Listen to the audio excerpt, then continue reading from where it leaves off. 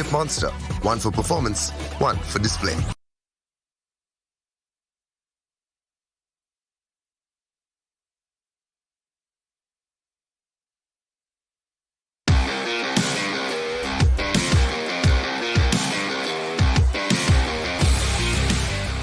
के साथ reckoning versus sportsman की जो फाइट है वो चलने वाली है। वाशु उनके एचपी काफी ज्यादा कम हो चुके हैं। एक और ग्रेनेड आया बट थोड़ा सा डेप्थ ज्यादा, वहां पे नीचे ग्रेनेड गया जरूर। वाशु एक बार फिर से कोशिश कर रहे हैं बट चलिए कम से कम रेकनिंग के जो प्लेयर्स थे वो पीछे जाने में उन्होंने कामयाबी हासिल करी है। दिक्कतें नहीं होने वाली है। 249 भी हमें देखने को मिलने वाला। और मिस्टर स्प्रे वो यहाँ पे क्या कर रहे हैं, वो मैक्सी को बचाने के चक्कर में स्मोक कर रहे थे बट अपनी पोजीशन वहां पे रिवील कर बैठे। बट चलिए वैम्पायर वो जरूर मैक्सी का तो डाउन किया गया। आप एचपी देखें कितनी कम उनको पकड़े हुए। पहले फर्स्ट एड लगानी थी, चलिए कोई बात नहीं। लेकिन आगे की फाइट की अगर बात करें तो मैक्सी काफी करीब यहाँ पर आ चुके हैं। पोस्ट वन के प्लेयर्स के काफी ज्यादा करीब है मैक्सी। जस्ट एक छोटा सा शैक उनके बीच में वो जो दीवार बन करके था। रेकनिंग के प्लेयर्स को फायदा जरूर हुआ। वासु वहां पर है जरूर लेकिन उनके नीचे प्लेयर्स रहेंगे, उनको स्पॉट किया जाएगा। वासु यहाँ पर धासु शायद ना हो पाए। मैक्सी आगे मूव करेंगे, इंस्टेंटली एक नॉक यहाँ पर निकालेंगे। गन स्विच करके 22 गोलियां रहेंगी। कुल की don't reload, they take their opponents down. Maxi को देखिए यहाँ पर 2 अच्छे पिक्स निकाल चुके हैं। साइड बाय साइड रेकनिंग के प्लेयर्स वो हंट पर है, वो आगे जाना चाहते थे लेकिन अबरार यहाँ पर रुकेंगे। अपने टीममेट्स को रिवाइव दिया जाएगा।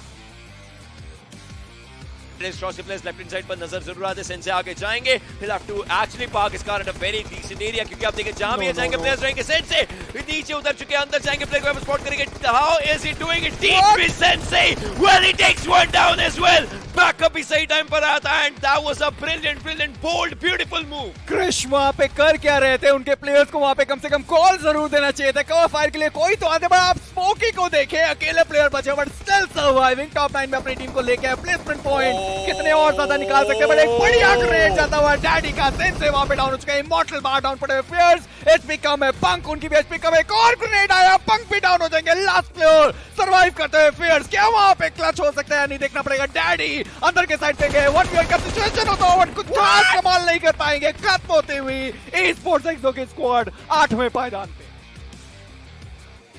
पे जाना है तो एंड टीम BBX Easy 4 के लिए ये एक अच्छा मौका जरूर से है कि इस पर्टिकुलर एरिया को कैपिटलाइज करें।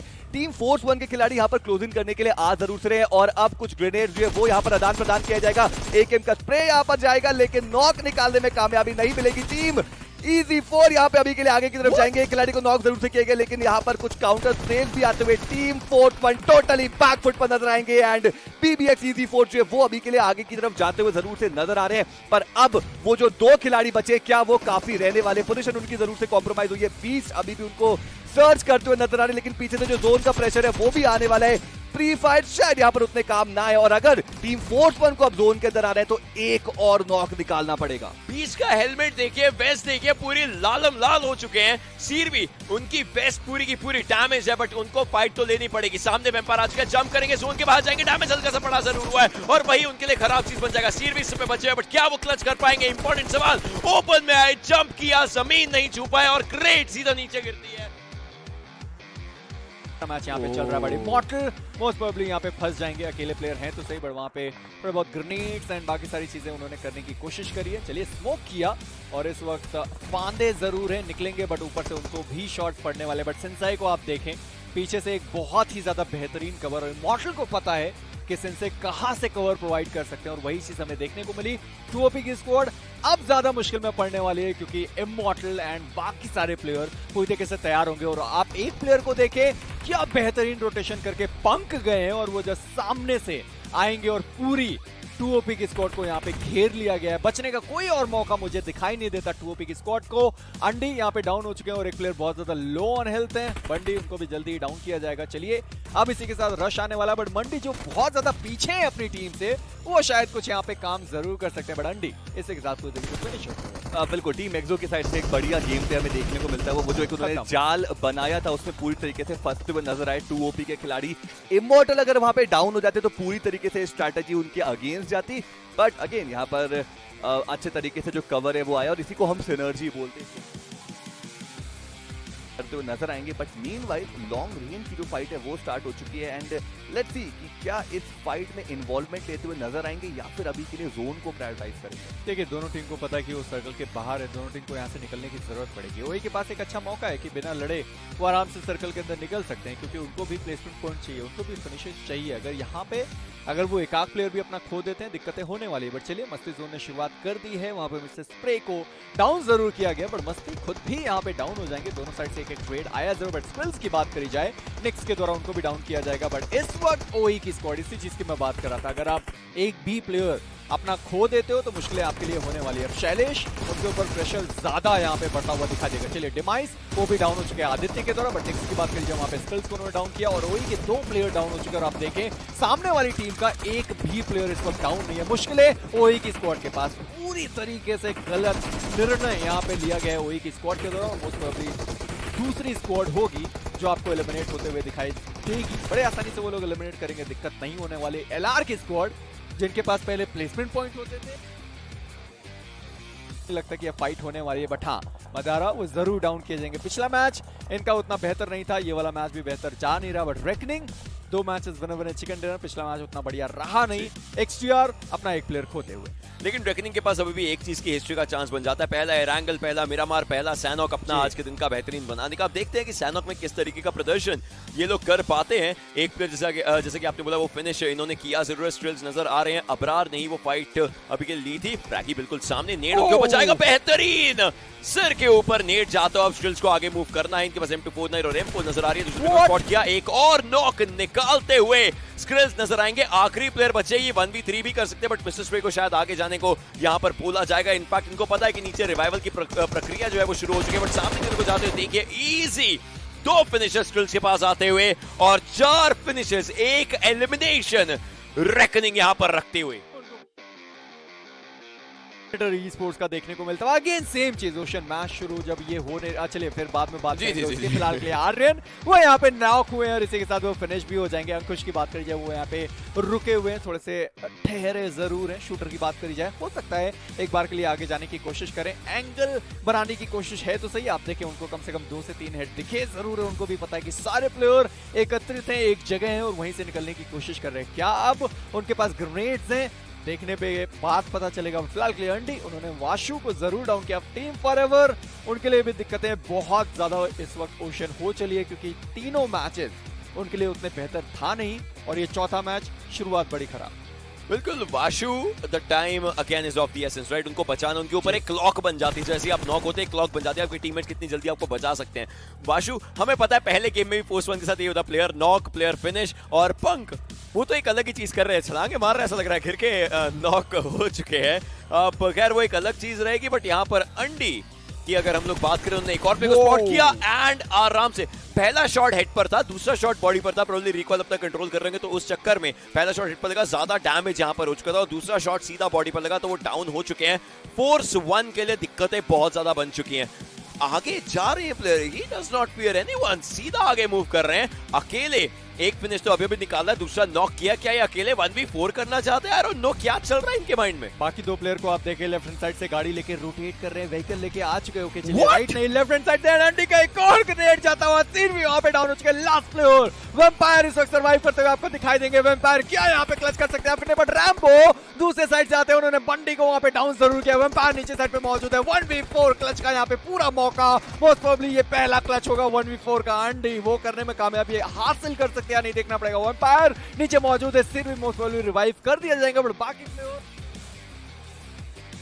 वो जा चुके हैं। और आप देखें वो प्लेयर ऑलरेडी सर्कल के अंदर पहुंच चुका है, उसको कुछ करने की जरूरत भी नहीं है। But force 1 versus red x की जो फाइट है, ज़ेरेफ का एक बढ़िया ग्रेनेड, एक प्लेयर वाशु डाउन होते हुए दिखाई देंगे। बिल्कुल, और ये फाइट लेनी पड़ेगी टीम फोर्स 1 को, क्योंकि अगर जोन के अंदर जाना है तो टीम रेड एक्स नाम की जो चुनौती है उनका सामना करना ही पड़ेगा। कुछ बढ़िया ग्रेनेड जरूर से जा रहे हैं इस बार, सीर भी करेंगे grenade and team red x के एक खिलाड़ी जो उनका एलिमिनेशन भी हमें देखने को मिल जाएगा। रिवाइवल की प्रक्रिया यहाँ पर चालू की जाएगी, लेकिन ज्यादा वक्त जो है नहीं। मीनवाइल यहाँ पे यूडॉग के जो देव है उनको डाउन किया जाएगा 2 OP के मैंडी के द्वारा। वहीं टीम फोर्स 1 की बात करें तो वो अब कहीं ना कहीं तलाश कर रहे हैं उस रास्ते की जिसको पकड़ के जोन के अंदर जाया जाए। स्ट्राइडर यहाँ पर अभी के लिए लीड करते हुए नजर आएंगे अपनी टीम को, लेकिन सामने प्लेयर्स ऑलरेडी मौजूद है। नाउ द प्रॉब्लम इज कि एक प्लेयर यहाँ पर ऑफ गार्ड एंगल क्रिएट करके बैठा हुआ। टीम रेड एक्स रॉस के उस खिलाड़ी को ये नॉक निकालना चाहिए था, लेकिन कामयाबी मिली नहीं उनको एंड टीम फोर्स वन अभी भी सरवाइव करते हुए वहां पर जो एंगल उनके पास था इजीली 2 नॉक निकाले जा सकते थे, लेकिन अभी के लिए अगर हम बात करें टीम फोर्स वन थोड़ा मुश्किल में एक बार फिर से आएंगे। अब ये फाइट कन्वर्ट हो चुकी है 2v2 में। ज़ेनफ की पोजीशन ऑलरेडी रिवील्ड है, काफी ज्यादा डैमेज उनके ऊपर आएगा एंड रेड एक्स रॉस का एलिमिनेशन हमें देखने को मिल जाएगा। Team force one is still surviving और निग्मा गैलेक्सी भी जिस तरीके से बैक टू बैक ये दो ओपनिंग का इंतजार रहने वाला है, हर तरफ ग्रेनेड्स आ रहे हैं और ये नीचे जो ओपनिंग नॉक है वो आ चुका है। Crazy is down, Nyingma Galaxy यहाँ पर क्लोजिंग करने के लिए आ जरूर से सकते हैं। टीम एक्सटर्मिनेटर के लिए यहाँ पर एक मौका जरूर से बनता है रिवाइव देने का, लेकिन उसके लिए यहाँ पर वक्त जो है, जो टाइम है वो ऑन करना पड़ेगा। स्मोकी यहाँ पर आ चुके हैं और उनके पास क्लोज रेंज कॉम्बैट का एक बीस्ट वेपन जरूर से रहने वाले, वो जंप करके नीचे चले गए। टीम एक्सटर्मिनेटर अभी भी सर्वाइव करते हुए नजर आएंगे। निग्मा गैलेक्सी की स्मोकी ऑलरेडी क्लोजिंग कर चुके हैं, एक और नॉक का इंतजार रह सकता है। बट मीनवाइल अगर हम बात करें टीम एक्सटर्मिनेटर की, तो वो जो एक प्लेयर नॉकड आउट है उसका फिनिश में सिक्योर हो जाएगा। मात्रा उनकी पोजीशन में रिवील्ड है, वो भी बहुत ही ज्यादा लो ऑन एचपी में देखने को मिलते हुए। टीम निग्मा गैलेक्सी जो है वो यहाँ पर रश करते हुए स्मोकी धीरे धीरे आगे जाना जरूर चाहते हैं। टेड आप देखिए आ रहे हैं और एक और प्लेयर को यहाँ पर आरआरडी को डाउन की जगह आर्टेमिस के ही द्वारा Nigma Galaxy they want to go without a fight at this moment. वो फाइट अगर मिलती है तो वो जाना जरूर चाहेंगे, they want to go for it. और आखिरी प्लेयर यहाँ पर स्पॉट किए जा रहे हैं, उनको भी यहाँ पे पिक करने की कोशिश की। एचपी पर रखा है Nigma Galaxy, they need to push forward, move forward. Ted 40 गोलियां, लेवल 3 हेलमेट वेस्ट, और क्या चाहिए? पर्सनल लगाने की भी आवाज आ चुकी होगी। एक प्लेयर आगे मोर्चा संभालना चाहता है, but what are they waiting for? ये डबल थॉट्स क्यों है इस टीम के माइंड में? ये एक बहुत इंपॉर्टेंट, बहुत बड़ा सवाल बन जाता है। ग्रेनेड ऊपर डाला गया था, डैमेज बहुत माइनर सा दिया है। अब इसके बाद शायद आगे पुश करना चाहे, कोई भी गलती नहीं करना चाहती है टीम, हर एक कदम कूद के रखना चाहते थे। लेकिन साथ वाले घर से स्मोकी का प्रेजेंस ऑफ माइंड आएगा और एक पिक निकालेंगे, इनफैक्ट एक टीम को बाहर करते हुए।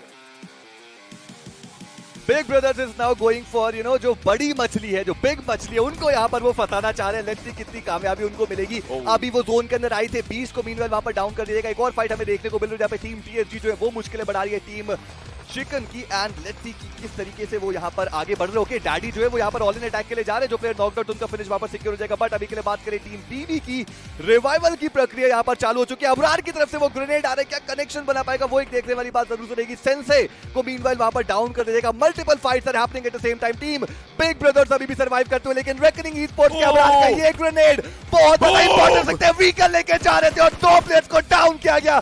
Abrar, oh my God, that was an on point grenade coming up from Abrar. And team BB के अब एकमात्र खिलाड़ी जो है वो सर्वाइव करेंगे, but that grenade, oh my God. Abrar actually OP यहाँ पर ग्रेनेड्स इस्तेमाल कर रहे थे। थ्रोएबल्स का इस्तेमाल अगर कोई सीखे तो अबरार से सीखे। सामने ज़ेन हमें नजर आ रहे हैं और जीनो को देखना पड़ेगा किस तरीके से फाइट ले पाते, क्योंकि वो स्मोक के अंदर है और स्मोक को अभी अबरार देख नहीं रहे हैं। स्मोक के आसपास शॉट्स मार रहे हैं, बट वहीं पर एक पिक्सल अगर मूवमेंट का दिखा वो जरूर वहां पर फाइट लेना चाहेंगे, बट सामने उन्होंने देखा नहीं है अभी भी। जो प्लेयर स्मोक के अंदर है शॉट्स लिए जरूर जा रहे हैं। अब ये शॉट शायद ये बगी चेंज कर दे सब कुछ। प्ले जोन निग्मा गैलेक्सी का जो सफर है खत्म करता नजर आएगा। मिस्टर स्पे बिल्कुल सामने पहुंच चुके, तो उनको लग रहा है कि प्लेयर यहीं पर अभी भी मौजूद है। थोड़े बहुत शॉट्स लिए गए थे, but Zeno he still trying to survive, but maybe not anymore. He goes down. तीन टीमें बचती हुई नजर आएगी, जहां पर एक्सो है, जहां पर रेकनिंग है। क्या अगर हम लोग रेकनिंग की बात करें, क्या ये टीम शुरुआत चिकन डिनर से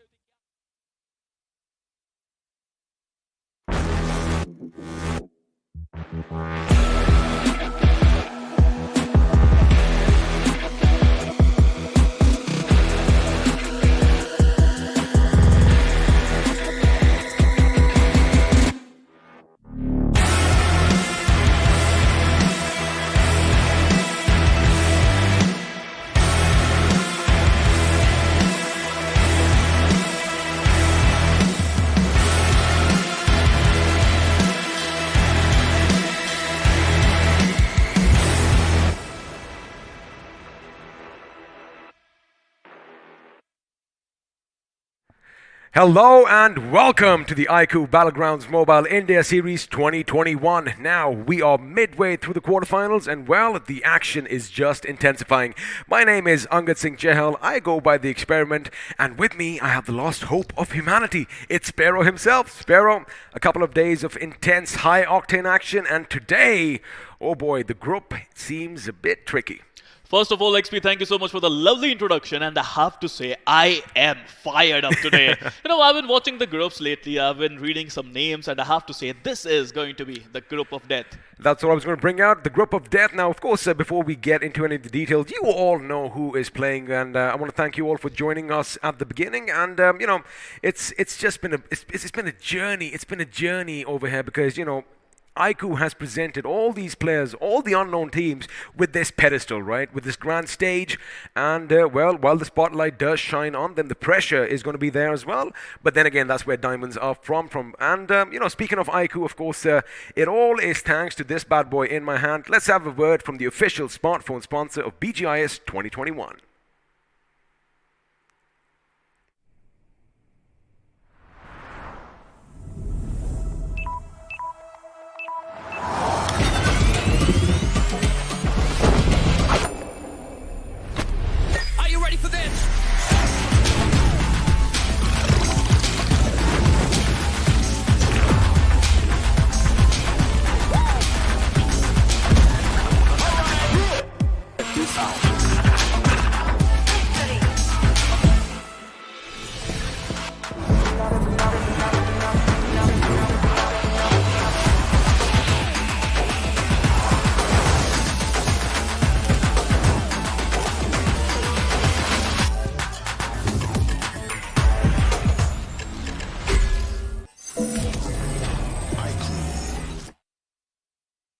Well, I'll tell you one thing, Sparrow. This monster has a lot of things inside, and I did notice the 48 megapixel camera. Now, as you know, I'm not good at clicking pictures, but if you've been following us on Instagram, I did put a few pics, and it's all thanks to this bad boy in my hands. Absolutely. Not only that, it has a Snapdragon 888 processor, which makes your experience lag-free. And, to use that processor really well, you have a beautiful charger, 66-watt flash charge, which provide you 100% in 22 minutes. And knowing you definitely need this device because I'll tell you one thing, ladies and gentlemen, Sparrow is pretty much in his phone at all times. And in fact, I did notice multiple cables today for the iQOO as well because you are really using this phone to its fullest potential. But again, of course, you do have that in-display monster touch, making sure all your touches are going to be precise and, well, you don't have to have issues with those short, fat fingers like, well, I'm looking at my hands. But anyway, forget all that. Of course, if you do want to make sure you have the ultimate gaming experience, well, this is the phone for you. But now, Sparrow, let's come down to what we want to talk about. Day 3, we are halfway through the quarterfinals. And now, like you said, it is the group of death. A lot of teams are going to be competing. But the question is, what are they competing for? What is all this fuss about? Well, we're going to tell you right now. Make sure you keep your eyes open because there are no errors. Because, the teams are going to be fighting for a whopping 1 crore rupees, out of which the first place walks away with 50 big ones. Absolutely. If you come second, you're going to get 25 lakh rupees. If you come at third place, you're going to get 10 lakh rupees. But, all these teams who are going to reach the finale, they all are going to make a lot of legacies. They are going to be legends in their own right because they would be the best 16 teams in India.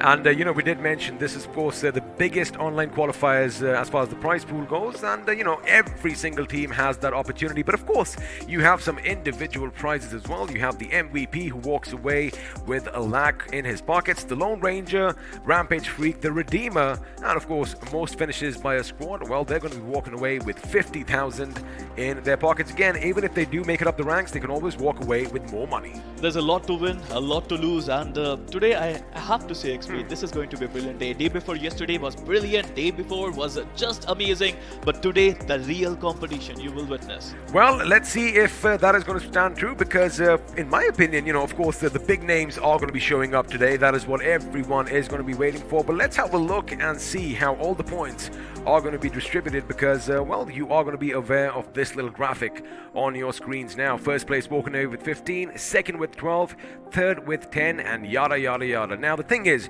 you don't want to finish in the bottom. You don't want to finish 13 to 16 because you get no points.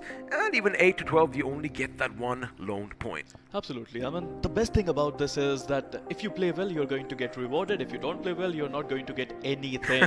You get one finish. If you get one finish, you're going to get 1 point for it. So that's a great thing. I mean, you have to create a balance. Just like Thanos says, there should be balance. You have to get finishes. You have to get points by finishing as well. Now let's see where all these points are going to be made up, because the schedule is on your screens now. And well, to kick things off as usual, we are going to be heading to Erangel, after which of course it's going to be Miramar, back to Erangel, then Sanhok. Of course, everybody either loves or hates Sanhok. It is as simple as that. And of course after that we're going to have Miramar and Erangel once again. 6 games for these teams to basically prove their mettle. Absolutely. I mean, there are going to be 6 maps. There are going to be 16 teams, out of which 6 are going to qualify. I mean, this is going to be a brilliant competition, but I have to say, these teams, these players, they have to play at their level best if they want to win today. A lot on the line, and only 6 will qualify. Well, of course, a lot is on the line. We did see that whopping 1 crore rupees. No typos there. That is all accurate. I mean, the first time I saw it, I had to rub my eyes. I was like, wait a second, did they make a mistake? But there was no mistake made. Now, of course, before we get to the teams, we're going to be expecting some fireworks right off the beginning. I am not going to expect a slow start, as we saw yesterday. I mean, pretty much all the Erangels, except the last one, no action up until the 10-minute mark. Nobody wants to fight. I mean, nobody wants to be the first team who are going to go out at 16th position. You need to make sure that you get enough points to qualify. I mean, you don't want to be number 1. You have to be in top 6. I mean, I would want to be number 1. I mean, if I'm playing, if that is the goal, of course, you are going to be reaching greater heights. But yes, I get what you mean. The thing is, 6 teams are going to be moving forward towards the semi-finals. And, well, speaking of a few teams, let's just talk about one in particular. Now, you might know this team from, round 3. They came, they saw, they conquered. I'm, of course, talking about TSM. A whopping 113 points, buddy. Every day is a new day, I have to say, XP. They have to come again, they have to perform really well, and I have to say, we talked with them a little, and I think the crowd would love to hear from them. They would indeed, and you know what? We're going to show you a little treat, because we have an interview with TSM coming up on your screens right about now. iQOO battlegrounds mobile India series में आप सभी का एक बार फिर से स्वागत है। मेरा नाम है दिशान के मेजी, मेरे साथ जुड़ेंगे हुआ फिर से फ्लो की, और हम इनवाइट करेंगे एक बहुत ही बेहतरीन प्लेयर, और हमारे जो गेस्ट हैं उनको हम यहाँ पे बुलाएंगे, करेंगे उनसे फ्लो की थोड़ी सी बातचीत, कुछ स्ट्रैटेजीज जानने की कोशिश करेंगे। और अब वक्त आ चुका है बुलाने का TSM ब्लेज को और उनसे बातचीत करने का। ब्लेज, कैसे हैं आप? बढ़िया बढ़िया, आप बताओ कैसे हो? बहुत ही ज्यादा बढ़िया, और जिस तरीके से खासकर TSM का गेम चल रहा है इस वक्त, मैं क्या पूरी ऑडियंस ही बहुत ज्यादा खुश है। बट एक सिंपल सा सवाल कि ये जो 31 आपने राउंड 3 में मारे हैं, क्या सोच के मारे हैं? पहले 2 मैच में हमारे 61 पॉइंट्स हो गए थे। सो हमारा टारगेट था कि हमको 21 फिनिशेस चाहिए with chicken dinner 100 points cross करने के लिए। सो हमारा वही मोटो था कि जो भी टीम दिखेगी उनको बस नॉक एंड पुश करना ही है, 21 फिनिश चाहिए कैसे ना करके। और जैसे चिकन आया देखा 31 फिनिश हो गए, तो एकदम खुश हो गए थे हम भी। So is this something that you had planned previously? मतलब क्या आपने पहले ऐसे सोचा था कि ओके क्योंकि खाली सिर्फ 3 गेम है हमारे पास, सिर्फ 3 ही मैप खेल सकते हैं, हमें पहले 2 गेम्स में जितने फिनिशेस निकालने हैं निकाल देंगे, और उसके बाद में 3rd गेम में होपफुली हम लोग को थोड़ा रिलैक्स करने को मिलेगा? Was that the mindset कि स्टार्टिंग से ही आप लोग सोच के आएंगे थे कि नहीं 6 मैचेस हो, 3 मैचेस हो, 1 मैच हो, हमें सिर्फ मारना और हम मारेंगे ही? नहीं, हमारा ऐसा था कि हमने देखा था कि कट ऑफ अराउंड 35 पॉइंट्स का था जो टीम 4th पे आ रही थी। तो हमारा वही था, एक मैच में इतने पॉइंट्स लेने स्टार्टिंग के कि नेक्स्ट मैच इतना प्रेशर ना है हमारे ऊपर, बस वही था। कम से कम इतना ज्यादा एग्रेसिव खेलने के बाद जो टीम जा चुकी है, जो टीम बाहर जा चुकी है, आपको उनके लिए बिल्कुल भी बुरा नहीं लगा कि यार वो भी इतना मेहनत करके आए थे, आपने सारे पॉइंट्स इकट्ठे ले लिए अपने लिए, बाकियों के लिए आपने छोड़ा भी नहीं? मैं उनको सिर्फ सॉरी बोलूंगा। सॉरी बोलने की कोई जरूरत नहीं है, इट्स ओके। आई मीन हमेशा होता है, when you play really really well, some people they are bound to be disappointed, but there was another team in your group now that has made it to the next round. I think you know who I am talking about over here, 7 Seas। Absolutely. So वो भी आपके साथ आपके group में थी। Was somewhere और the other in your mind, maybe had a target thinking कि okay maybe we kind of want to fight 7 Seas, और was that a thought that never crossed your mind? No ऐसा कुछ था नहीं, because Erangel में उनका drop एकदम नीचे, हमारा टॉप लेफ्ट में, तो था नहीं कैसा फाइट क्लैश कुछ होगा, ऐसा कुछ माइंड में नहीं था ऐसा। चलिए अभी कम से कम आपने ब्लेज क्वार्टर फाइनल के ये दोनों ग्रुप देखे, ग्रुप 2 देखे, ग्रुप 3 देखे। ग्रुप 3 का जो कट ऑफ था वो 51 पॉइंट का था और उसके बाद हमने ग्रुप 3 का देखा, सॉरी ग्रुप 2 का देखा जिसमें हमने 57 का जो कट ऑफ था वो हमने देखा। सो जैसा आपने बोला राउंड 3 में मात्र केवल 31 पॉइंट का कट ऑफ था। आपने कहा एक मैच में सारा हड़प लेते हैं, बाकी में एकदम खुला खेलेंगे। अभी तो 6 मैचेस हैं और 2 मैचों में ही अगर आपने कलेक्ट कर लिए उतने पॉइंट, 60 के पार आप पहुंच गए, तो बाकी 4 में क्या वो 31 का आप 35-40 भी करने वाले हैं? देखो अभी तो हमारा अभी एक ही प्लान है कि 3 मैच में 60+ पॉइंट्स क्रॉस करना है और फिर last 3 match we play like classic matches. तो हमारा अभी ये सोच के खेलने वाले हैं। I love the honesty, मतलब Yes. बहुत ही स्ट्रेट फॉरवर्ड उन्होंने बोल दिया कि क्लासिक मैचेस की तरह खेलेंगे। सो वंस अगेन मुझे खाली एक चीज पॉइंट आउट करना है यहाँ पे। सो फार हमने जो भी मैचेस देखी है ग्रुप 2 में and you know on in this quarter finals, हमने सिर्फ एक टीम को देखा है जो even came close to that 100 point mark. How does that make you feel? क्योंकि आपने 3 मैप में 100 पॉइंट निकाले compare to all these other teams. उन्होंने 6 मैप में मुश्किल से they have managed to reach somewhere close to that 100 point mark. See, अभी it's not that was qualifiers, it's quarterfinals, so obviously competition will be higher. So वो देखते हुए हमारा target 6 match में एटलीस्ट 120 to 130 पॉइंट्स तो है ही। We will try our best, उतना हुआ हमारा। चलिए अभी कम से कम 120-130 और मैं नहीं मान रहा कि इतने से आप लोगों का पेट भरने वाला है या फिर आप लोग यहाँ पे रुकने वाले हो जो राउंड। चलिए उन्होंने ऐड कर दिया कि मिनिमम हमको तो इतने चाहिए ही चाहिए। मुझे लगता है कि कोशिश रहेगी इनकी कि 4-5 मैचों में इतना किया जाए, उसके बाद आखिरी मैच में मानता हूँ टीएसएम के द्वारा क्लासिक आने वाला। But thank you so much Blaze हमारे साथ जुड़ने के लिए। उम्मीद करते हैं कि हम आपको इसी तरीके से और देखते रहेंगे and best of luck for the upcoming matches. Once again बहुत बहुत शुक्रिया। Thank you so much, thank you.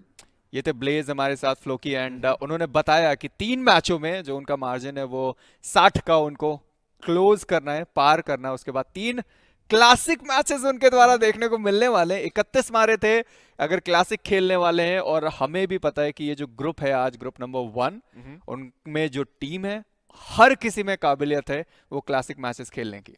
Absolutely, and I'm quite excited to see कि क्या होता है यहाँ पे because otherwise you know TSM as a team अगर वो actually वो threshold cross कर पाएंगे then they might just break another new record. I mean हो सकता है they might even go above 150 points, but I think that's about it, ladies and gentlemen. Thank you so much for tuning in.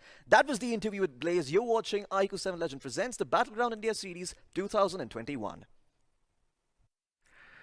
Well, there you have it, some words of wisdom and of course a lot of confidence infused in all the answers by Blaze. Now what I liked was the fact that, you know, they are going to go for it, and if they get 60 points in 2 games, I'm expecting a lot more. I'm expecting a lot more carnage. But now before we jump into the action, let's have a little bird's eye view of the beautiful map that is going to be Erangel. And well, before it turns red with blood, let's just appreciate the streets of Pachinki. Absolutely. I mean, Erangel is going to be a wonderful game, especially after that interview. TSM Blaze, he just came in and he was so confident. He clearly mentioned that they are going to target at least 120 points. And believe me, XP, the way they are playing, the way they have been playing in round 3, I think they can do something amazing in quarterfinals as well. I mean, it's simple math here, Sparrow, right? I mean, in round 3, they had 3 games, 113 points. I'm expecting in 6, they at least cross the 150, maybe even the 200-point mark, because you know what he said? He is going to be playing, in fact, the entire team are going to be playing the last few matches like classic games, and well, in classic games, the aim is basically to bully your opposition into surrendering, and well, no one's going to surrender. They are going to try and put them 6 feet under. Speaking of 6 feet under, I love this place. Water City, of course, we can expect a few teams to be dropping here, but the thing is, you know, Little Birdie did kind of tell me we could see a few changes in all these teams' drop spots. Again, they've got to be versatile. They've got to make sure that, you know, they don't have a target painted at the back. And Sparrow, you know it. If you lose a man early on, oh boy, it has a detrimental effect on your psyche. Look, you don't want a drop clash in Erangel, and that is for sure. You want to survive. You know, yesterday, every single match was very slow in the starting, and I think today is going to be the same story. People would love to survive, and I think these teams, they want these points desperately. Talking about Erangel, let's have a look at the plane path now. This is going to be a very crucial game, because if you start well, you can be confident. If you don't start well, second game is going to be super important for you. But right now we can see TSM Shadow, he literally bullied his opponent in round 3, but right now it's a new day, as I said, and they have to start again. Well, they are going to have to start again, and you know, speaking of TSM, I think they are going to do just fine. Now the question is, will all the other teams just be able to keep up with all that pressure, because if you have a look at the flight path, we are going to be heading down south this time, and we start off at Stauber, and well, things are going to end atop the Sanhok military base. Now, the plane path is a bit skewed towards the eastern hemisphere of Erangel, which means, well, if you want to get to Georgopol, Gatka, Quarry, you better find some vehicles on the way. But for now, it does look like a few distant locations are going to be occupied by a few teams, as Obey Esports are going to be heading to Kameshki, and it looks like Rivalry are setting things up in Severny. So again, I like the fact that, all the teams are going to be spread out from the beginning. But let's see if all those changes that have been speculated are going to be coming through in this game. Absolutely. I mean, I was looking forward to TSM.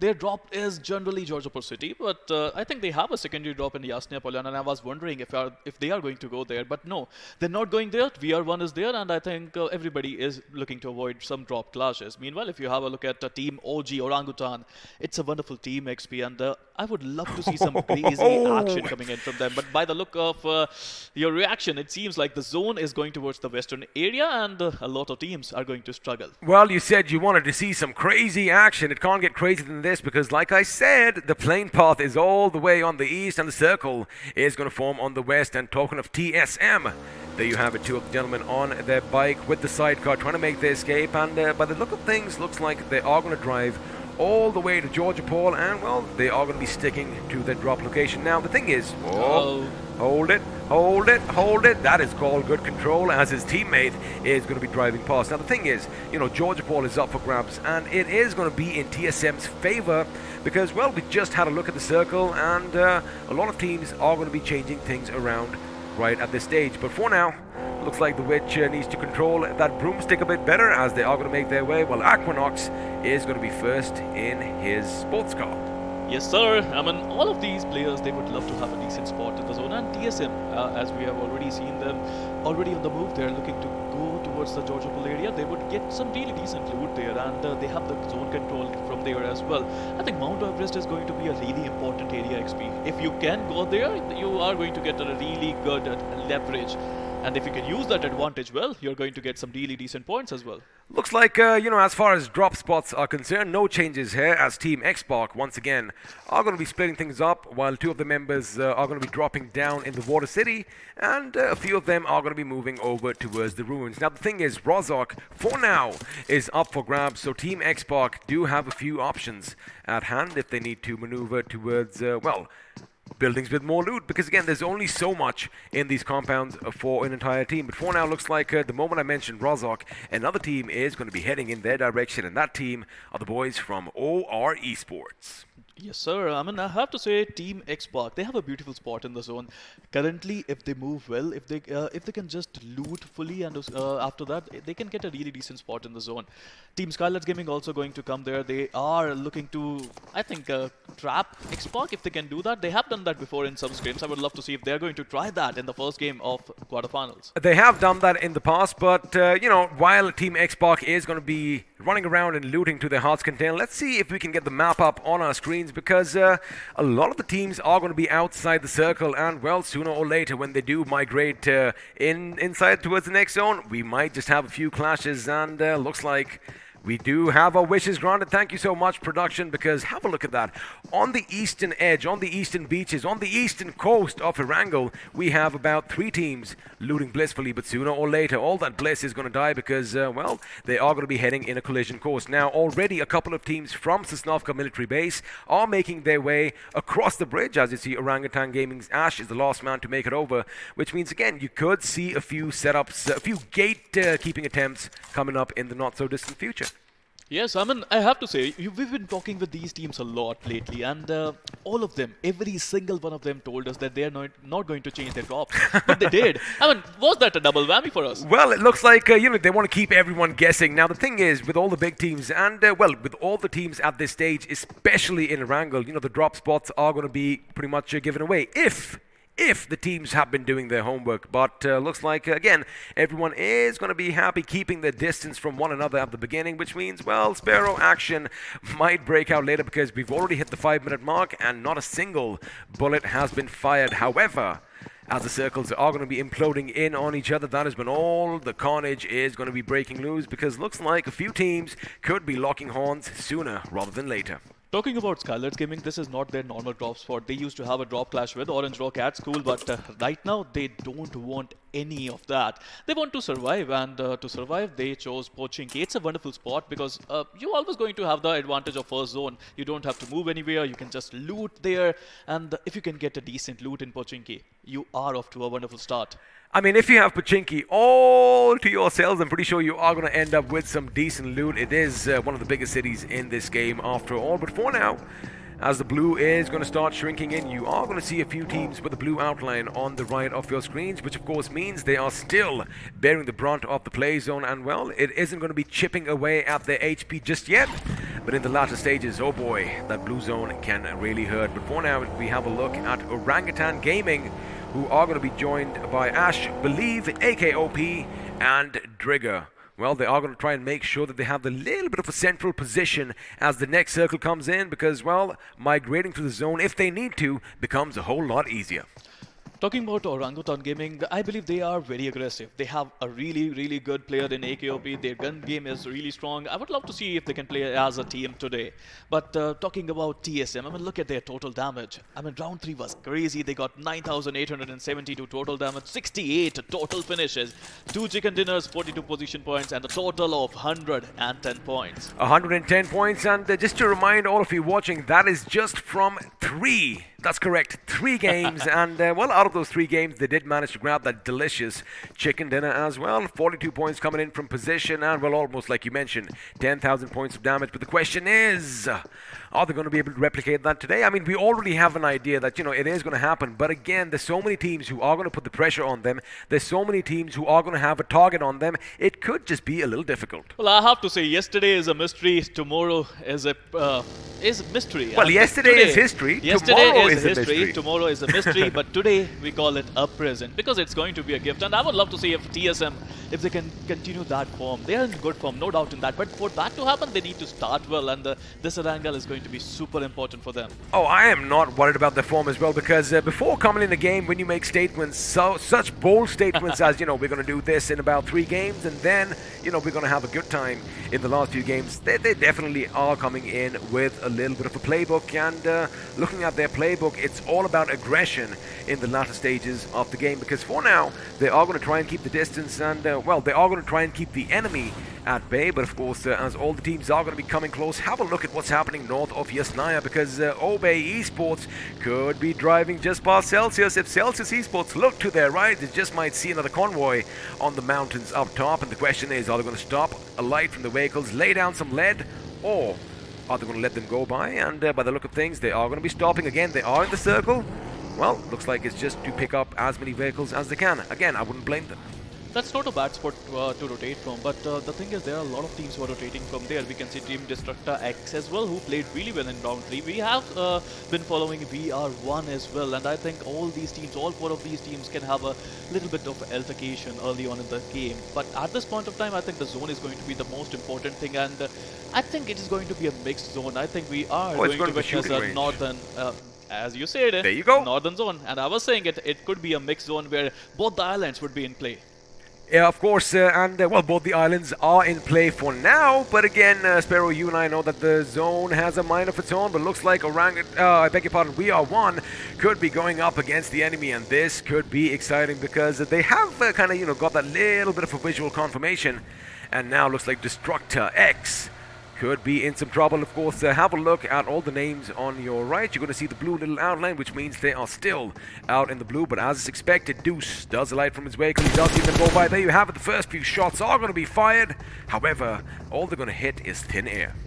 Absolutely. Version 1 is a wonderful team, but there's a lot of pressure onto them. I mean, round 3 was good. They barely managed to approach quarterfinals. right now, I think they have worked really hard. It's a great opportunity. They have a lot of fans who are cheering for them right now. Talking about fans, I mean, Team Xbox, a lot of fans would be cheering for them right now. Oh, absolutely, especially when Scout is going to be laying down some lead with that SKS on top of the roof of the enemy far, far away. And if he does connect, well, of course, like you mentioned, the fan base is going to go a bit cray-cray, and the chat is going to let their emotions feel. But for now, they again have that control around the ruins because, again, they really don't have to move anywhere just yet. But looks like another team could be coming in. Elsewhere, we are going to have some fights break out, and it is going to be atop Everest.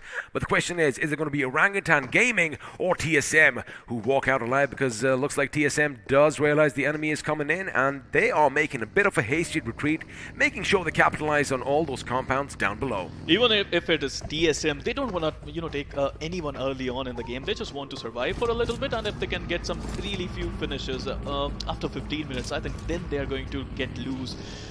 Let's see what's going to happen. TSM is a wonderful team. The names are amazing. Equinox, Blaze, Ninja, Shadow, all these 4 players have the capability of, doing something amazing. They can make miracle happen today. See, I've been saying this. The thing about TSM is, A, they know when to and when not to pick a fight, because what they're going to do right now is make sure they cement the position.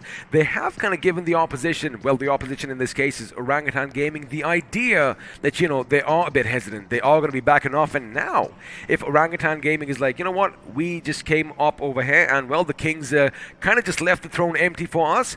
Might as well go down, chase him, and, get all those finishes. That is exactly what could be going on in their minds. And TSM, of course, are going to be ready for anything. But now, let's have a look and see how the team on our screens did in round 3, because it is a little bit of a contrast to TSM, but 62 points is nothing to scoff about. Yep, I mean, they have played really well. I mean, Team Xbox, 6,990 damage, total finishes 38. Chicken Dinner is still missing, to be honest, and I think today could be their day. They have the best spot in the zone. They have the numbers game advantage, and if you remember Erangel correctly in round 3, it was the same spot that they were staying in, but Mavi was having a different rotation at that point, which he is not doing today. He was indeed. Today, I think they are going to be playing as a team, but now as the circle is going to shrink, implode in on itself in a matter of a few seconds, looks like TSM are going to be in a happy position, because I do believe that little island just northwest of Rozhok is still going to be in play, which means the ruins could still be in play. And well, while we wait for bated breath, we do have a look at Skylightz Gaming trying to do something over here. What are they trying to do? Just making sure, again, they scout out the buildings ahead, because we saw some rushes yesterday, Sparrow, which, maybe they should have done their homework just a little bit. Look, the first stage is clear. You want to get some decent loot, but right now, Skylightz Gaming, after getting some decent loot, let's have a look at their stats as well. They got 1 chicken dinner in round 3. They got 33 finishes, 29 position points. Total point acquired by Skylightz Gaming is 62, with a total damage of 5,816. Now, what's exciting is that, the entire city of Pachinki is going to be in the circle, and that is one place I want to see some fights. But for now, Skylightz Gaming do have a couple of options in their sights, because at one end, we do have, looks like the boys for Waltrick and the boys are going to be coming in. In fact, they are going to be shot at. However, they are going to be whizzing past over the head. Again, this is not a place you want to be in, because it is going to be the route that a lot of teams are going to take. And of course, since Pachinki is still in its entirety in the circle, it is going to be a hotspot for the action to come. Absolutely. I mean, this is a place you want to be if you want to be aggressive. This is not the place if you want to survive. I mean, a lot of third-party situations could be happening there, but I would love to see how the teams are going to rotate into the zone. This is going to be super incredible. 13 minutes on the clock, 16 teams, 64 players are still alive, and Celsius and version 1 are the teams who are outside the zone. See, the thing is, of course, all these teams now, you can't really call them underdogs, right? Of course, I'm going to say you have well-known teams, and then you have lesser-known teams. They have the experience. They know exactly how each and every one is going to play, and of course, like you mentioned, no one wants to have those skirmishes early on and, well, lose any of the members, but sooner or later, they are going to have to come in each other's personal spaces. As well, the Orangutan Gaming boys are going to find out as OrgLess 5 Evoke are trying to lay some shots, but looks like we do have some action breaking out elsewhere. ISG Legend in the water down below. I wonder what he's doing. One SG Legend is just trying to survive there. I would love to see how long he could do that. I mean, Obey, I don't think Obey is looking to stay there. Obey is looking to get in the zone. But if we can see zone once, I would love to show the crowd something. I would love to show the crowd a really good rotation coming in from TSM.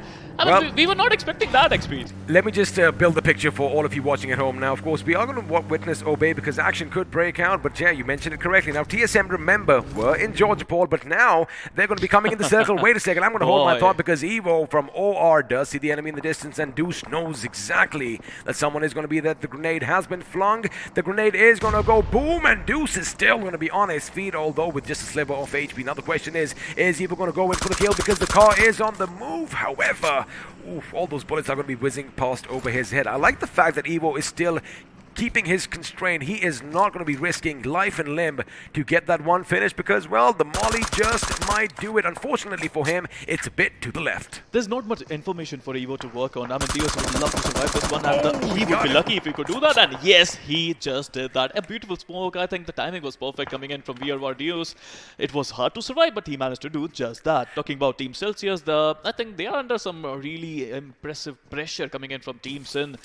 They managed to revive the player, which is a great thing. Now I would love to see if they are going to survive in the smaller compound. Well, the question is Obey Esports going to be able to pick their players up because they are having a little bit of a clash, and have a look at that. Pachinki is still going to be in play, which means, well, all you Urban Warfare fans out there, your wishes just might come true. But for now, it looks like shots are going to be fired upon them as teams are going to be converging in on one another's positions. For now, it is going to be VR1. Of course, Deuce does make it back to his teammates, but from the distance, TSM's iQOO has spotted some commotion. And of course, where there is smoke, chances are bullets are going to be shot at, but sooner or later, silhouettes could be seen, shots could be fired, and someone could be brought down. There you have it. Looks like Nick is going to be brought down. I beg your pardon, it's going to be Sid from VR1, and now the attack is going to come in. But the thing for VR1 is they are heading in the lion's den because while they have TSM at one end, there's another team lurking on the other. Here we go again. Talk about aggression, and TSM is showing just that. I mean, they wanted to enter the zone, and they just did that. That was a beautiful rotation. They managed to get in the zone. People are trying to rush in. They bullied their way into the zone. They bullet their way into the zone. Meanwhile, Team X Ultron also starting to shine. He managed to get the first knock in on Rivalry. I would love to see if Rivalry Finalbus would be able to survive. No, he wouldn't be. Team X Park off to a wonderful start, and I think we are yet to witness their journey to the zone. Well, let's see if they are going to make it to the zone, because for now they are going to be destroying vehicles which could have been taken. Of course, where's there's smoke, there's fire, and you do not want to be sitting in those vehicles. But for now, again, as you mentioned, they do have that one finish to their name, which means, well, they smelt blood early on, as Mavi is going to try and scout out ahead, making sure the coast is clear, because Rivalry is close by, OR is close by, and speaking of OR, looks like one-sided glory are going to come under fire from multiple teams, as, well, OR Esports and Skylightz Gamings are going to be opening up on the team. But for now, again, I like the fact that, you know, all these teams have a little niche in this map. They are using all these ridges to their advantage. 17 minutes on the clock, and we are yet to see a single team getting eliminated. I mean, we are they're not on the close. back foot, but yes, they are going to go down. Meanwhile, Team Orange Rock getting another knock there. Team X Skill also coming in, getting the knock on OR Vexy, and now I think they have a clear vision now. We got one! With one! He managed to get the second one. Yes, he would. I mean, switches the gun there and managing to get a couple of good knocks there. Well, he did get a couple of good knocks, but I wonder what was going through the minds of the opponents, because they weren't expecting the enemy to be right up in front of their faces and look at the whites in their eyes. But now, Evil's going to make sure that Jiggle is finally brought down from DEADEYE Esports. And again, the little switcheroo, when it did come in, I did kind of expect Jiggle to get a few shots in. Unfortunately, that was not the case, as Evo is going to make sure he gets 2 finishes to his name. Now, TX over here, they are going to deploy some smoke, because what lies ahead is open terrain with a few teams nearby, and finally, Orange Rock are going to be opening up on them. Now, they've got to be careful, because the vehicles are limited and they only have a few options. But again, Orange Rock coming under heavy fire from behind. Fortunately for now, Aditya takes cover behind the tree. Now the mission for Team X Park is to get into the zone, which is not going to be easy. Meanwhile, I think we have our first few teams who just got eliminated. Once again, Glory and Obey Esports are the first ones to leave us in this quarterfinals. Erangel. Meanwhile, X Park Gill getting the knock on the FPS Sir there, and I think he would love to enter the zone. Well, although there's a massive fight breaking out between TX and OR on the other side. Wait a second, there you have it. TX, although they did just eliminate DEADEYE, they are going to be following suit, because, well, Evo is going to be on hand to make sure he puts them in the ground. And, well, Orange Rock Esports are off to a flying start. 7 finishes already. Talk about a domination spree. Now, of course, elsewhere on the other side, we did have a fight break out near the Pachinki Church, and looks like since the circle has shifted due north, all the teams are going to be coming in sooner or later. Before now, looks like Orangutan Gaming are under fire as Ash is brought down, and the OrgLess 5 are going to be charging forward. 2 amazing teams, 4 versus 4 competition, and they got the first knock in. I would love to see if OrgLess 5 can push in. Kylo with a beautiful nade cooked there to perfection. Would he be able to get some value out of it? No, he won't. OrgLess 5 trying to get better off Orangutan Gaming. Oh, I love the fact that, even though the vehicles were moving past, they still have people from above shooting down, making sure to suppress the enemy, but Bomber's going to be brought down, and now they have Zigzaw's brought down. Orangutan Gaming are responding in kind as another is brought down. That means one man stands for OrgLess 5. Question is, can he do something? That is it. That is all she wrote in the blink of an eye. That last man was taken down as well, and well, Orangutan Gaming do have 5 finishes to their name, and if you missed any of the action, well, we got you covered right here. Absolutely. I mean, let's have an instant replay. Evo was there. I mean, look at his HP. No bullets were fired at him. I mean, they were coming at him, but no bullets connected. I mean, looks like Evo was kind of challenging the Matrix over here, dodging and weaving every single bullet coming over there. But again, TX over here getting caught out. They did manage to get one team here, Sparrow, but Orangutan Gaming, I beg your pardon, Orange Rock were on hand again. We might make a few fumbles because there's a lot of OGs, a lot of ORs, and a lot of OLs in the game today. But for now, TSM, with just that one finish to the name, they are going to try and make sure they have a nice little position over here as Orange Rock have been spotted. And well, when you see someone in distance, chances are you're going to shoot at them. But for now, Orangutan Gaming, again, another fight in the compound, but this time it's going to be up against Skylightz Gaming. Somraj is going to hold down the fort, and looks like that is all she wrote. No, it isn't. They are going to be in that little room over there. That could be a massive grenade. One big grenade goes boom, and well, everyone could be taken out. I think that's it.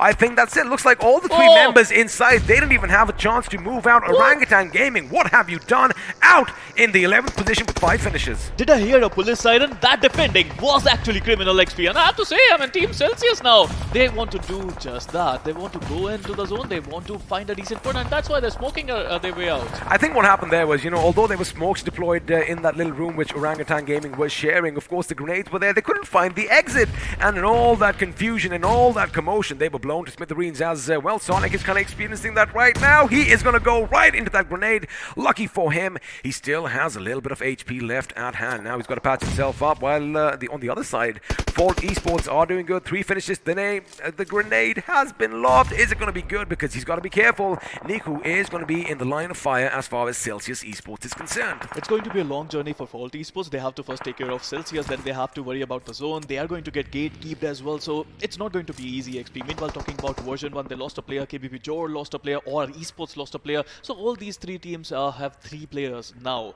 Meanwhile, talking about the zone, I think Skylightz Gaming had a beautiful opportunity. They have a beautiful compound just outside the zone. Have a look at the circle though. The only team that is going to be comfortable are the boys from OR Esports, and well, TSM are going to be joining them on the other side of that ridge. Looks like both these teams could be in prime position to rack up quite a few finishes. Before now, it's going to be Gumla Boy shooting in the smoke, and well, Max is going to be hoping against all odds he doesn't get hit, and just as I say that, one shot is going to find his body. However, he still has time to patch himself up.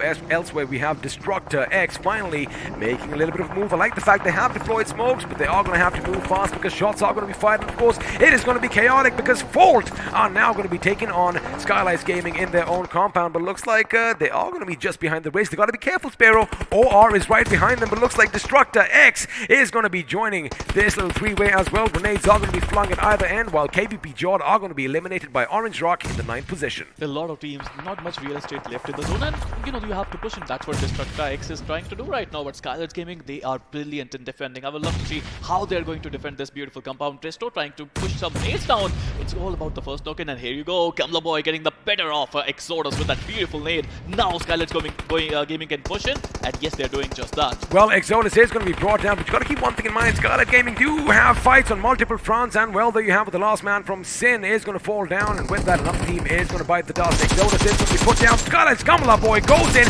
He's had enough. Is he going to get the third? No, he doesn't. He gets taken down. Another car is going to be coming in. Can they get some redemption for their teammate? Yes, they can, as now it is going to be a 1-on-3 situation. Destro making sure he goes into the right car, making quick work of the opposition, and there you have it. DestructaX have been destroyed completely, but now we're going to be switching over to TSM as they are going to be fending off We Are one. Of course, you got to be the best versions of yourself, but for now, it looks like Satya is all by his lonesome, and Shadow knows exactly where he is. Shadow sees him, Shadow shoots, Shadow gets him, and there you have it. TSM with 4 finishes to their name. Now, they're going to be asserting their dominance on the other teams. TSM, even though they took it easy, they managed to get a decent position in the zone. They are in top 4. They don't have that many finishes as compared to Skylightz Gaming, who got 15 finishes, as compared to Esports, who got 12 finishes. But TSM, I think their preference is clear. They want to win. They want to get the chicken dinner. I like how the stage is set here, Sparrow. A drop lands in no man's land. Question is any man going to be brave enough to go for it? Because it's not about the loot that I'm concerned. It also provides some much vital cover. Now, TSM, they know that someone is going to be rushing out of the building soon enough. And speaking of TSM, I'm pretty sure every single team is going to have their attention averted towards Skylightz Gaming. Now, this is where OR could be a thorn in the side, but I like the fact that Ninja, JODD, and the boys, they know that they have enemies on either side. Have a look at that. They are going to be splitting up as Shadow and Blaze are going to deal with Skylightz Gaming, while Ninja and Equinox, well, they have the right flank covered to a hilt. Absolutely. I think TSM have a great spot in the zone, same as Skylightz Gaming as well. They got a decent compound. They have cover. Meanwhile, Esports, they have to enter the zone, but it's not going to be easy because Somraj is looking towards them. It's difficult for Orange Dog to get in the zone. Everyone is looking towards them. Gotta say, that was an optimistic grenade coming in from Ninja. In fact, that one could be good. Jelly, you might just be in the radius, but unfortunately for Ninja, it is going to be just a bit too long. Now they are going to deploy some more smokes again. They got to make sure they have enough cover because, again, as the smoke dissipates, the enemy could see them from either end. Now Ninja does hear some commotion. In fact, a few vehicles are going to be used as OR's Evo is going to be the first one in. I love the fact that they already deployed so much smoke, but now he's coming right to the enemy. Looks like OR might just clash with TSM. as Shadow is going to make sure that Skylightz Gaming are going to be put at bay, and there you have it. They have the drop, they have the cover, and well, with a few more grenades, they might just get a couple of finishes with the name. Speaking of grenades, Ninja is going to bring down Jelly by OR, and now he's going to go in for the kill. He does want Wexy in distance. Is he going to be sexy this time? No, he isn't. He gets taken down. Orange Rock out in the 4th position. There's no fear in TSM. I mean, next we look at them go. They just go all out. They see the enemy. They shoot at them. And even though enemies are proning there, they have no fear. Oh! Wonderful start. 16 finishes already. And now they're putting TSM in the bag, it seems. They managed to get 2 more. 18 finishes. Skylightz Gaming is just ripping things apart today. Oh boy, these guys are shredding their opposition to pieces, and TSM now is going to be survived by just one man. That man is Ninja. Question is, can he be silent like a ninja? Can he lurk in the darkness? Can he come from behind and put a few shurikens in? We're going to find out, because for now, Skylightz Gaming, they look good. They look like they are going to take it all, but during all this commotion, there has been a team that has been very, very quiet, and that team is Ford Esports. Now, I wonder if the position is given away, because what scares me is they are clumped together so close, it could be problematic, but Somraj finally does realize, hey, wait a second, I saw something come in from that direction, and now this is when grenades could be paraded on them, like you like saying, as Skylightz Gaming are getting ready for a bit of an attack. Again, keep an eye out on Ninja. He could come out from the darkness and, well, put a knife in your back. I love the way how Ford Esports played in this one. I mean, there was commotion everywhere. TSM was pushing and Orange Rock was pushing. Skylightz Gaming just wreaking havoc on everyone. But Ford Esports, they did nothing. They was just like, we are not here. We are not even... Don't shoot at us. Well, it looks like their position has been given away. Picard does it at the high ground. They are going to move in. A grenade could be coming in. They don't need grenades because they're going to let the bullets do all the talking. The Somraj goes right up to the enemy, and well, Aladdin is going to be brought down. And with that, Ford Esports, ladies and gentlemen, are going to be out of this game, which means it's a 4-on-1. It is going to be Ninja up against the rest. But of course, you know, all that numerical advantage is going to go against him. Skylightz Gaming, ladies and gentlemen, getting that chicken dinner in the first game. And again, let me just tell you one thing. The old guard, the big dogs, they are performing. You mentioned it, you know, the action, again, it took place at the 15-minute mark. Absolutely. But boy, when the action started, it did not stop.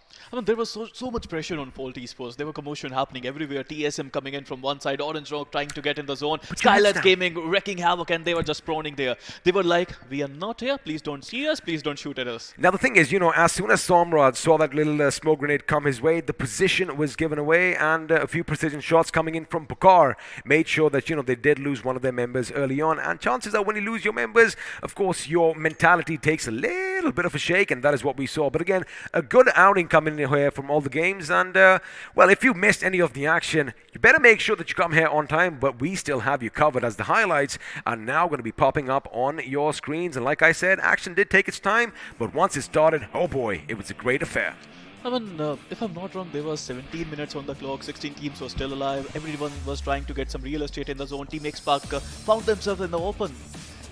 Team Orange Rock was shooting at them. There was DEADEYE Gaming who was shooting at them. And there were a lot of teams there in the zone, and they were not able to get in the zone.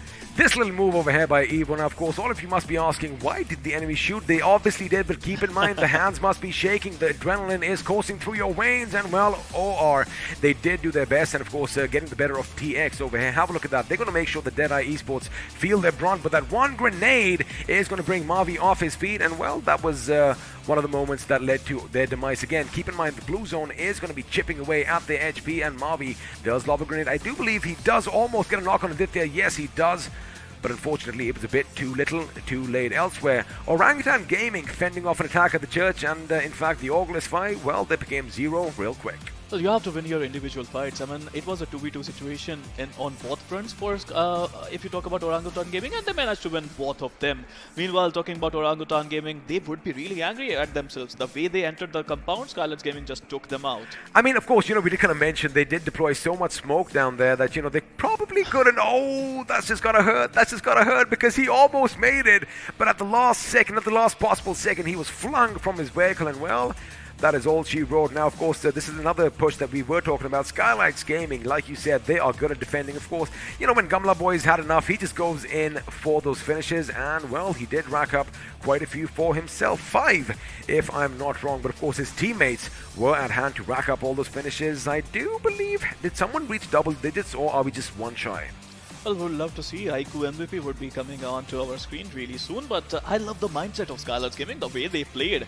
Look, first 17 minutes, they were trying to get a decent spot in the zone. They got the best compound in the zone, and after that, they just wreak havoc on everyone. Now, even though towards the end, as we do see over here, the circle does kind of gradually shift away from them. They were kind of forced to come out. The fact is, as soon as TSM and Orange Rock, they kind of, clashed with one another, that is when they capitalized. The moment TSM looked to their right, of course, at the right, we had OR Esports. The moment they did that, that is when, Pukar was the first to take one of the members down, and in an instant, TSM lost half their members. Now, of course, Ninja did all he could to lay down some lead, but when you have 4 guns trained at your position, oh boy, you can't really be the Matrix at that point, and you can't just get out of the way. But again, and all in all, a good affair coming in. I do believe 18, maybe 20 finishes for Skylightz Gaming, and I wonder if anybody has those double digits as far as finishes go. But again, you called it slow start, but an explosive end. Well, talking about that, I think TSM, I love the strategy, to be honest. The way they rotated throughout this game of Erangel, it was absolutely brilliant. But the best part is not that. The best part, even though they have the gunpowder, you don't have to use it every single time. It is a very important match, and you're also human. You can lose. You can lose, of course. Everybody has good days and bad, but this time they did have a good day because TSM, again, we're going to show this later on. Before that, we know who won. Let's see how all the other teams did, as the point standings are now going to be popping up on your screen. And, well, Skylightz Gaming, take a bow, because you are going to be walking away with 37 points, 22. Just hear that again, 22 from finishes in the first game. Is it real? Or am I dreaming? This is quarterfinals of the biggest tournament in the history of BGMI. And they just came here and they just conquered every single one of them. With 15 position points, 22 finish points, they got a total of 37 points after game number 1. I said earlier, Veni, Vidi, Vici. That is what TSM did last time. They came, they saw, they conquered. Looks like we have some new kings in town. But again, talking about TSM, 3rd position, 12 from position, 7 from finishes. Not so high, but again, they are still up there. Well, I love the aggression of Team Orange Rock as well. They're at number 2 at this point of time, even though they got only 8 position points. But they managed to get 12 finish points, getting a total of 20 points. Right now, at number 4, we got 4 TSP. They got 10 position points with only 3 finish points. Talking about the page that nobody wants to be on, it's going to be DEADEYE Esports at number 16, One-Sided Glory at number 15, Obey Esports at number 14. All 3 of them have 0 points. Well, 0 points, and the ones above them aren't doing so good as well. Rivalry with 1, OrgLess with 1. Now Team X Spark, not after the start that everyone expected. But the thing is, 2 finish points mean they do have the taste of blood. Let's see if they can capitalize on that further. Speaking about the taste of blood, let's see who is going to be crowned the iQOO MVP. It is going to be Skylightz Gaming, and it is going to be Somraj with 9 finishes to his name, just 1 short of double digits. I mean, I would say he got 15 finishes. Look at the assist there. I mean, 6 assists coming into his name, 1100 250 total damage, 2 headshots done. Healing 204, survival time 25 minutes and 45 seconds. The way this guy is playing, and I won't be surprised if all 4 of them would be in top 5. It could be because, they did rack up all those finishes. Speaking of the top 5, let's actually have a look and see who is going to be joining Somraj. And, well, it is going to be a bit of a split because Pokar and Gamla Boy are going to be in 2 and 3 with 7 and 5 finishes respectively.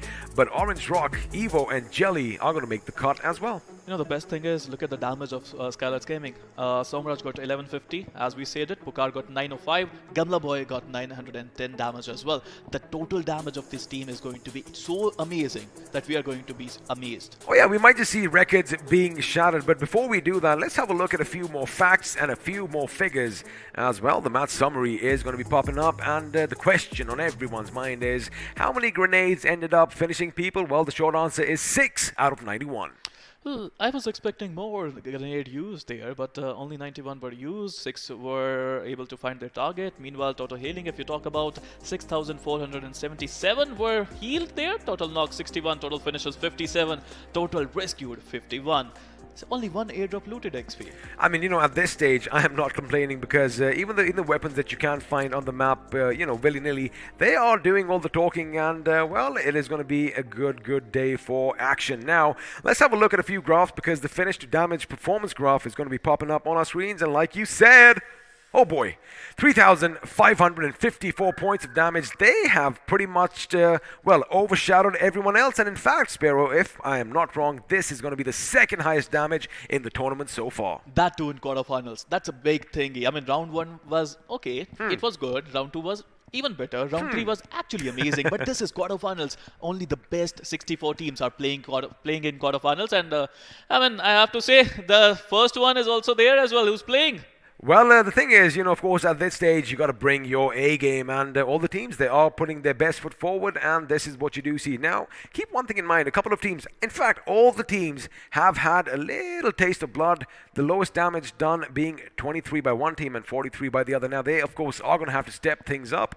But again, sooner or later, they still have 5 games in hand, and, the hesitancy is going to be there in Game 1 for a few of the newer teams. Absolutely. Talking about the newer teams, KBP JODD, they got 1,221 total damage for I think for 3 finishes only. They played well. They got a lot of damage done, but I would love to see KBP JODD just, feeling comfortable there. We talk about KBP JODD, I have to talk about DestructaX. They managed to survive for a longer period of time. They just rushed into Skylightz Gaming. They could have done so much better there. Well, I always love saying coulda, woulda, shoulda, but for now, we are going to just pit 2 teams up against one another as OR Esports are going to be facing off against TSM. Now, OR finished 4th, TSM finished 2nd, 12 finishes to 7. Pretty even Steven, but again, we do expect a few more clashes between these 2 teams in the next few games. Like we were talking about FP ratio, TSM is the team who managed to get 3,900 plus the highest damage so far. And now we got Skylightz Gaming who are at number 2. But talking about Orange Rock Esports, I mean, XP, I have to say, the way they played, Orange Rock is not a very aggressive team, but the way they played in this one, that was magical. I was just going to bring that up because historically, OR Esports, they're all about the position. They're known for their position points, yeah. They're all about the position points. They only take fights towards the end, but again, when the enemy is going to be pretty much in your grill, well, there are only 2 options. Either you succumb to them and, just lie down flat on the ground and, give up, or you take the fight to them, and that is what they did. And, well, they did come out on top, beating the likes of Team Xbox pretty early on. But again, speaking of face-offs, I do expect these clashes coming in later as well because oh boy, they have the taste for blood, and of course they want to make sure they rack up all those finish points. Well, talking about action, I think Miramar is filled with it. You have to make sure you get a decent loot. You have to make sure that you rotate really well. You have to make sure that your prediction is on point. You know why? Because a lot of people are predicting and a lot of people are winning. You can also do that. Just go into the description and find a link, fill your details, and you might be winning some really good goodies. Well, like you said, while all the teams are predicting what the others are going to do, we have some goodies in store for you. Check the link down below and just answer one simple question. Who is going to be on top of the leaderboard at the end of this day? And you just might walk away with some amazing BGMI merchandise, which of course I'm going to be typing soon enough, but I'm going to wait a couple of games. I'm going to wait a couple of games. I'm going to wait and see if anyone has a clear lead, and then I'm just going to keep spamming that link one after the other. Maybe that is why you're not winning XP. You have to do it early. Oh, see, that's where I'm making a mistake, I guess. All right, so what I'm going to do is, in the next break that's going to come up shortly, I'm going to do just that. In fact, am I allowed multiple devices? Because I do see a few iQOOs on the table here, and I wonder if production is going to mix them. But again, just talking about iQOO, this is what they have done. They have given us this opportunity. They have given all these players this opportunity, this one chance to either grab it or, well, go back home crying. And by the looks of it, most of the newer teams, they are basking in the glory, and, well, they are going to be a happy bunch of people. You know what? They're playing well. Their journey was beautiful. But I have to say one more thing. I mean, look at TSM. Look at Skylightz Gaming. Look at Orange Rock. What is the difference between these teams and those new teams? The way they are playing, the aggression is just immense. Also about these teams, just to add a point to you, they've been there, done that, right? Absolutely. So this is something that all the newer teams should, keep in check. They were at this position as well. So again, it's about experience. Practice makes perfect. We've been saying that again and again. And for the first time in our lives, we actually do suggest you practice the game a bit more. That means you get a bit more gaming time and, well, just might do better. Man, I couldn't have said that statement about 10 years ago in this country. Absolutely. I mean, to be honest, if you ask me, all these players, I know some have more experience, some are pretty much new to the scene, but they are all here. This is the same stage. You are standing here, I'm standing here, these teams are standing here. They can do so much better. Every single time, whenever you play a match which has some relevance, whether it's a classic game as well, even for us before we start casting, you always get those butterflies, right? You always have that giddy feeling. That is a good sign because you do care about the outcome of the situation that you are heading in. So, by all means, you do have those nerves. Now, I do believe the majority of the nerves, the majority of the shakes, they are out because they've already gone up against the big dogs. And the teams that have made it to the quarterfinals, well, they have made it to the quarterfinals. So the hard part is done. And, well, only half the battle remains. Well, as I say, it always take the mask of nervousness out and embrace the audience there, because there are a lot of people watching them at this point of time. They could be superstars the next day. Yes. Now, I have a little counterpoint to that little thing that you're saying. As far as the audience is concerned, for me, when you are in this hot seat, right, just block everything out. Like a horse has blinders, that is what you need, and, well, you got to focus. And speaking of focus, let's put the focus on a couple of players in the last round, as we are going to make them face off against one another, and it's going to be Gamla Boy from Skylightz Gaming and Evo Italy from OR Esports. Both amazing players in their own right. Talking about finishes, they got equal number of finishes, with Gamla Boy getting the better damage there. 910 damage to Gamla Boy as compared to Italy, who got 767 damage. Assist, if you talk about, Italy got the better of him at this point of time with 3 assists, and Gamla Boy getting only 2. What stands out for me, of course, everyone can see the stats on their screen right now, but they are going to be remembering that one particular instant when, Italy just went up against the opponent's point-blank range, switches the weapon, and manages to get both of them down. Now that we've had a look at a couple of players, let's shine that bright light, that spotlight, that we like calling it, onto a squad. And, well, I'm sure a lot of you can guess which squad we are going to be bringing up, because they have been racking up quite a few finishes. But before we do that, again, I like the fact that, all right, I guess we've done that. 22 finishes in the first game. Mind you, normally you see stats like this after maybe a game or 2, or maybe even 3 games. This is game number 1 on day 3 of the quarterfinals, ladies and gentlemen. Well, on one side of the table, we have a team who got 22 finishes. On other side of the table, we have 3 teams who got 0 finishes, or maybe more than that. So, the contrast is there. It's time for all these teams. If they can do it, they can, actually put it. If your competition can do it, you can also do it. It's as simple as that. See, for me, yes, a few teams do have some experience. Yes, a few teams have been in the spotlight. So, it's a bit easy. They can take it a bit cool, just brush it off their shoulders.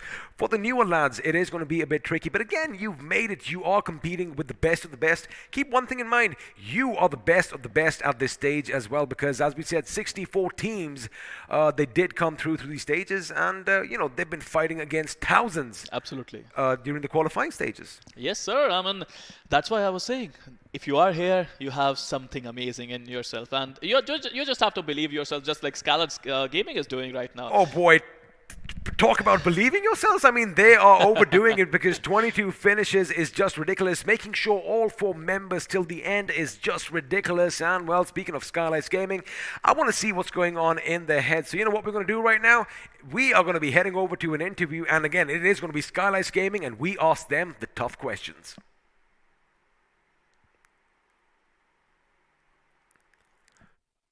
Hello everyone, स्वागत है आप सभी का iQOO presents battlegrounds mobile India series में। और ये है एक बहुत ही इंटरेस्टिंग इंटरव्यू सेशन। मेरा नाम है अंकित पांडे एके एंकी बॉट। मेरे साथ जुड़ेंगे फ्लो की, और साथ ही साथ इस बार हमारे साथ जुड़ने वाले हैं स्काईलाइट गेमिंग के डेस्ट्रो, जिनसे हम कुछ बातें चीतें करेंगे और जानेंगे कि क्या स्ट्रैटेजीज वो अपनाने वाले हैं इस क्वार्टर फाइनल्स में। एंड ऑब्वियसली काफी इंटरेस्टिंग कन्वर्सेशन यहाँ पर जरूर से रहने वाली है। बस इंतजार है कि डेस्ट्रो जल्दी से ज्वाइन करे। एंड आई होप फ्लो की you have also got your questions ready.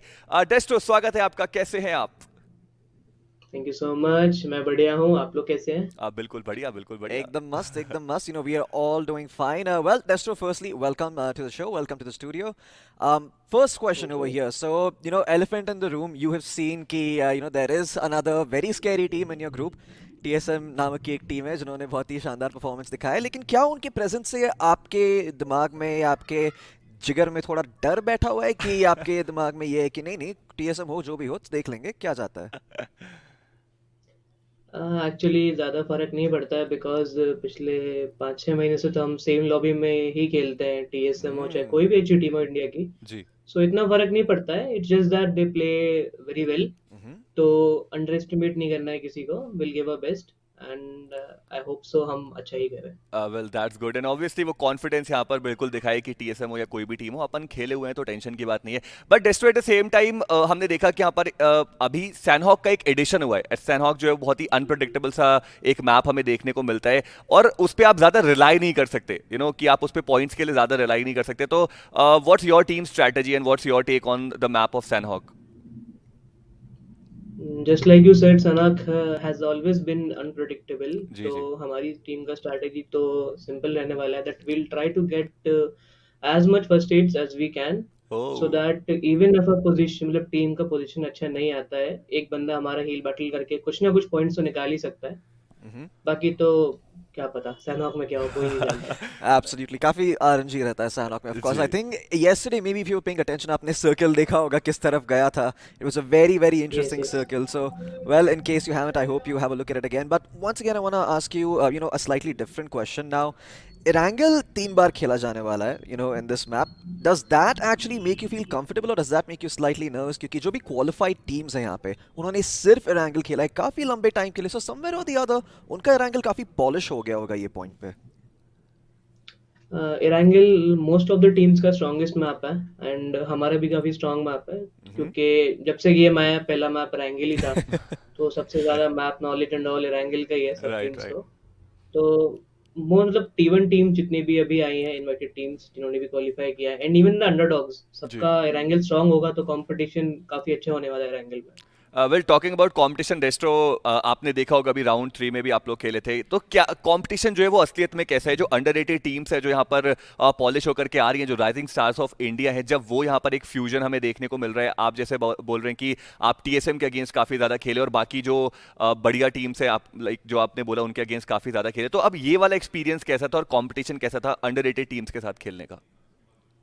कि राउंड 3 से पहले I was very nervous, because हमें पता नहीं था हम किस टीम्स के अगेंस्ट खेलने वाले हैं, कौन कैसा खेलता है, किसका गेम प्ले क्या है, किसके ड्रॉप्स क्या है. But when we played, so I got to know that जितनी भी अंडरडॉग्स टीम्स हैं, ये like they don't lack in gun power. सबका aim and all everything is on point. अभी बस थोड़ा जो एक्सपीरियंस का मतलब कमी है, सिर्फ एक वही चीज है जो अभी थोड़ा सा मतलब डिफरेंस है T1 टीम्स और अभी अंडरडॉग्स में. उसके अलावा I don't think so gun game में कोई प्रॉब्लम है, तो उतना ज्यादा लेवल बढ़ेगा. Well, thank you so much Destro इन सारी सवालों का जवाब देने के लिए. बहुत मजा आया आपसे बात करने के लिए. All the very best for the quarter finals to you and your team, and we are pretty sure that आपकी टीम बहुत अच्छा परफॉर्म करने वाली है. Thank you so much. Well, Flow की ये हैं डेस्ट्रो, जिन्होंने यहाँ पर बताया कि अंडररेटेड टीम्स जो उनके पास गन पावर है, सारी स्किल्स है, but the only thing where they are lacking is confidence. Let's just go and see कि ये जो अगला मैच आने वाला है उसमें जो अंडरडॉग टीम्स है वो कैसा परफॉर्म करेंगी एंड कैसा चैलेंज जो है वो यहाँ पर इन ये जो बड़ी बड़ी टीम्स है, जैसा यहाँ पे डेस्ट्रो ने बोला, उनको मिलने वाला है. So let's jump into the next match. Well, ladies and gentlemen, welcome back to the Battleground India Series 2021, powered by the iQOO 7 Legend. My name is Floki. Joining me for this one is going to be Spiro. Well, we had a word with the member of Skylightz Gaming himself, Mr. Destro. What do you think about the interview? Do you think that this man can be any more fearless? Because he said it, he said, doesn't matter who we're going up against, we are going to play like we usually do. He's the man of his words. That's all I have to say. I mean, look at the confidence there, the way he played. It's absolutely just miraculous. But talking about the performances, I think we have something who is performing even better. That is going to be iQOO 7 Legend. This phone right here, it's got the best performance out there, Qualcomm Snapdragon 88, but you know what? We can talk all about them, all we want. It's better to hear it from themselves. So let's jump into the promo and see what iQOO 7 Legend is all about.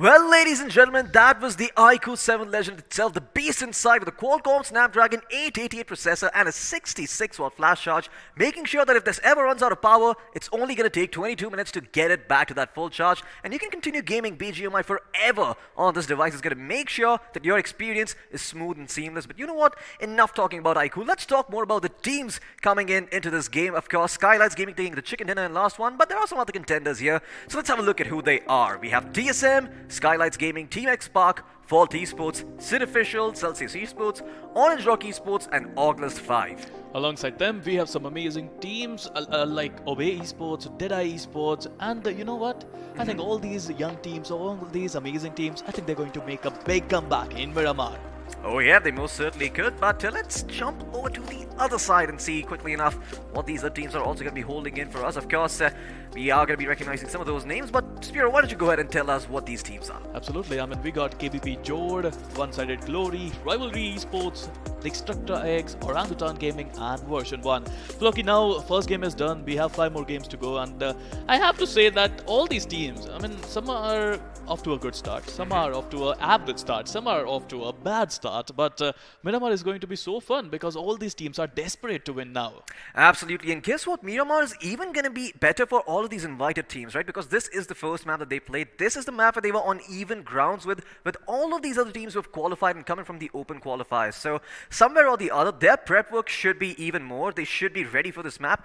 Let's see if that holds true, because this is a map where the invited teams should perform. Hopefully, we see some of the teams who haven't been performing as well, get up to that mark. Notably, I'm talking about Team X Spark. Didn't really quite have the performance they were looking for in Game 1, but it's early days. It's the first map, so let's jump into Miramar and see what it's all about. And hopefully this time around, maybe X Spark can have a bit more of an impact. X Spark, I mean, they were struggling to get in the zone. There were a lot of real estate to take, but there were a lot of players as well. There were a lot of opposition who were trying to gatekeep them, and it's never going to be easy for any team to make sure that they can enter the zone easily. Talking about easy, Miramar is not easy at all. It's a wonderful map with a lot of difficulties, especially in these tall buildings where you have to rush. You need to use some really good utilities. Absolutely. Well, I mean, it's all about those smokes. It's all about those long rotations on this map and making sure you've got the high ground, you've got the vantage point to work with.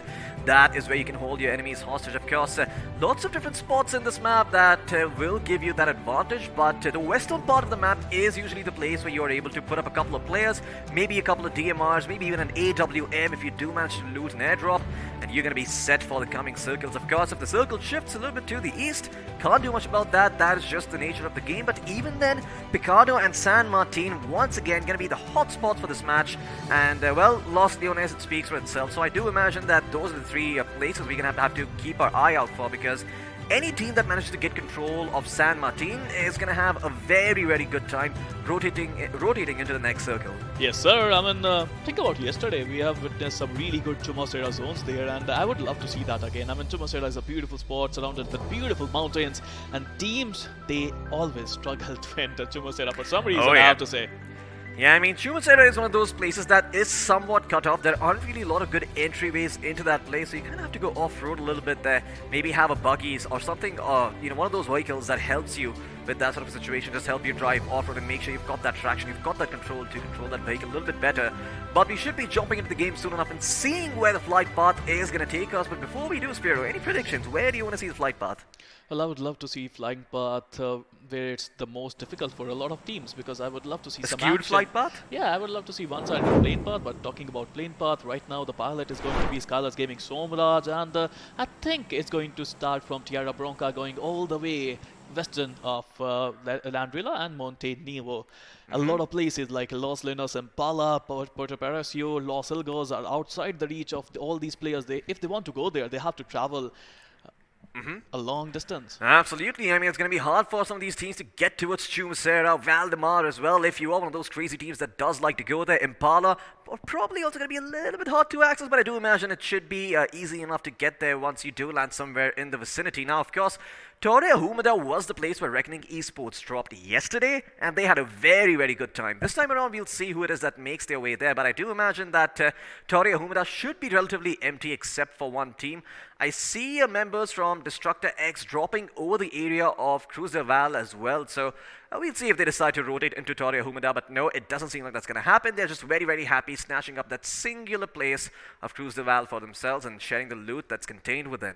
I always feel bad about Campo Militar. I mean, the place is pretty much open. It has some amazing loot, the best loot of Miramar maybe, but nobody goes there. It's so in the corner that nobody wants to go there. It's so hard to rotate from there. Plus, if there is a drop clash in Campo Militar, you're doomed. But talking about doom, a lot of teams who are in the northern side of the Miramar, they are doomed because the zone is going towards Los Lenas. Oh yeah, well there you go. The first part of the game breaking up between the members of Celsius Esports. Well, let's see if they can actually find that big AKM and it's just ramping up those shots. Can he actually connect? No, he cannot. He's still standing strong. He's going to pick up the sniper, try and connect with it, but does not. And Dreams, well, he's done a lot of damage over to the pickup truck, so Akshay is going to be a little bit spooked after that, but he will be safe and sound, and hopefully he can get himself some loot to work with, because right now, he is running with nothing in his hands whatsoever. If that's not pressure, I don't know what is. He got an AKM, the player is in the car, sitting just idle there, wanting to, start the vehicle and go somewhere. I think Dreams made the mess out of that spray, but well, to be honest, speaking of Dreams, he has actually been knocked down over here, Spiro. Look at that, Sonic. I think he's the one responsible for this. Absolutely. I mean, that was a really good switch and bait coming in from Team Rivalry. Sonic managing to come here, getting the better of Dreams, and I don't see any player in the minimap. Absolutely. Well, Dreams is all by himself over here, and unless someone goes on a big flank around Sonic, I don't think it's going to be easy to take him out over here. Dreams should most certainly be biting the dust, and Celsius Esports starting off the game with only 3 members. This is not the way they imagine Miramar to go. And well, if they want to have a chance of winning this one, then they kind of need to make sure that they don't give up these finishes, because every member counts towards the end of that circle. You know that's what Miramar is like. Hell, if you have 3 players and you're trying to fight high ground, you can just say goodbye, because you're just not going to have the numbers to create some sort of a wraparound situation for yourself unless you get sort of lucky with the circle or the zone. But once again, Rivalry Esports, they open up the board, they get that first finish for themselves. And well, good luck is going to be on their side too. That's what the first pick gets you. A bunch of good luck. Well, it was much needed for Rivalry. They are off to a wonderful start. They still have 4 of their players surviving in Miramar, and I think they would love to get some decent loot now. After that, they would think about rotating inside the zone. Talking about the zone, Los Lenas is going to be a super important area for a lot of teams, and I would love to see how the rotation is going to creep in. Talking about Erangel, I mean, look at their rotation on the eastern side of the zone. They are using that beautiful highway to get into the zone. Absolutely. I mean, Orange Rock, they're going to go all the way around from Puerto Paraíso and maybe try and make their way towards Los Leones or even a bit further towards Chumacera, like you mentioned. So, yeah, we could see some of those rotations coming in early on, but now we turn attention towards Evo, who, like you mentioned, is driving down the highway. Well, that was a beautiful shot there, but Evo now moving on. I think he wants some loot right now. He got a level 1 helmet. He has yet to find any medkits. They need some loot. But I love the idea, to be honest, Flocky. They are looking to get into the zone first. They are looking to get a decent position in the zone first, and then they are looking to get some loot.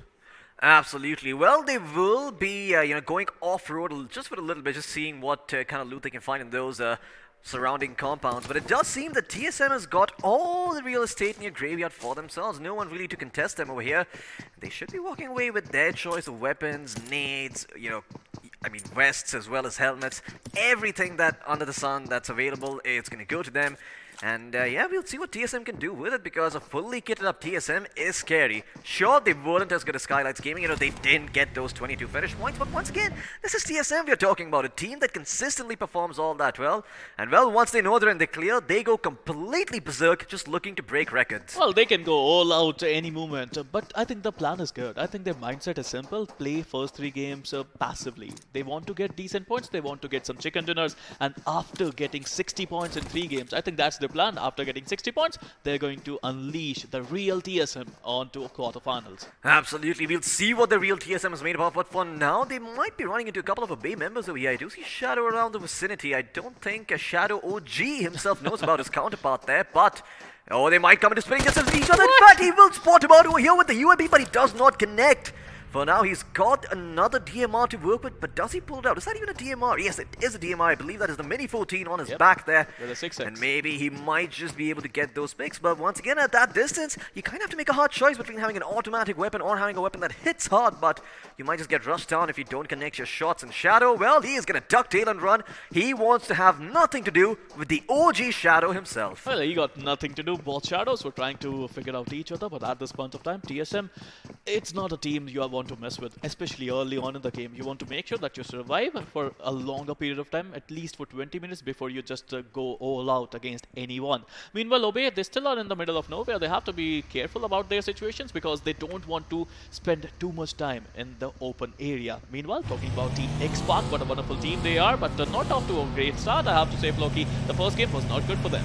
Absolutely, Team X-Park, they didn't get the start that they wanted, but maybe this time around with all the loot that they found, they shouldn't be really contested over here. They're going all the way around, we can see that they've got 4 different vehicles for themselves. One of the players seems to be on foot, just scouting things out, and that is Ultron. And, well, this is the best sort of rotation one can make, just going completely off-road over here. And they're trying to make life easy for themselves. A little bit of bumper car actions over here. Looks like somebody is missing those good old carnivals as well as those theme parks that are obviously shut down right now. But in the meantime, we will see if Team X-Park do manage to dominate. Right now, they have control of Los Leones, but maybe in the future, a couple of teams come in and shove them out. In the meantime, Rivalry, the ones responsible for finding the first pick, still on the road, and I believe they're going further west towards the areas of Jumeirah. I love the fact that you have to travel a long time in these vehicles. This is just a beautiful place, Miramar. It feels like a desert and you're just roaming around trying to find your enemies. You have to be careful of all the mountains there are, because there are a lot of teams who just want to go on top of that mountain hill and they would love to take you out from there. Absolutely. Well, the buggy is the best sort of vehicle you could have on this map, and that is exactly what one of the Rivalry members has. I believe it's Final Boss who's going out and scouting things out. But Deuce over here, he hears the commotion, and if they come into his crosshair, maybe he could fire a couple of shots. But yeah, can't do so with the M4 at that range. He needs a longer sight to maybe try and contest that, and unfortunately just does not have it. But he still has the inch. But what? He's practicing. We do that a lot. That is actually problematic. I'm not sure if someone heard him. Well, I agree. I agree that is problematic. But there are a lot of players. I'm also like they're fidgety players. You know about that, right? Well, always jumping around, always jiggling here and there, and they can't keep quiet. I think he's one of them. Yeah, I think he's one of them. Absolutely does seem like he is one of them, but guess what? Another one of these other teams where we have scouted out the fact that Rivalry have rotated in, so now 2 teams are aware of this fact in Orangutan Gaming. Well, we'll see if they decide to push in over here or not. For now, AKOP is just going to be the eyes for his team, see if anyone is going to try and encroach towards his position, but for the time being, he is safe. He has got nothing to be worried about, and eventually we'll see what Orangutan decides to do. For now, they're just very, very happy with the fact that they're inside the circle, they're inside the zone, and the terrain that they're in, it does give them cover from the surrounding area, so maybe they won't be discovered so easily. Well, talking about the zone, I would love to have a look at the zone at this point of time, and yes, as I was signaling, it is shrinking right now as we speak, and we have an eastern shore in the zone. A lot of teams are already there. As I said, Los Leones is going to be super important for a lot of teams, and at this point of time, Team Sin is feeling comfortable in their couches. They're just sitting in Los Leones doing nothing. Absolutely. I mean, everyone is just sitting over there, but the circle once again is going to shift a little bit towards the west over here. Just giving all these teams in Power Grid and San Martin a run for their money, and we'll see what's going to happen over there towards Los Leones. In the meantime, it does seem that OrgLess 5 and a lot of the other teams are trying to go in. KBP still all the way in El Pozo, so it's going to take a long time for them to get inside the zone. But in the meantime, we're going to be turning our attention towards, well, those KBP members themselves, the first blue zone. Not the most damaging of them all, but yeah, if you do let it start whittling you down at that distance, you might have to heal yourself a couple of times. In the meantime, Team X Spark, they spotted out the members from DSM. They will be able to incapacitate JODD, who does seem to be on his knees right now. Nope, never mind, he is still standing strong. Well, he's not standing exactly, but he is proning and he's low on HP. And finally, he will be shot, put down on his knees, or is that him healing back up? No, that's him healing back up. Never mind. He's stuck. He's stuck there. I mean, they need some smokes there. They need something to happen. Look at the flank coming in from Mavi. That was a brilliant flank coming in from Mavi. If they can save Ninja, that would be just fantastic. But to be honest, let me tell you, it's not going to be easy, even for TSM. Absolutely. Well, in the meantime, Ultron is going to continue to just fire a couple of shots in that direction with that M16. Oh, but look at that Mavi coming in from the flank. I believe it was Ultron who managed to find that headshot on Shadow OG. And looks like Mavi might just finish the job over here with that nade bouncing in. Does it connect? It does deal a little bit of damage, but that's all it's going to do. And just make sure that the TSM don't get too comfortable for the time being. It looks like the res will come through. The smokes being forced early on, though it does mean that TSM is going to have to find another place for themselves to hold. We'll see where they're going to be moving. In the meantime, Team X Spark, they have to be a little bit careful over here, Spirit, because if they don't, they're going to start attracting attention from the surrounding areas. And I do remember seeing Orangutan Gaming nearby. I do remember seeing Rivalry Esports as well. And guess what? They are hearing the commotion and they kind of want to figure out what the hell's happening over here. Meanwhile, Orange Rock, on the other hand, they are also in a really tough situation. Actually, not that tough. If you talk about tough, I think Team Fault Esports is in a tough situation. Aditya with a beautiful spray there, and the nade is coming in. He knows exactly where Aladdin is holding on. I think Aladdin is going down with that beautiful nade, and Aditya would get a pick for his team. Absolutely, Aditya is going to go forward and secure that finish for himself as well. And once again, looks like Orange Rock going to make the best out of a worse situation. Well, it wasn't even a bad situation to begin with, but yeah, they were a little bit skeptical as to where everyone was. But once they figured out that there's no backup, there's no shots coming in from any direction, they just went forward and secured that finish. Now, in the meantime, Celsius Esports, we spoke about how early on they're going to have to be careful with the way they rotate in and the way they play the map, because they only got 3 members up and running, of course, losing Dreams early on in the fight to the members of Rivalry. And yeah, Celsius, well, it looks like they've got themselves some prime real estate right in the smack dab center of Los Leones, so they don't have much to be worried about. In the meantime, another team, Team X Spark, well, they might be creating some trouble over here. In fact, Max is going to be spotted. A couple of shots fired by Skull, but he actually ends up missing. And in the meantime, TSM members will take note of where he is and make sure that Scout does not get away with any sorts of free knocks or finishes. This feels like a Bermuda Triangle between 3 great teams, and I would love to see the altercation between them. Meanwhile, Skylightz Gaming Pokar just got knocked down, and I would love to see if KBP JODD can you know, make the full use of it, because Skylightz Gaming are off to a wonderful start. They had a brilliant game first time around, but now they're on the back foot, and I would love to see if they can make a comeback. They have to revive Pokar at this point of time, and they have to do it right here, right now. Absolutely. Skylightz Gaming, they've got a choice to make. Do they go back for their teammate, or do they just tuck tail and run? At this point, it seems like the option is the latter. They are going to tuck their tail and get moving because, well, their teammate is no way... I mean, there's no way on earth they're going to be able to get Pokar back up on his feet. He's slowly but surely going to bleed out. OrgLess 5 as well. In the meantime, they are in the zone, but... be a little bit careful because KBP JODD members might just end up, well, finding out where they are. That's exactly what happens. Evoke, he fires for a couple of shots with the M4 but does not really connect, and now the side of KBP JODD know exactly where OrgLess 5 are. The question is, are they going to try and adapt around this? Are they going to try and move all the way away, or are they going to go ahead and take the fight? In the meantime, Evoke just going to continue scouting things out for his team and give them some relevant information that it could be useful in the upcoming zone, but...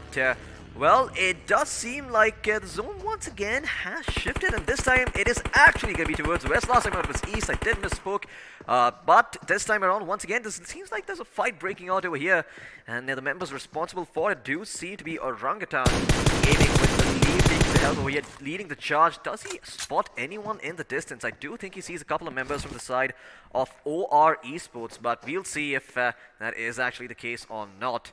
In the meantime, another team in the vicinity as well, and guess what? It's going to be Team DEADEYE Esports who come out of the gun, out of the fire, and Evo is the man to blame. He's going to be able to secure one knock, but at that distance, it's going to be hard to convert that into a finish. Cover is available. This is just them forcing them to use a couple of first aid kits, maybe even a couple of bandages. Absolutely. I mean, they're going to get revived pretty easily. Orange Rock is not going to push in at this point of time. They had a beautiful game in Erangel, and they just want to secure some decent points. They already got 2 finishes off to their name, and I think they're just going to secure that buggy, park it really well. I think, look at the driving skills there, Floki. That's just immaculate. Absolutely. Driving, one of the more underrated aspects in the game of BGMI, but we'll see if Team X-Park in the meantime are going to be able to shut down the players on Rivalry Esports as we move back to the topic of driving a little bit later. Scout, once again, he's put on a couple of players early on, but he's not really connected with his shots. Perhaps the first game started to get to his head a little bit, but in the meantime, Mavi, I do believe he spotted someone out over here, and Gil, well, he has the member of DEADEYE, I believe that is... no, it's the members from Obey covered in his sights, and he is going to try to make sure that he doesn't have a lot of room to work with. He can't rotate out towards safety. In the meantime, Kilo, did he just manage to get a knock at that distance with the UMP? I'd be very, very impressed if that was the case. But nevertheless, we will see OrgLess 5 moving out as well. The zone is about to close in. They're going to see where the circle is headed and then get there themselves. Before they do though, they're gonna finish off a couple of members from the side of Team Version 1.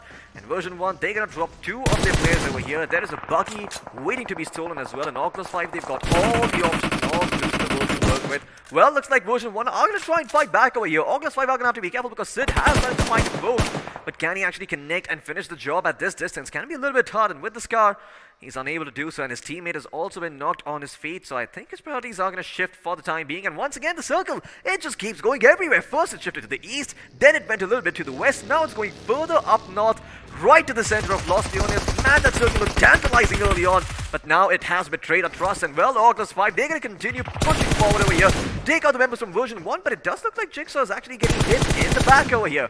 Who is that team? Who is that Pokemon? Well, we are about to find out. As OrgLess 5, they continue to move forward. That is a scary proposition, Kilo. Be careful, watch your step.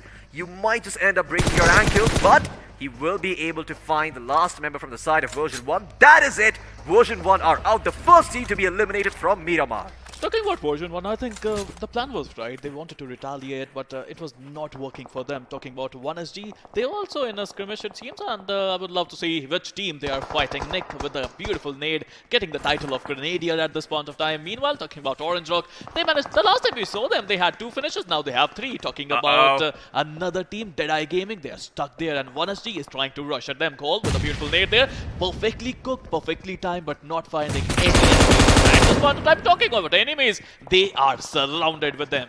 Absolutely, DEADEYE Esports, well, they better not connect their shots, and they better do be the DEADEYEs they claim to be over here, as Sir, or rather FPS Sir, is going to try and see if he can get himself a couple of pot shots towards the opponents closing in. One-sided gamers all huddled up together. A couple of mollies being thrown to make life a little bit uncomfortable for the members of DEADEYE. Another nade coming in, but it is going to be off the mark. It looks like Shadow is going to be staying alive over here. Lots of shadows, by the way, in this lobby. But in the meantime, we're going to have a look and see if these members can actually go push forward and take out members from the side of DEADEYE Esports. It does look like one-side gamers are going to be able to do that. They will lose one of their members in turn, though. It looks like Nick will be going down, but he should be able to walk his way back towards safety and not get finished off. Even though he's down, but one-sided Glory, they might be fighting off both. The Legend is going to go down as well over here. And in fact, DEADEYE is going to turn this entire franchise around. Look at Goalie still standing strong. Oh no, 90 FPS, sir, he's burning, he's on fire. He's going to be on his feet, no.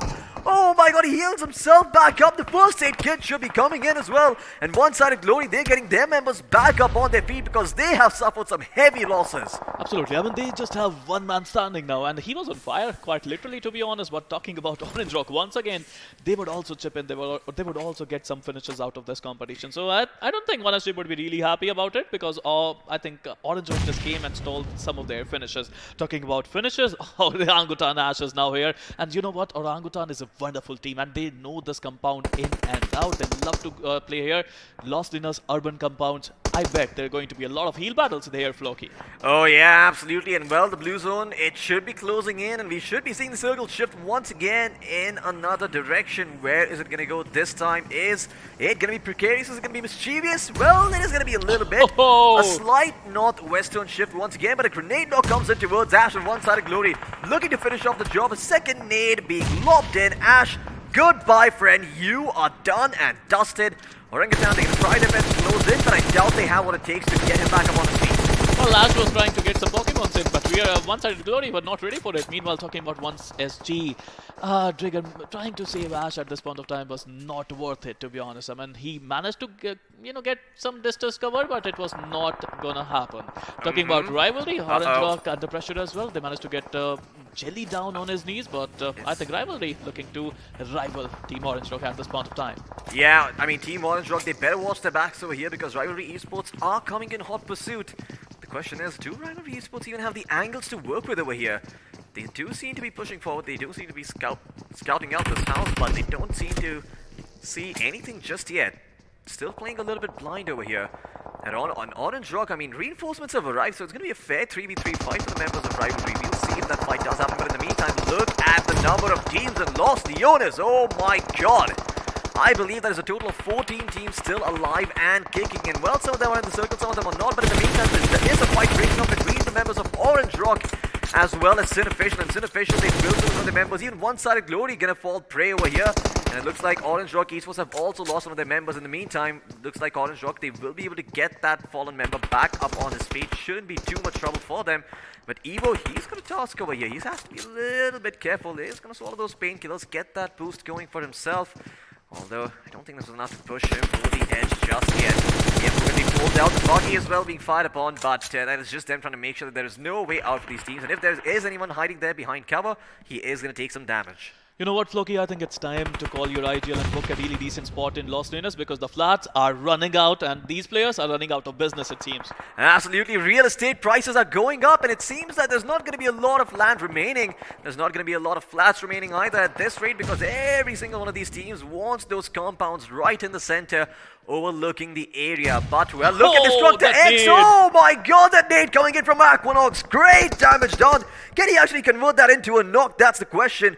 Looks like that is not going to be the case. Kilo FTW will be able to heal himself back up for now. But the question is, does iQOO have another nade? Because he's got the angle for it. If he does prep it up, he could potentially take two down for the price of one. As they always say, two birds with one stone. But does iQOO even have the nade to work with? Doesn't seem like that's the case. So DestructaX, they are going to be fine for now. In the meantime, we're going to turn our attention back towards Orangutan, who are once again taking up a fight from some other team members this time. But it's going to be the members from Obey, who are standing on the top floor over here. And Orangutan, well, they're just looking for some sort of opportunity to push in. Well, OG, they don't want to obey right now. Obey at this point of time, they're just holding on. And you know the hardest part about these buildings are it's so hard to rush in these buildings. You need to make sure that you have these smokes down there. Meanwhile, talking about shadow, we have a lot of shadows, but there's going to be only one sun in this game, and I think TSM is looking for just that.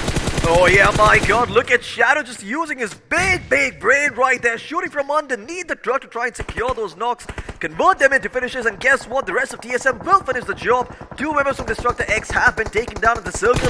It's about to get super messy, folks, so hold on to your hats, strap your seatbelts in, because we're going in for a bumpy ride.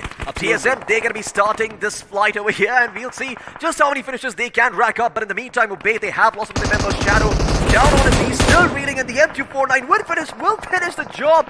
Look at Belize just finding such a cheeky angle from inside the little hole in the floor. And once again, Orangutan, well, the train wreck continues. Well, there are a lot of roads in Los Angeles, and I have to tell you, Floki, every single one of these roads are filled with people at this point of time.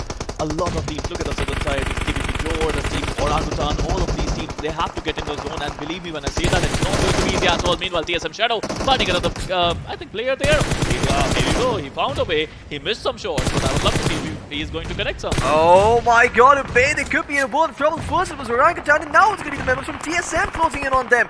Look at that, though, they might be going in for the fly, but he just stops it barely. He's inside the doorstep for now, and Shadow realizes he needs to recalibrate. Just tune his senses a little bit more. He's going to go in for the reload, but the enemy is going to go in for the reload as well. They're both so low on HP. He might be exposing himself over here. Has to be a little bit careful. Will spot him out, but no. He's gonna get shot for Shadow. Is so low. He might just get finished off. Where is the rest of his team? DSM, they do not have an angle on this. They might be giving up Shadow OG over here, and he will most certainly be going down. And DSM will lose one of their members in the end, leaving only 13 teams alive with 28 players still in the mix. Oh boy, what are they doing? What are they doing? They're just coming one by one. Equinox came in, he got knocked. Blaze came in, he got knocked. And Ninja is the last man standing for team TSM. Meanwhile, talking about Obey, they managed to save their players as well. Meanwhile, talk about Orange Rock. He was trying to push in. Trigger is there, and here you go. Team Orange Rock getting knocked out in this one. Oh man, Orangutan Gaming just take the fight to Orange Rock and put them out of their misery really quick at 12th place. And Orangutan, we'll see just how long they can keep this going. In the meantime, though, we're going to turn our attention back towards, towards the center, where Team Xbox do seem to have this construction site under control. They have 3 members still up and running, although they would have liked to have 4. Let's see how much damage Scout can do. He's prepping up the nade. He does know where the members from Orangutan are. Is that grenade gonna connect? Oh! Nope, a little bit off the mark over there. The smoke providing them ample cover to work with, clouding the judgment from Scout, and well, forcing him, or sort of putting him in a situation where he can't really land that nade all that well. But guess who's this attracted the attention of? It's going to be Rivalry Esports coming in around the corner, and maybe they just end up running into SenX official. Team X-Spark, all they have to do over here is be a little bit patient, and eventually these teams will start fighting amongst each other. If only they had that information to work with, they could hold on, but they've got no reason to move just yet. I believe the circle has shifted here once again. It's gone a little bit further down towards the southwest, in case you guys are wondering. So, yeah, in the meantime, we're going to turn our attention back towards Rivalry Esports, who are close to the eastern edge of the circle, but they still need to get back in. They have to be careful as well, Flocky, because Orangutan Gaming, they're just pushing in, and with that M249 UMP, both these weapons close range is going to be these for them. But at this point of time, Akshay got a UMP on his own as well, and the Molotovs are going to coming in. Will Orangutan Gaming be burnt to crisp? Yes, they would be. Look at them, they're literally on fire at this point of time. Yeah, Rivalry Esports, they are certainly cooking up some charred meat for dinner, as it's going to be the bodies of Orangutan fighting us. But guess what? SenX official! Okay, well, a couple of uninvited guests joining the party over here. Akshay wants to be rezzed up by his teammate, and well, the blue zone is closing in, so he's going to have to be a little bit careful. Is he even going to have the room to work with? Is he going to get the rest? iQOO healing himself back up, but the blue doing so much damage over here. In the meantime, Team Xbox continue to hold on to the position, but Ultron once again has been knocked down over here. Gil, he's got the good position, but he is still waiting for Shadow, or I believe that is Rage, to make his move from the side of Obey. And Obey, Rage, he will still stay strong around the corner. He's not going to push out just yet. Scout will see if he can get his teammate back up on his feet, but this is a dangerous position. A single nade could knock him out over here.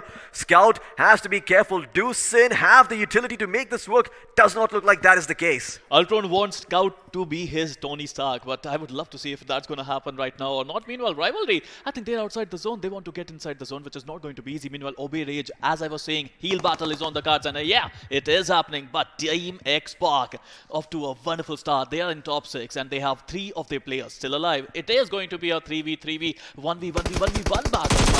AOP coming in, Scout getting the better of Orangutan.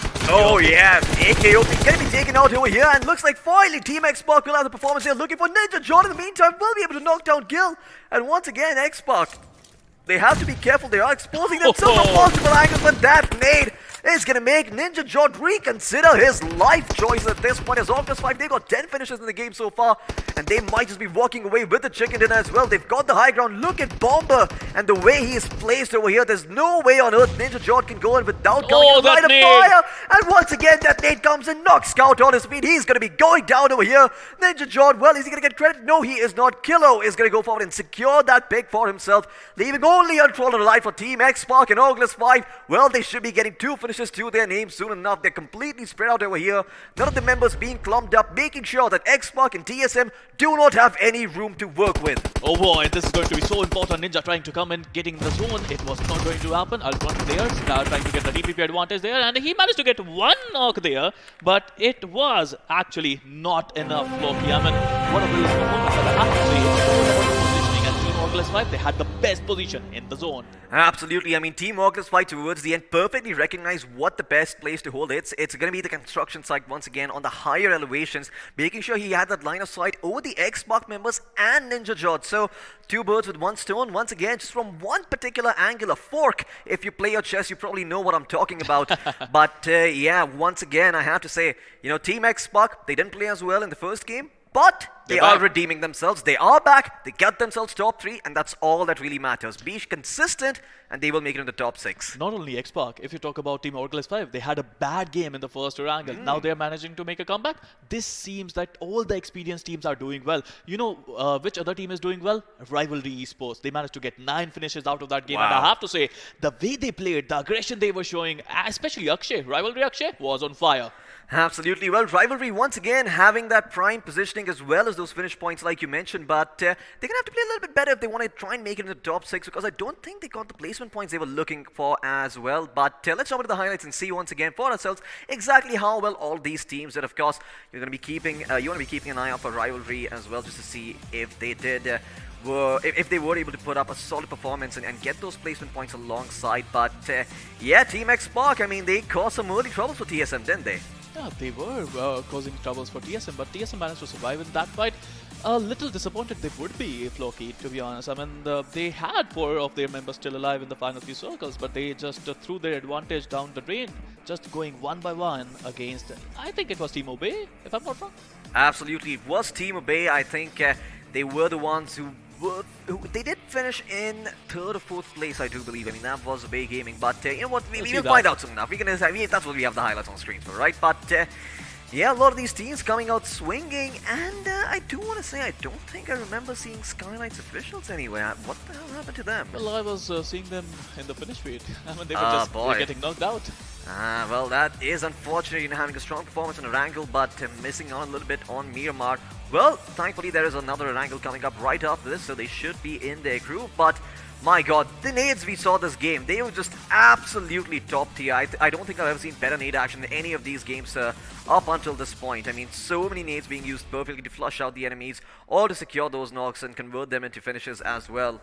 And KBP JODD, well, we're looking at them right now. They too had a slightly better performance. These are one of those teams that I believe they made it all the way from the open qualifier. So for them to qualify, it would mean a huge deal.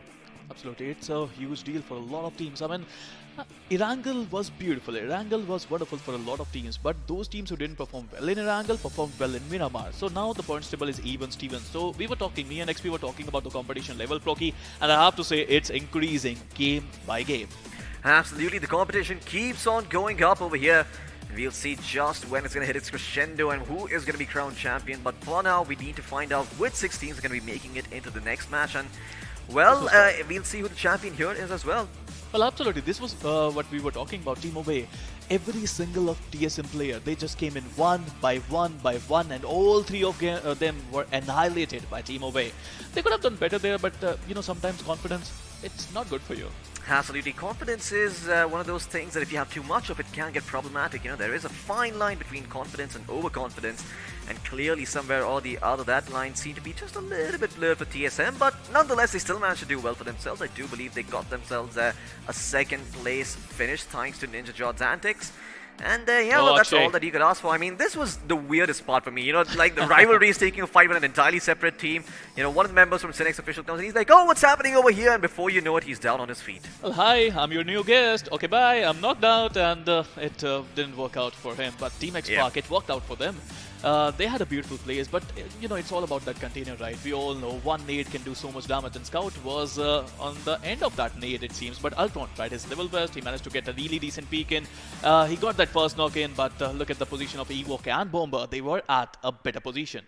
Absolutely. I mean, they were in a better position, and at the end of the day, that's all that really mattered. OrgLess 5, great performance by them once again. As you mentioned, not really having a good start in the first map for Erangel, but now they're finally starting to turn things around, and Miramar might just be their green light yet. There's still another map of Miramar to be played, so I'm going to be keeping my eyes peeled for them when they do come up. But for now, I think we have a couple of things to talk about over here. We're going to be having a look at the point standings and seeing where these teams are in terms of their position. So let's have a look and see the point standings for this match in particular. Of course, in first place, we've got OrgLess 5 with 15 placement points and 13 finishes, 28 points in total. A far cry from Skylightz Gaming, who got 37, but still, this is a very impressive number. This is a very impressive number, I have to say, for OrgLess 5. They got 28 total points in this game. Last game was not that great for them, so they managed to make a good comeback. Number 2, we got TSM, consistent as ever. They were number 2 in Erangel, they are number 2 in Miramar, and if they are going to be number 2 in the next Erangel as well, then we can see the real TSM unleashing their power on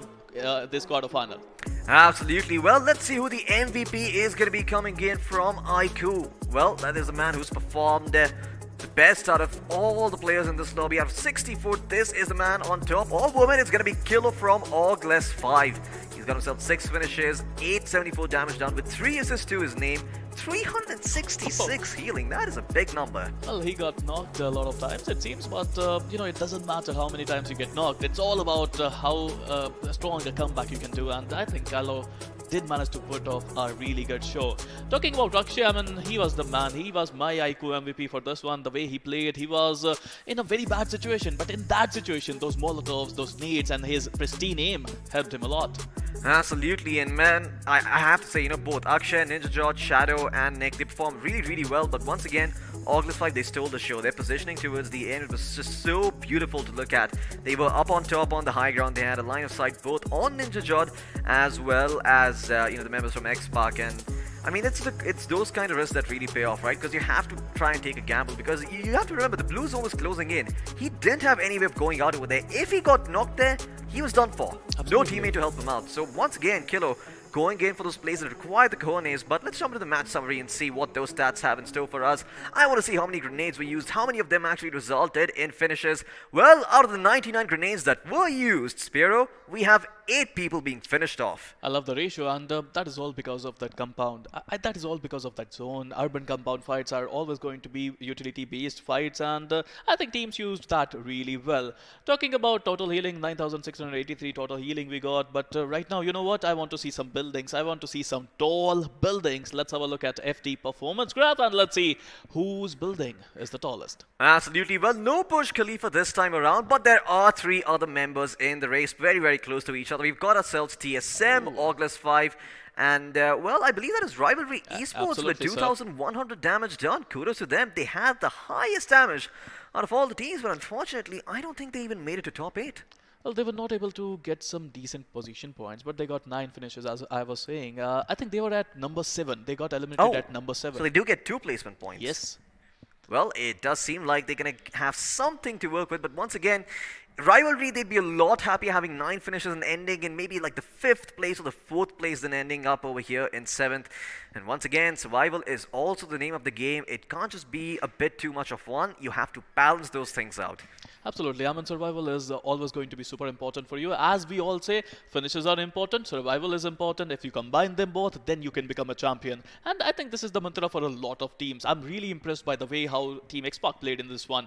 They managed to survive. They were not too aggressive. They were focusing on their positioning. And as we all say, Mavi is a great IGL who can guide his troops in the center of the zone, and he did just that.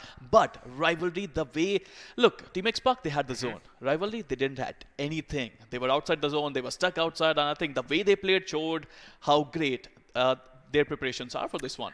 Absolutely. Well, let's have a look at the player face-off for now. I mean, they did play really, really well, I have to agree. Team X-Park, they put up that performance, but do you think he's actually going to be over here? Well, let's see who it's going to be. It's going to be Ninja from the side of TSM and Akshay, but nonetheless, it does not take away from Avi's performance, like you said.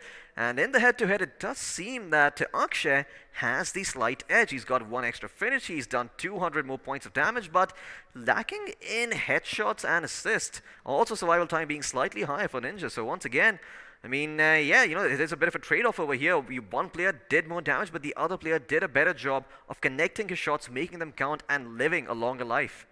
Numbers speaks for themselves, Floki. I mean, numbers are everything. Stats show us the real story of the game. But at this point of time, Rivalry actually had a brilliant game, and he would love to continue that form in the next Erangel as well. Talking about squad face-off, let's have a look at teams, how they performed in this one. Let's have a look at TSM, who got 8 finishes, total damage of 1635, against OrgLess 5, who got 13 finishes in that game with a damage of 1943. Now, the damage, if you have a look at the damage of TSM, they got a really good damage going on for them, but didn't get much finishes in this one. Absolutely, there weren't enough finishes to go about, but at the end of the day, TSM, they did survive. They did manage to make it to the top 2 spots, so they get themselves those sweet placement points. And once again, it's like we've always talked about, Sphere, it's all about that consistency. If you consistently get yourself top 4 or top 6, well, you are going to be the team who does make it to the semi-finals. But if you have one chicken dinner here, one chicken dinner there, maybe, and you didn't play as well in the other games, your performance is going to suffer, and you may not even make it into the top 6. But let's have a look at the squad performance and see where all these squads do rank up. I do imagine, well, yep, Skylightz Gaming, no one was really going to take the throne away from them in terms of finishes found in the first game, but the second game, not looking as good for them.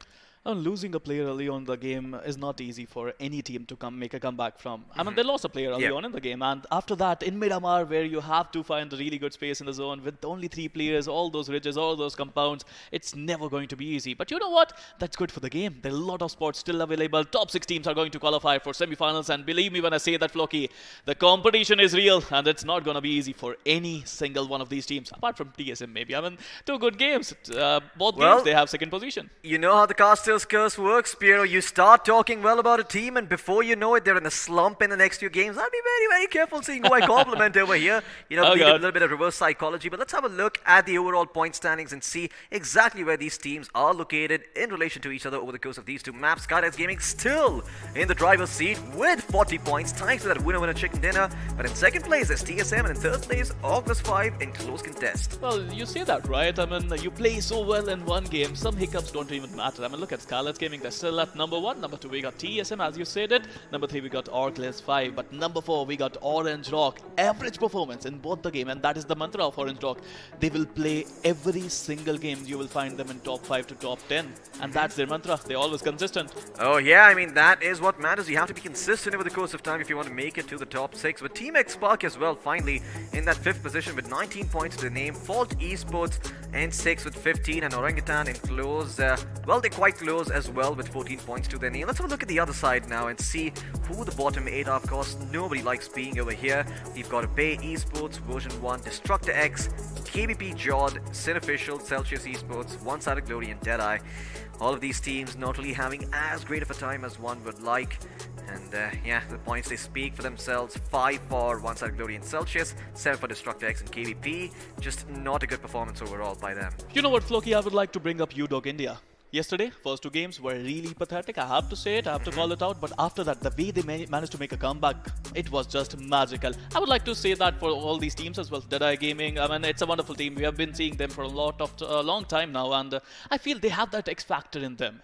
I know, I believe first 2 games are not good for them, but they can make a comeback. And you know who else can make a comeback? Our chat can make a comeback by predicting the right winner. Absolutely. Well, if you want to know what this is all about, well, there's a very simple thing you have to do. Just click the link in the description down below. Make sure you fill out that form. Also predict who you think is going to be at that top spot by the end of this day. And if you guess correctly, well, you're going to win some very, very cool merch. What is this mystery merch I speak of? I do not know. You know for yourself, and you let me know when you find out when that prize reaches you. So make sure you sign up for this down in the description below. I'm quite sure some members over here have signed up already. I do remember Experiment did, but I'm going to put my entry as well, Spiro. What about you? Well, I am really excited for the matches now, but you know what? I think I will take a break right now, and I will, come back fresh. But you know what? You talk about prizes. I think there is a crate coming in towards all the one who is predicting at this point of time. I think it's time for a break. Let's take a short break. After that break, we'll come back with Erangel.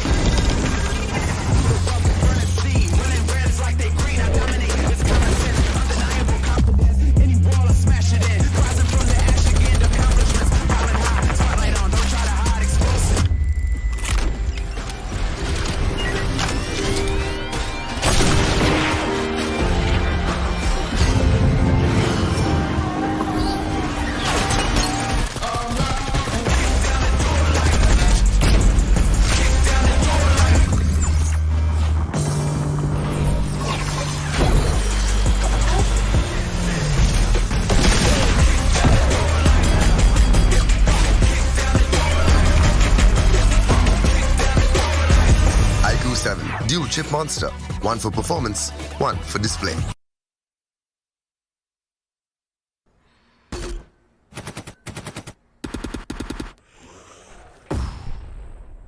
Enemies ahead.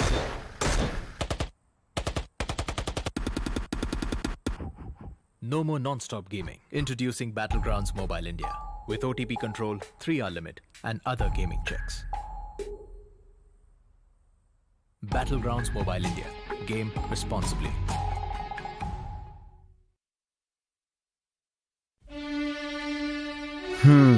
वो एक दोस्त game में फंसा, कोने में बसा, gang में अकेला, दिन का भूला. टाइम आ गया है for them to look up. रुक रुक रुक, पिज्जा है यार. हाँ, ये बेटर है. ध्यान से. ओके ओके, फोकस कर. अरे ऑसम यार. कोई नई स्ट्रैटेजी ट्राई करें? क्या बात है. श्योर? एकदम श्योर? मतलब मान गए गुरु. तो जैसा मैं कह रहा था, जब ये हद से ज्यादा हो जाता है ना, तो फन, फ्रेंड्स और लाइफ से ध्यान हट जाता है. तो कुछ भी करो, पर कैसे भी मेक देम लुक अप. अरे वाह, जल्दी समझ गए. Well done boys.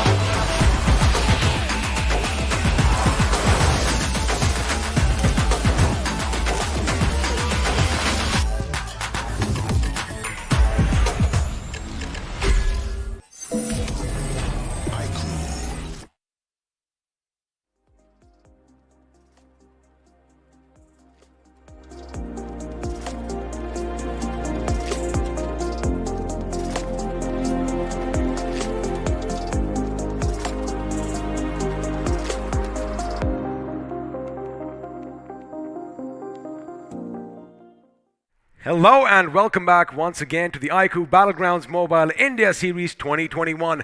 My name is Angad, the Experiment Jehel, and while hope has kind of floated away, looks like mischief has taken its place because Floki is now going to be joining me. Floki, the last game was epic. I wish I was there because it was Los Leones, something that I've been wanting from day one. Absolutely, and the best part about this all is the way the circle kept shifting. Now, for me, the best part about it was it shifted twice towards the east.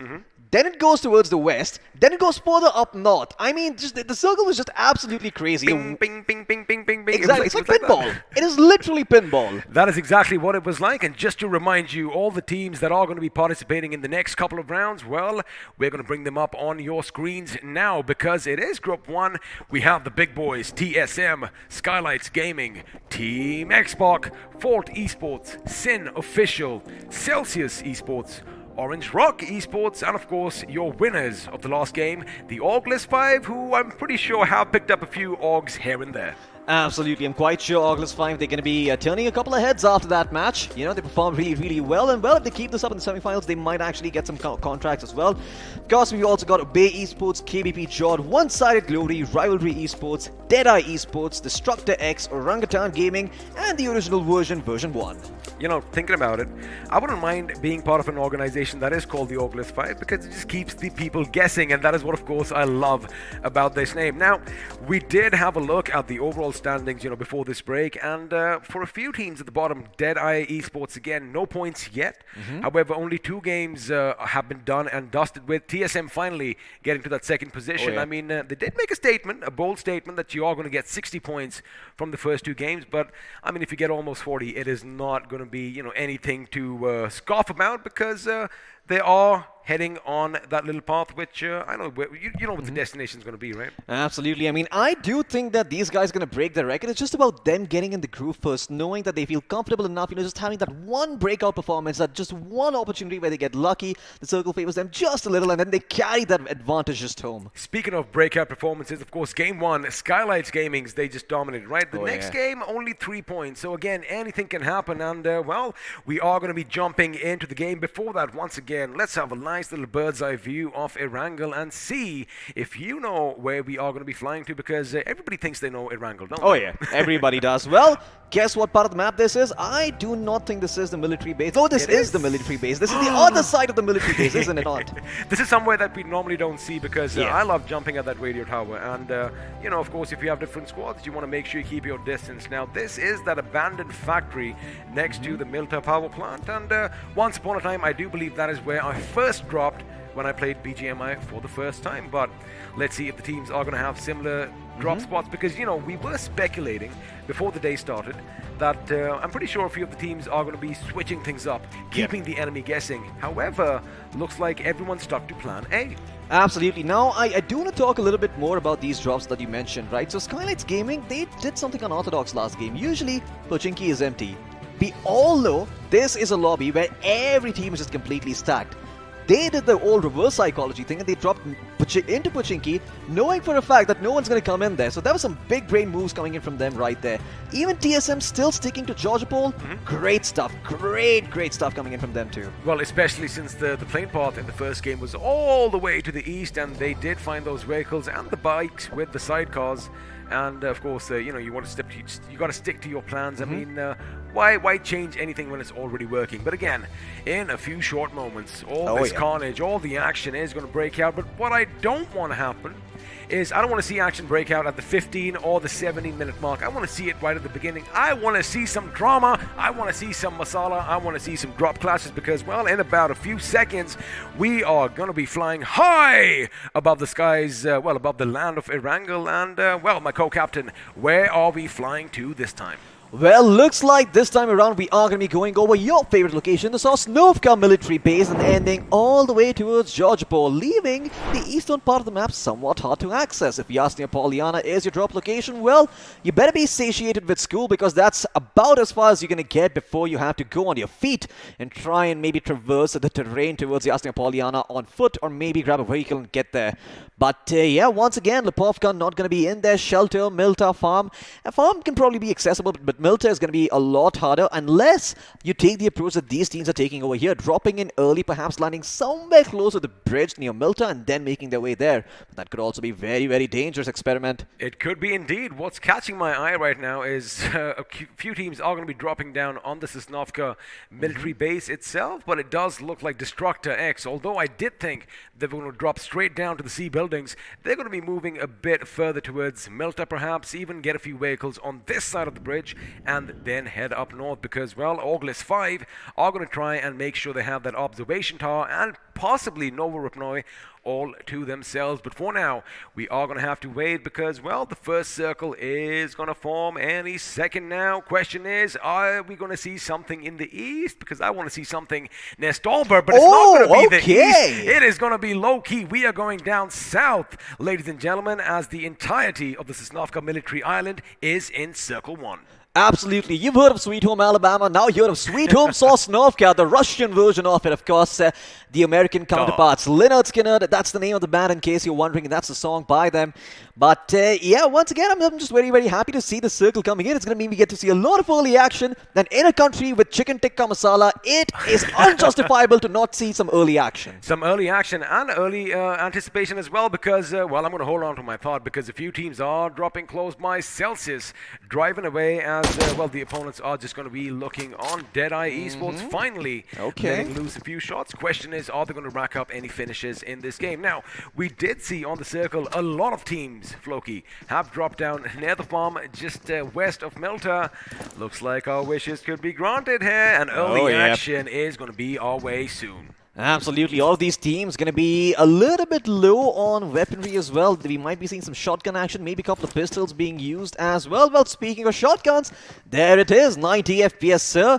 He's got that shotgun out. He's also got an M16 to work with. And I have to say, you know, it was very, very brave of him early on to just pull out the iron sights and fire off a couple of shots with that M16. I love the fact that we have the map on. We are going to be continuing your point forward, but have a look at how even though so many teams drop down at the farm, well, shots have been fired and action is going to break out early, but it is going to be Lynx from DestructaX who is going to be brought down first, as Ash from Orangutan Gaming is going to rack up that finish for himself. Now, if you are a Lynx, normally you are nimble, you are agile, but again, sometimes you get caught out of your element and, well, you can't really do much. But for now, I love the fact that before the 3-minute mark, somebody went down. Oh yeah, absolutely. Orangutan, we're going to be getting the credit for that one. And now they're going to try and rotate out, maybe move on to a couple of greener pastures over here because, well, these pastures are going to be completely grazed by all of these teams stepping in. I think there's at least 4 or 5 teams inside the Sosnovka military base at the moment. And in fact, the main island is where it's, you know, less occupied. Yasnia Polyana still open, Shelter still open. Lots of places that haven't been found. Be careful. There we go. Lucky for them, they don't have enemies ahead, but just a teammate. But if you did miss the first pick of this game, well, we got you covered there. Have a look at that. As, again, a little mishap with the vehicles. That is why, boys and girls, when you are riding bikes, A, by all means, please wear a helmet. And B, you don't want to be doing these tricks unless, you know, you are adept at them. Now, because of that little fumble, well, the first pick came by. Absolutely. Worst case scenario, make sure you've got life insurance as well, because you never know when bad's going to lead to worse. But yeah, that's a little bit too dark there. Just trying to make sure you guys dot your I's and cross your T's. You know, things can go south. You know, you got to be honest about the reality of life. It can be taken away at any moment, just like is the case with all of these members inside the military island itself. You're making me feel like as if I'm in the game right now here, Floki, because, you know, talking about insurance, talking about your life being snuffed out any which direction, kind of scary. I'm glad that we are sitting in these couches in this beautiful studio while all these players are battling to get to the depth to make sure they get to the next round. But for now, TSM again, second in the overall position, uncontested here at Georgopol. Absolutely. Well, Georgopol is going to be uncontested once again, and this is the reverse psychology thing that I was talking about earlier. Now, of course, the circle does play a big factor into this, but last time around as well, when they dropped in, the circle formed in the smack dab center. I mean, Georgopol was in the smack dab center of the circle last time, so right? So we still didn't see a lot of teams coming in and trying to contest them, but this time around, maybe it can be different. Something interesting is happening now. Have a look at Orangutan Gaming. Have a look at DestructaX. Now, we did see them, you know, have a little bit of a skirmish earlier, but they are moving towards the southern part of the Sosnovka military base, anticipating that, you know, the circle is going to be shifting down in the latter stages. Well, that is going to do them good, unless, of course, you know, a few teams come by that aquatic route and, well, surprise them in the map. But that is exactly what they are anticipating and, well, are going to be ready for. Elsewhere, I do see Skylightz Gaming finally making their way to the bridge, and looks like they are going to beat one-sided glory to it. Question is, are we going to see some bridge action? I want to see some good old-fashioned blockades. While I did notice one thing, a few teams, and, well, that one team is DEADEYE Esports, they have decided to swim across early on. Yeah, that is a very, very bold option coming in from them. I mean, and that is them assuming that there's no other team on the show. And fortunately for them, despite the number of teams coming in, no one has really gotten the idea to get to a show and maybe get themselves a couple of free picks here and there.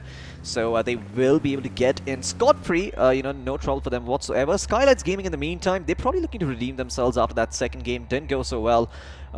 Pukar, I believe he went on a bit of a scouting mission and now he's looking to regroup with his team. Ooh, are in there, but one-sided glory also scouting things out over here, Shadow.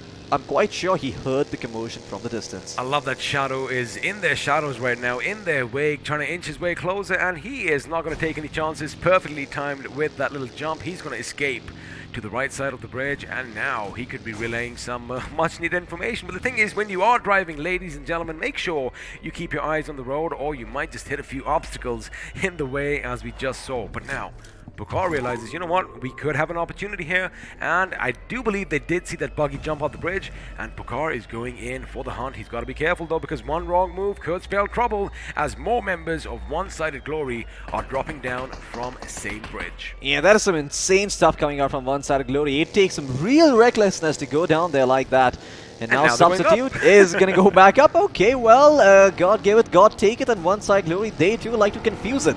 Everyone with their moves, their fancy moves. Let's see where they're going to be going this time around. They're going to circle all the way around from Sosnovka and try to get to the southern tip of the island, making sure that the backstab is going to be clear. Speaking of backstabs, looks like something could happen, because we did anticipate that one or the other, one team or the other could be taking those boats, could be coming in by that aquatic route. And well, Obey Esports over here, they make up their own rules, innit? So they are, of course, going to be coming in from the south. The question is, One-Sided Glory, have a look at them on the map. They are going to be dangerously close to those cliffs, and if they do spot a boat in the distance, chances are shots are going to be fired, well, that boat is going to be burning sooner or later. But it does seem like they should make landfall before that happens.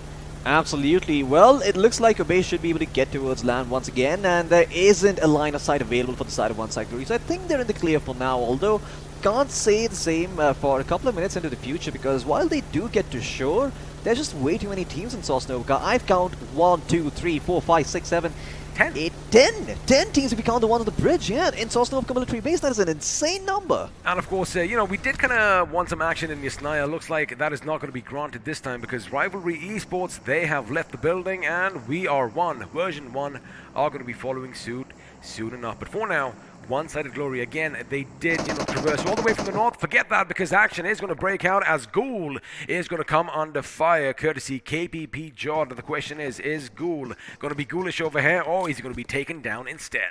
Absolutely. Well, looks like he might just be reaching full power after he's been knocked out, once starting to get those cool energies going. But looks like KPP JODD, they are circling around like a bunch of sharks. Can they find their prey over here, though? Once again, you have to remember, Sosnovka military base is a pretty closed-off area. There's only 2 places where you can rotate in from, and all the teams who are here already, they are going to want to find out what's happening once the commotion starts getting a bit too loud, seeing what kind of party is going on in their neighbor's flat. And Cool, well, he's dropping a couple of nades, just trying to see if anything sticks after he lands those nades. Well, nothing will stick. He'll know that there is someone there, but he doesn't have an exact idea of where they are. I love the fact that the circle has indeed shifted further down south, and judging by the things, One-Sided Glory are going to be in a happy position in the next few zones to come. But for now, there's a massive migration taking place. A lot of vehicles are going to be too close for comfort for the teams, as, well, they are just going to be driving past the enemy. But the question is, how come no one is shooting at one another?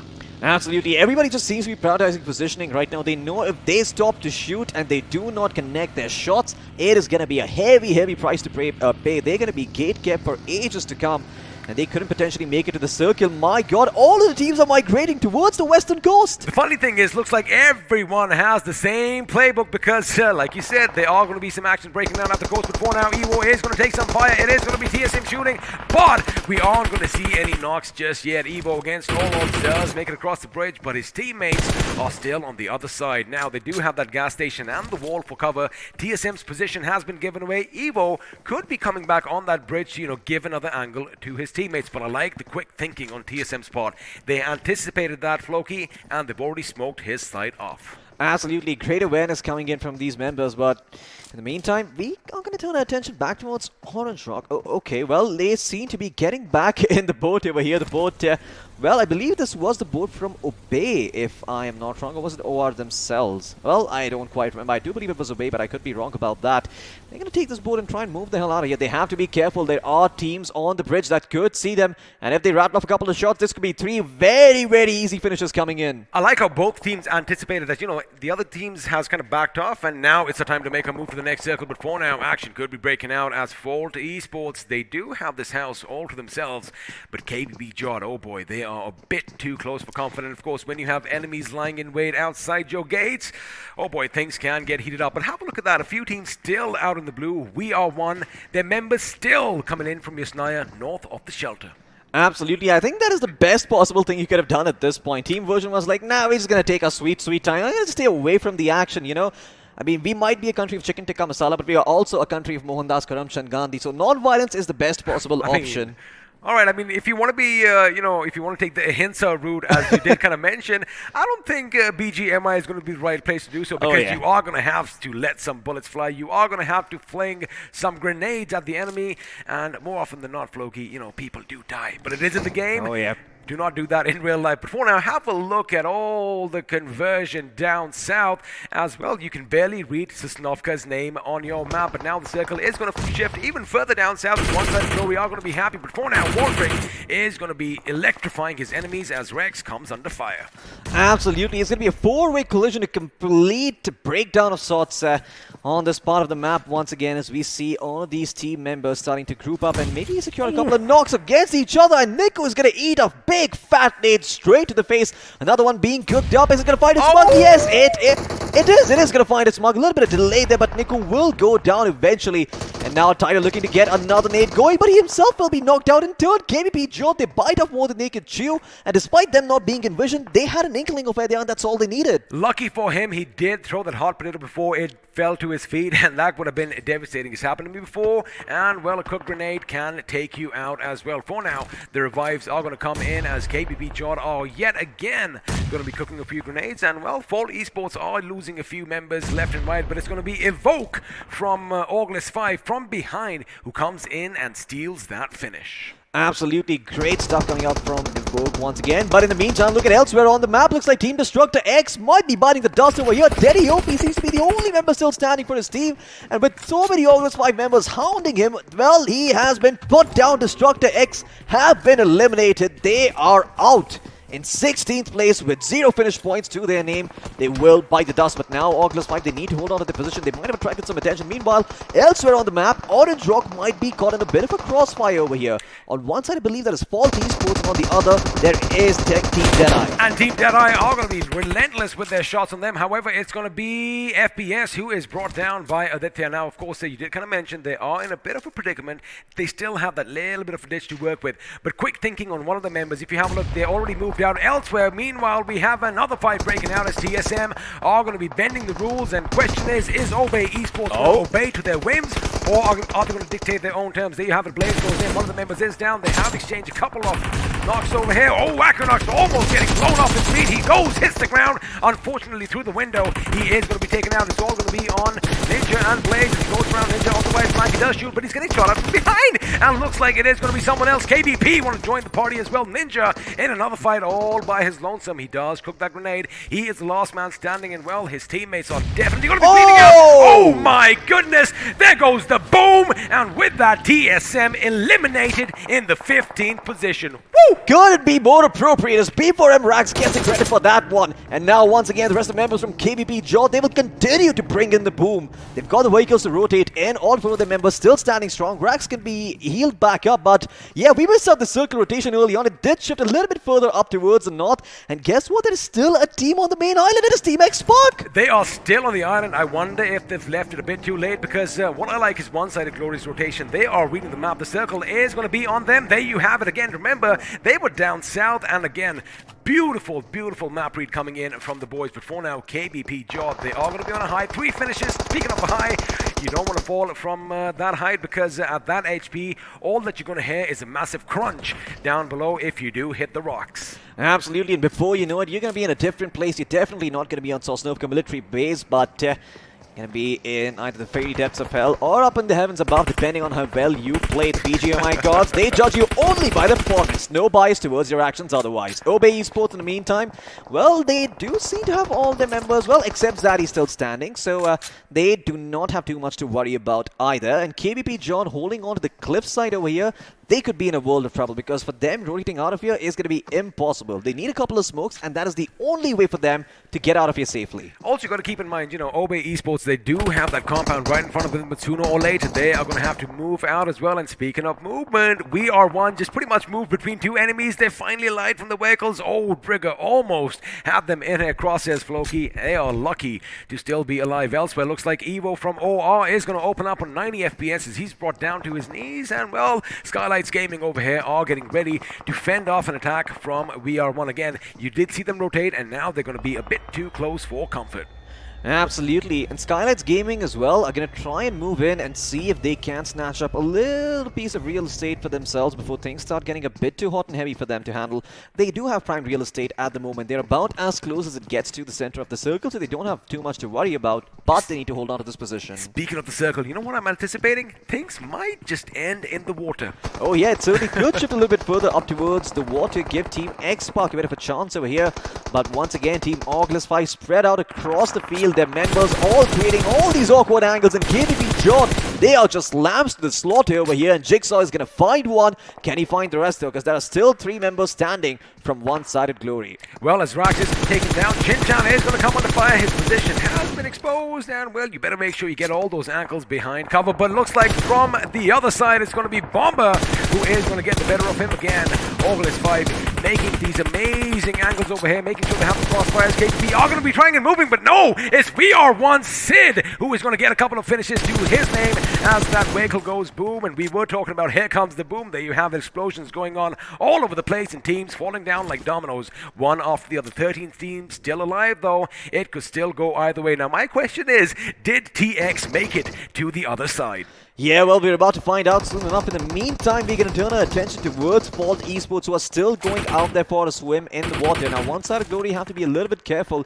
They wrap up a few shots. Oh, he does spot Aladin. Can he take him out? No, he does not know which direction he went towards, so can't really connect with all those shots. But now, in the meantime, another team closing in. It's going to be Rivalry Esports trying to steal all the glory for themselves away from one-sided Glory. But can they actually land those shots? Legend! What a beautiful shot coming in from that man. Straight to the hip bone.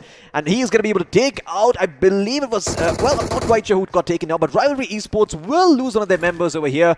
2 of their members in water, one of them inside a vehicle trying to heal himself up. Well, the question I did ask has answered itself, but Scout is going to be taken down as he does throw a grenade. And of course, you got to be careful because everyone is going to be keeping their eyes out on the beachhead. Scout does take some cover behind a rock, but one-sided Glory, oh, if they have a whiff, if they have an idea that someone's nearby, he could be taken out. And speaking of that, looks like it is going to be one-sided Glory's substitute who is going to make sure he capitalizes on that finish. Now, this is going to be a field day for this team because they have so many fish in the sea, and, well, they have those big bad guns to kill them.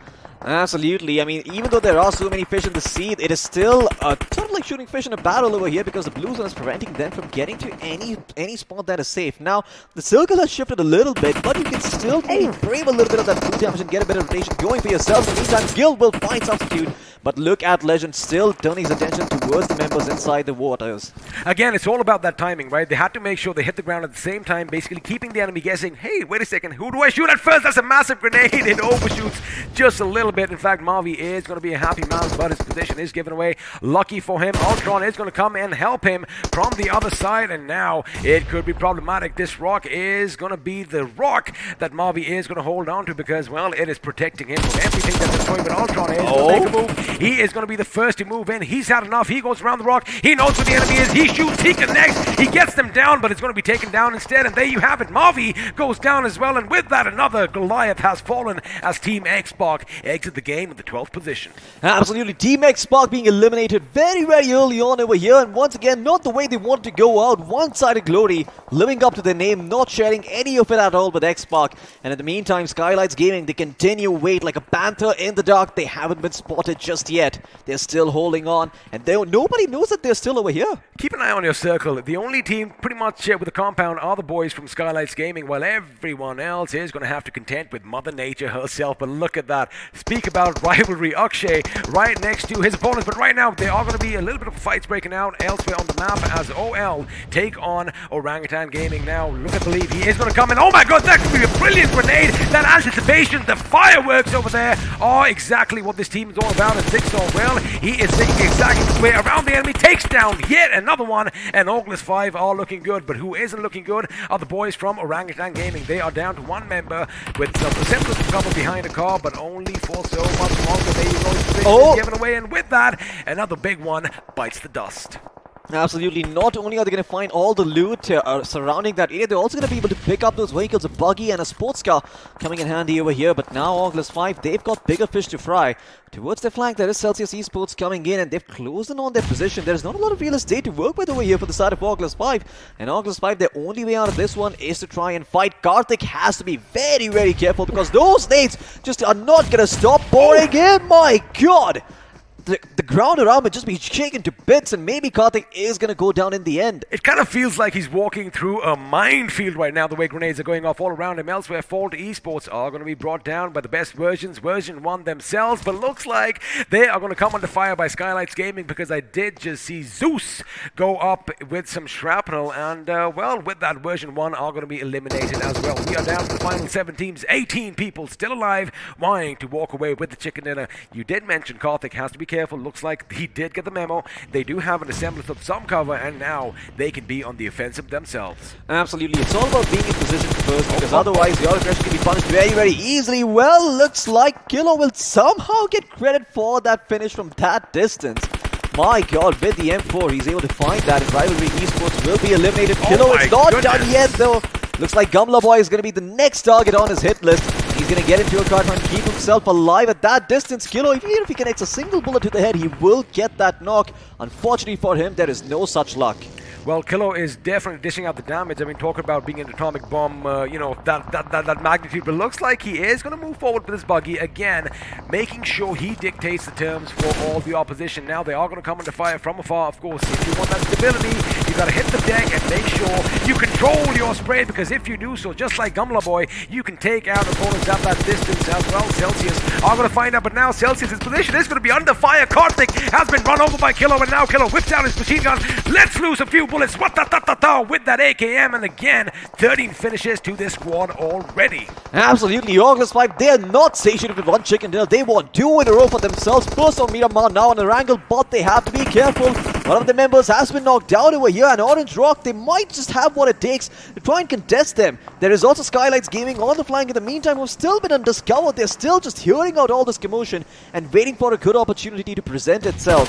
And Orange Rock in the meantime will continue to lay down some suppressing fire over here, but finally it looks like Skylightz Gaming, they will make their move. They are going to make the move. 7 finishes to their name already. They haven't been as quiet as we did expect. You know, they did pick off a few stragglers that came their way, but now they are going to be facing an uphill battle. Of course, OR are currently the kings of that particular hill. Now, as far as Obey Esports is concerned, Deadpool is going to be carrying their flag forward, but again, since he is alone, he really can't do much. On the other hand, we did see OrgLess 5. They did have a good run, but now Bomber is the last man standing, which means, well, chances are it could come down between Orange Rock Esports and Skylightz Gaming. Now, as a drop is going to fall from the heavens above, I wonder if it's going to cause some confusion, because someone might want to go for it if their armor or their helmets are depleted. But it looks like Orange Rock are going to spot the last member from Obey, and with that, 3 teams are now left in this little bit of a Mexican standoff. Absolutely. Well, the good, the bad, and the ugly. All present right here. OrgLess 5, though, with only 1 member standing, they have got some work to do. Bomber, all by himself, is going to smoke for cover in the meantime, but can he bob and weave? There is a supply drop nearby that he would really like to get his hands on. He does know where the players are, but he can't fire off those shots. He will give away his position. Keep in mind, he has a clear angle on Evo, but he wants to make sure he clears those lines behind him, because the moment he shoots, as you did mention, his position is going to be given away, and that's when Wexy and Aditya could lay down some hurt on him with the hail of bullets. But again, I love the fact that he is showing some restraint. I love the fact that he's showing some trigger discipline. He does have the placement points, but he is hungry for more, and against all odds, he's going to be wishing that, you know, OR go up against Skylightz Gaming, and well, he just might come in and seal the deal, but looks like those days could be numbered, as Bomber is going to be spotted in the distance, and now he is at the mercy of Skylightz Gaming.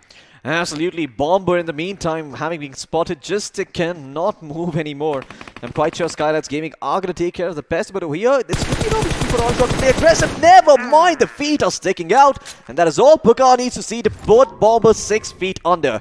A 4v3 situation now. Orange Rock at man disadvantage, but maybe Skylightz Gaming can still be taken down over here. If Orange Rock play their cards right, they could come out on top. How many smokes do they have though? That is pretty much what this late game comes down to. Also, you got to keep in mind that, Skylightz Gaming are going to be deploying smoke as well, which OR could use as Evo does get up for a second, lays down some shots and hits the deck, because now he is going to be coming under fire. Now that vehicle right next to him is dangerously close to blowing up.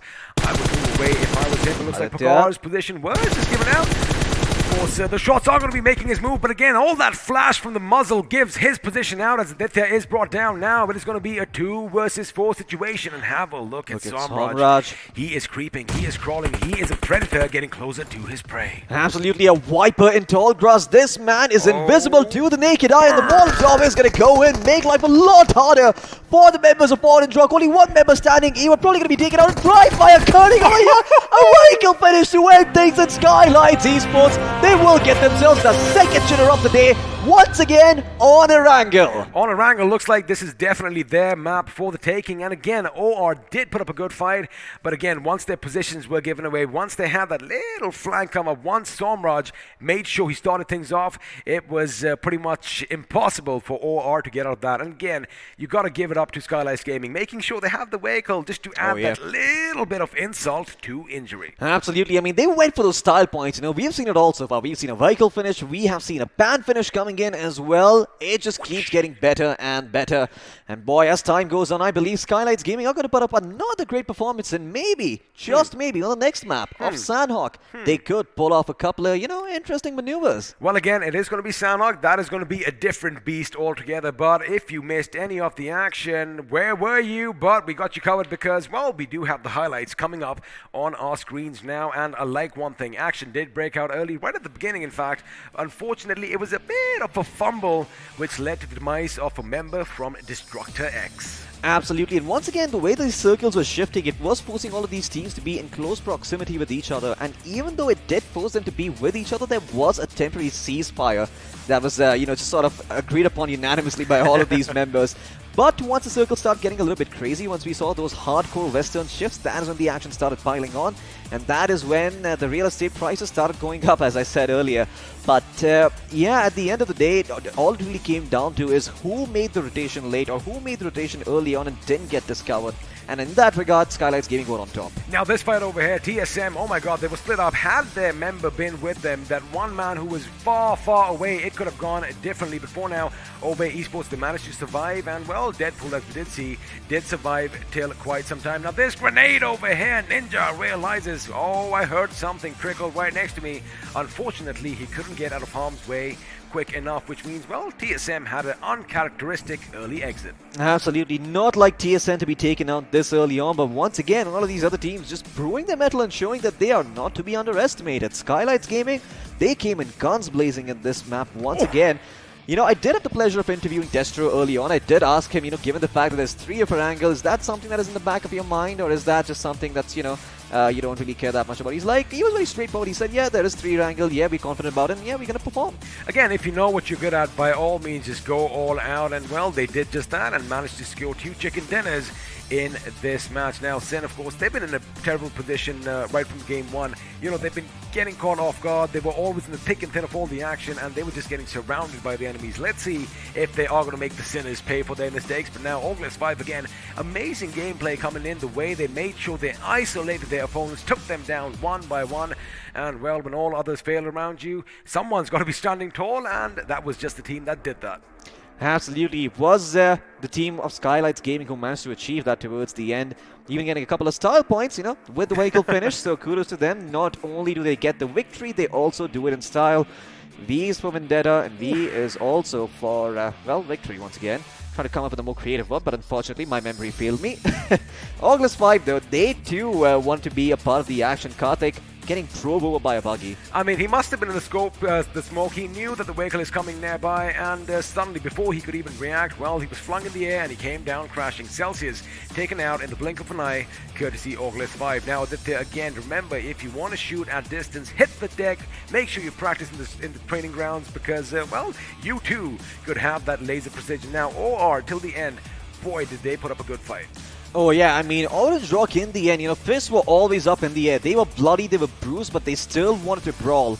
And, well, they really did try, Vexy, he got taken out over here, but Evo, he stood his ground until the very end. There's not much you can do when there's a vehicle coming in from one side and all the other members coming in from the other. Skylightz Gaming, they bit of a delta split over there, and just kept Evo on the tippy top of his toes. They did indeed, and I wonder whether the last finish came via bullets or via the crunch under the weight of that vehicle because, well, the skull would have definitely popped like a watermelon. Now, we know who won this game. It was, of course, Skylightz Gaming once again. Let's have a look and see how all the other teams did compared to them because, well, they are going to be walking away with 26 points, 11 coming from finishes. Absolutely. 26 points to their name once again. A far cry from the 37 that they found early on. But once again, this is not, these are not rookie numbers. These are top-tier numbers from a top-tier team. I'm pretty sure they aren't complaining at this point, Floki. Absolutely. I'm quite sure they're not. They're more than happy with the number of points they found. In fact, I believe they achieved what TSM set out to do with a total of 60 points. They had 40 in the last one. With a total of 26, they do go up to 66. But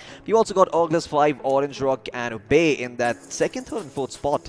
I see day by day, as you and I have been casting, your maths is definitely improving quite a bit. Absolutely. It must be, your presence has made sure my math skills are up and at the tippy top as well. But DEADEYE Esports and One-Sided Glory, well, they're on the 5th to 6th spot, and everyone else, well, they didn't have any such luck. Let's have a look at the MVP, though, and see who is the one among all of these players who stood out the most. It is going to be tricky because so many teams got so many finishes, but only one is going to stand on top, and it is going to be Kilo from OrgLess 5. 5 finishes to his name, almost 800 points of damage. Absolutely. 5 finishes, 791 damage, and once again, a headshot to his name as well. Clearly, I'm quite sure you're going to be a little bit impressed with that. 295 healing done, and that is one of those things that is a stat that you're not really sure what to do with because it just means you're a bullet sponge. So the higher the number, it kind of shows that maybe you were the first one or maybe you was just the one who got caught out too much. Well, speaking of the OrgLess 5, they are going to be at either end of the top 5 players. As of course, Kilo is going to be at the tippity top, and Zigsaw joins him in 5th position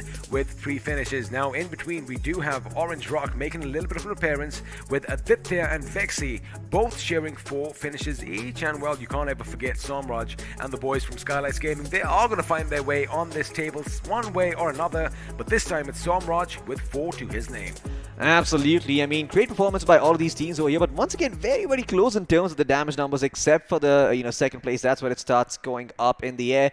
And, well, here are the match summary stats over here. 78 grenades were used, and out of those, only 3 resulted in finishes.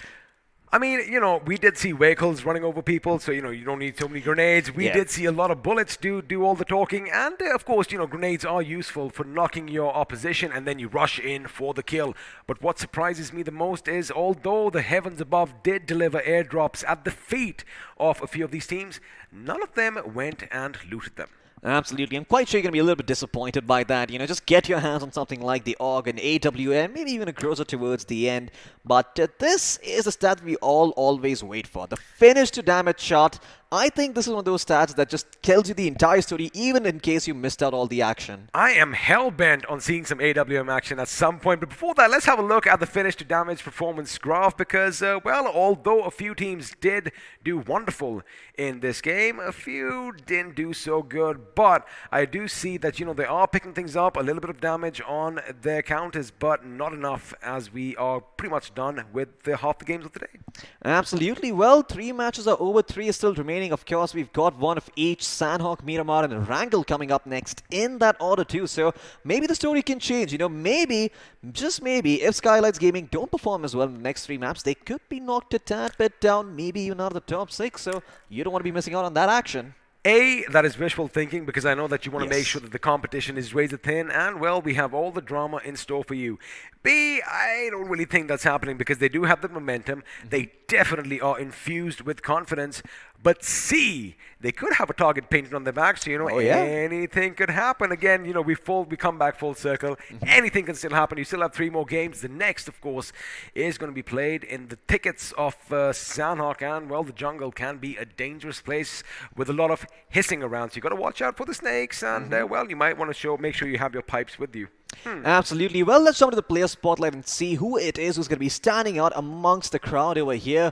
Who has had the most consistent performance throughout this day? It is going to be DEADEYE from the side of Orange Rock. Now, of course, 4 finishes to his name, but the damage is what makes this man stand out. 876 points of damage, along with an assist as well. Like I said, Orange Rock, they did have a good game, and in fact, they did survive up until the very end, which goes to show, well, they were in the nitty-gritty of all the things. Now, let's pit a couple of players against one another, as we are going to make a few of them face off against each other. It's going to be Somraj from Skylightz and Wexy from OR Esports. Absolutely. I mean, Wexy from OR, he did try his very best until the end, but looks like Skylightz just had too many numbers at that point. All 4 members still surviving, one going around with the car, the other 3 just trying to make sure that the angle's covered with their weapons and whatnot. Wexy, he was literally caught between a rock and a hard place. The hard place being a giant beast made out of metal. So, yeah, not much he could have done over there, but Somraj as well, great performance by him. I do believe he got a couple of picks that Skylightz Gaming didn't really were looking for, but it did enable them to move a little bit forward. Now that we've had a look at the players, let's see how their squads did, because we are going to pit 2 squads against one another, and this time, well, it's not going to be them. We are looking at Skylightz Gaming, who did finish in the number 1 position, and OrgLess 5, who had a good run as well with 13 finishes to their name, Floki, but look at that damage in the thick and thin of it right from the beginning.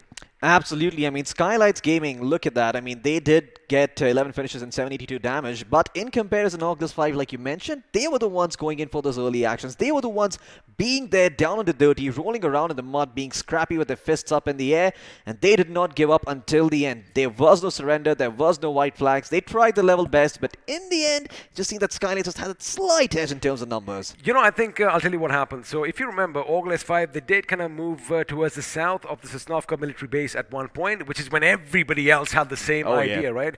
So whoever survived those skirmishes, whoever, straggled off in the distance, well, they went straight towards Skylightz Gaming. Now, let's do one thing. Let's have a look at how one particular team did in the last 3 games, as Skylightz Gaming is going to be put under the microscope. And of course, game 1, they did win that chicken dinner with 22 finishes, and, well, they did the same in game 3. However, half the finishes this time. Absolutely. Well, the one thing I love about Skylightz Gaming is the sheer number of damage that they have done. If you combine all these 3 games in total, I do believe it adds up to around 6,000 damage, and that over the course of 3 maps is very, very impressive. I'm quite sure also impressed by my math experiment. You're just looking at me and being a little bit proud, but that's that. You caught it. That was a proud little look over there. I mean, the way when he said almost 6,500, 6,000, I was like, damn, when did this happen? But again, looking at all these numbers on our screens, I guess we can kind of do a bit of math ourselves too. Now, it's not just that we have to keep talking for a living. Maybe we could do a few more calculations so we could be on the other side of the camera. But now, before we get into the next dramatic map of Sanhok, let's have a look and see how all these teams are doing after 3 games, because, well, the overall standings are popping up, and at the tippity top we of course have Skylightz Gaming's with 66 points, 35 of which came via finishes.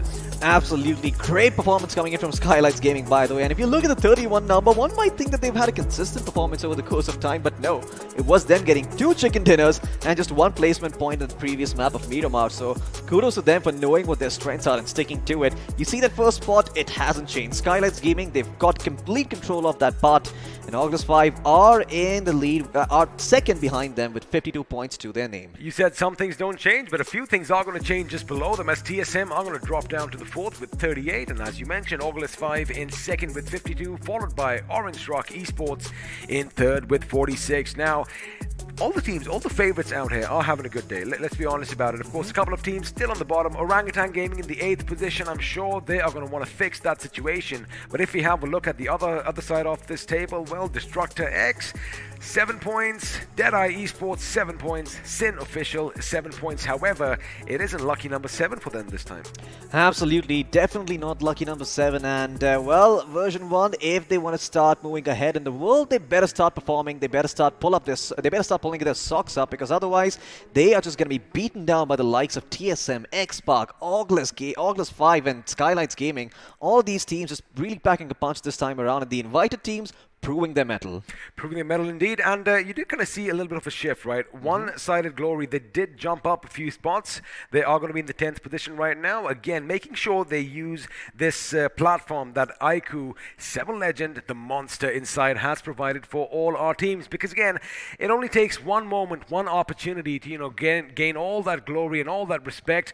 But, you know, before that, let's have another word from the official smartphone sponsor from BGIS 2021. It's the iQOO 7 Legend.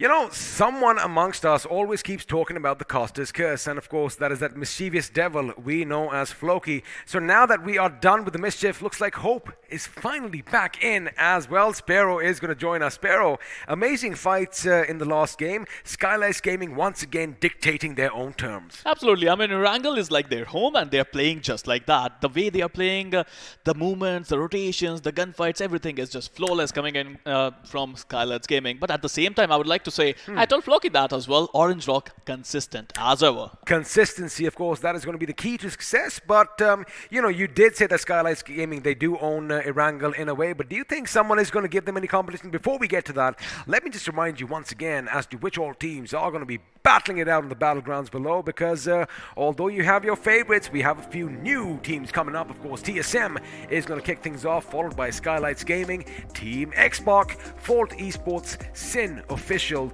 Celsius Esports, not a good day for them, Orange Rock Esports, and of course the OrgLess 5. Consistency is showing in the gameplay of OrgLess 5 as well. The way they played, I think they are brimming with confidence after this one. Talking about other teams, I think OB Esports and DEADEYE Esports are also looking to get some decent points. And I was looking at the overall points table, XP, and I was watching at number 6, they only got 20 points. So the cutoff is still very low. It is still very low. Again, it kind of seems like only a couple of teams are dominating, and let's see who else are going to be the competition, because OB Esports is in the building along with KBP JODD, One-Sided Glory, Rivalry Esports, DEADEYE Esports, DestructaX, who have been on a bit of a path of destruction themselves, Orangutan Gaming, and Version 1. Now, speaking of Orangutan Gaming, of course, the Orangutan, one of the great apes, and the team also one of the well-known teams in our community. I mean, they are one of the big dogs. However, 8th position, Sparrow, it looks a bit dicey for them right now. Absolutely. I mean, you know, they call their fans the Ape Army, and they would be so disappointed at this point of time. They have 19 points, if I'm not wrong, and they would love to get some more. I mean, Orangutan, if you do something, I don't mind getting my arms up a bit and going a little bit ape on the studio as well, because again, we want to see something from this team. We know about these boys for quite some time now, and although they are relatively new to the scene over here in BGMI, boy, have they been making waves. Now, before we do head over to the action, of course, everybody is going to be in Sanhok already. They are already pretty much jumping around with anticipation. Let's have a look at the beautiful tropical map of Sanhok, as we are going to be flying pretty low but above with a bird's eye view. And well, to kick things off, it is going to be one of the camps. I agree with you on that one. Sanhok is indeed beautiful, but it is unpredictable as well. There are a lot of teams who would love to get some points out of Sanhok, but you know what? They're also not comfortable in it. Sanhok is a map where no one is comfortable, but at the same time, if you have the zone, if you have the advantage, I think you would be pretty happy. You and I, we saw Sanhok yesterday, all right? And we saw the unpredictability. In fact, I do believe it was Floki who was joining me. But again, you were sitting right next to us, so that is why, I mean, you know, we are still a tight-knit unit over here as well, ladies and gentlemen. And that is what all the teams playing right now need to be as well. But now, as we have a look at the docks, a place that you don't see too often. Hopefully this time the circle is going to do a little bit of an opposite switch. And this time, maybe the docks, the cave, Kampong could be in contention. But again, we shouldn't really ask for too much, Pharaoh, because we should learn from our mistakes. The more we ask, the less the BGMI gods give. I'm gonna ask a lot.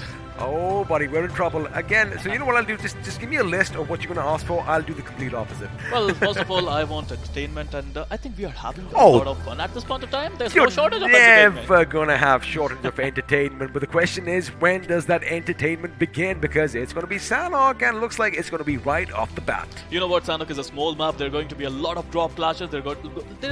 There's going to be a lot of third-party interaction as well, it seems. Oh, third party, fourth party, fifth party, maybe all 10 teams might be shooting at one another. That is what it is. It's all a party. But the thing is, it's not the kind of party you want to be invited to, because, you know, when you get back from a party, you want to be happy. Over here, well, you're going to be dead. But in the next few seconds, forget that. We are going to be jumping straight in as that big, beautiful bird is going to take to the skies once more. But this time, it's going to be the teeny, tiny island of Sanhok down below. As we see this plane path, I think Scout, as we see him on our screens, he would be really willing to get some decent points out of this game. Plane path doesn't even matter in Sanhok, to be honest. You can go anywhere you want to go. You just have to glide in the air and reach your destination. Talking about destinations, a lot of teams would love to go towards Bootcamp, Paradise Resort, Painan. All these areas are really good. But you know what? From last 2 days, we've been seeing some Haten into play, especially in the final few circles. You know, as far as really good places go, anywhere where the enemy isn't there is a really good place in my book. So let's see if that's going to be the case, because although we never see the docks, you know, taken by any team, it is going to be Skylightz Gaming, who are going to be spread around pretty far and wide. As have a look at Somraj, he is going to be west of the cave, while Destro's up in Kampong, and well, the teammates are down below. But the circle is going to be merciful this time, pretty central, so all the teams are going to be happy. However, we're going to have a few unhappy teams, because I do see a few early skirmishes breaking out sooner rather than later. I have to say, someone has done their homework. I mean, look at Skylightz Gaming, look at that split. No one uses these areas, and there's abundance of loot just lying there waiting for someone to come and pick them. And Skylightz Gaming is going to be a team who will have a decent rotation as well. Lakavi is also empty. If they can go towards the eastern coast, they're going to get a lot of loot, a lot of value out of it. But not only them, I think Rivalry also has a really decent split in the middle of the zone. They are going to be really confident after having that kind of loot, it seems. Meanwhile, TSM, the team is filled with confidence. They're off to a bad start, I would say. The problem for Rivalry Esports, Pero, is that they made a few rivals in the course of the last 3 games, and since they are split off, chances are they could be taken down one by one. But of course, this is all speculation at our end at this point. Now, you did mention TSM, good games, well, as far as games 1 and 2 go. Third round, they were taken out a bit too early, and of course, you know, the fans are going to be disappointed. However, you got to keep one thing in mind, they're going to bounce back strong. Again, as I was saying, I mean, not a good game according to their standards. Oh yeah, again, according to their standards. I beg your pardon, ladies and gentlemen, I made a bit of an oopsie over here. I should have mentioned that with TSM, because I am going to get a lot of flag. They're like, hey, wait a second, they got a few finishes, but again, according to their standards, these guys should be skyrocketing. Another team that should be skyrocketing are the gentlemen on your screens right now, Team Xbox. Now, Scout running around in the wilderness. He is going to try and see if he can find something with his teammates. Again, they are spread out on the northwestern island. Absolutely. I mean, at this point of time, they are in top 6, but I don't think they have enough points. They need to perform well in Sanhok, and as we were saying, I think heal battle could be on the cards. The position is good, they are in the zone, they are looting well, and this guy on our screen, Gil, I think he's going to be super important, as well as Ultron, if you ask me, because, I mean, with all his gadgets, Tony Stark is not coming to help him. Well, looks like that is going to be the truth in this situation. But again, just to add to your point, you're only as strong as your weakest link. So it doesn't matter what the name is. Every single man in the squad needs to perform. And well, talking about needs to perform, we are going to have some skirmishes breaking out at the Paradise Resort as KBB JODD are going to be moving in on DestructaX's position. For now, it is going to be still green, but sooner or later, all that water inside, all the greenery outside could be covered in hot, steamy blood as action is going to break out. For now, I like what DestructaX is doing. They know that the enemy is nearby. They know this surrounding. They know this terrain, and they have the rooftops. And well, when you are up on the roofs, you can see the enemies for miles out. We have seen something like this on day one as well, where RP Mizo and Revenant, they had a drop clash at Paradise, but we are yet to witness any fights there. I would love to see some fights at Paradise. Is that your favorite location? It is my favorite location. I wish they did call it city so I could say the grass is green and the girls are always pretty, but looks like, Sparrow, we might just see some action break out at some place where you normally see no team. I am talking about bootcamp before now. Looks like somebody is going to be spotted. Shots are going to be fired, and Rax, well, had he held on to the trigger maybe just a little bit longer, we would have seen the first knock of the day. But now, it does seem like DestructaX are aware that the enemies are nearby. It's just amazing to see Rax. What he did there, he managed to take a shot. He did damage his enemy, but at the same time, he changed his position. That is so important, XP, that you take a shot, you change your position, and I think that would help them. Rax trying to climb the mountain there, and I think this switch, look at the flank. All four of them are flanking at this point of time, and I believe DestructaX should be ready for them. Well, you got to keep your enemies guessing, Sparrow. That is what Rax is showcasing for us on our screens, and he is doing it brilliantly. Now, of course, DestructaX, meanwhile, aren't staying idle as well. They are going to be moving around themselves because they are anticipating exactly what is going to happen right now, as it looks like Teddy has a grenade, Max has a grenade, but Rax is going to be taken down because the Lynx sprung into action, and well, it was just a bit too fast for him. Now, KPB JODD are going to be at the back foot. They were going for the flanks, as you did mention, but now Tyler is going to have to waste some time as his teammate Hagemaru is going to make sure the fallen comrade is picked up. DestructaX, in the meanwhile, could reposition themselves, and again, you got to keep the enemy guessing, but a grenade comes in. Lucky for KBP, it was a bit too far. Well, sometimes you just have to focus on the old school rush, but didn't happen that time. I was hoping for a rush coming in from DestructaX, but they are just chilling in that compound and they are just holding on. They managed to knock one guy, but nothing much. You weren't hoping for a rush, you were hoping for chaos. Well, absolutely. Chaos it is, but I think we have to wait for some time, XP. They're just waiting for the chance to come in. Of course, the pressure is counting. If this was a classical game, they would have rushed anytime soon. Easy. A few squads would have already been wiped out by now, but of course, as there is a little bit of a stalemate breaking out at the Paradise Resort, chances are we might just switch to the boot camp, because although one team is inside, well, we're going to be switching near the boot camp, as on the other side, Celsius Esports, they do have the higher ground, but again, they do have some rivals down below in the form of Rivalry Esports, and have a look at how they are all stacked up in different houses, making sure each and every one of them covers their front. But again, Sonic, you have so many buildings, you might want to go and grab yourself a helmet. Absolutely. I mean, if you talk about Rivalry Esports, we talked about their split. They had a really decent split, but Sonic is yet to find a decent helmet. Actually, any helmet. He's looking for a helmet, it seems, and I'd put a bucket over my head at this point. Well, you have to, otherwise it's going to be so difficult, but it's all about the zone, and I would love to see where the zone is going to go. If you ask me, I believe Paradise and Bootcamp both could be in this zone. Oh, absolutely. Again, this is Sanhok, and since the first circle is going to be imploding in on itself, unless we have like a drastic shift, I think I'm going to agree with you. Judging by what I see on the map, it is going to be pretty much central. But for now, have a look at Paradise. Still two teams over there, but looks like somebody else could be driving past, and that somebody else are the boys from Sin Official. Now, Sparrow, Sin Official not having the best of days, but again, 3 games in hand, anything can happen. But it looks like someone is making a move, as Fault Esports are going to come under fire, and Aladdin is going to be wishing he had his genie with him, because, well, although he is on the ground, OrgLess 5 are trying to make a move and, well, snuff their lives out. Well, are they still OrgLess? I still can't believe my eyes. I mean, look at the performance. I hope the name of the organization is OrgLess 5, because that would just be amazing. Well, absolutely. I think if any sponsors are watching at this point of time, they should just contact them, pick them on Instagram or something like that. But moving on, look at Paradise. It's not Paradise anymore, because a chaos of war is going to happen at this point of time. One side we have DestructaX, and on the other hand we have KBP JODD, another flank coming, and they are rotating like a Like a clock, it seems. Like a clock, I like that. Tick-tock is what they need to do because, well, for both these teams, they are at the receiving end of things in the last few games, and they definitely want to make sure they climb up higher on the overall ranking. Now, Rax, like you mentioned, does have that right flank outside the buildings, but again, unless his teammates decide to make a move, he can't really do much. Now, the fact is, the circle is still going to have Paradise Resort in its entirety, so for these two teams, you know, they are going to wait for the enemy to make a mistake.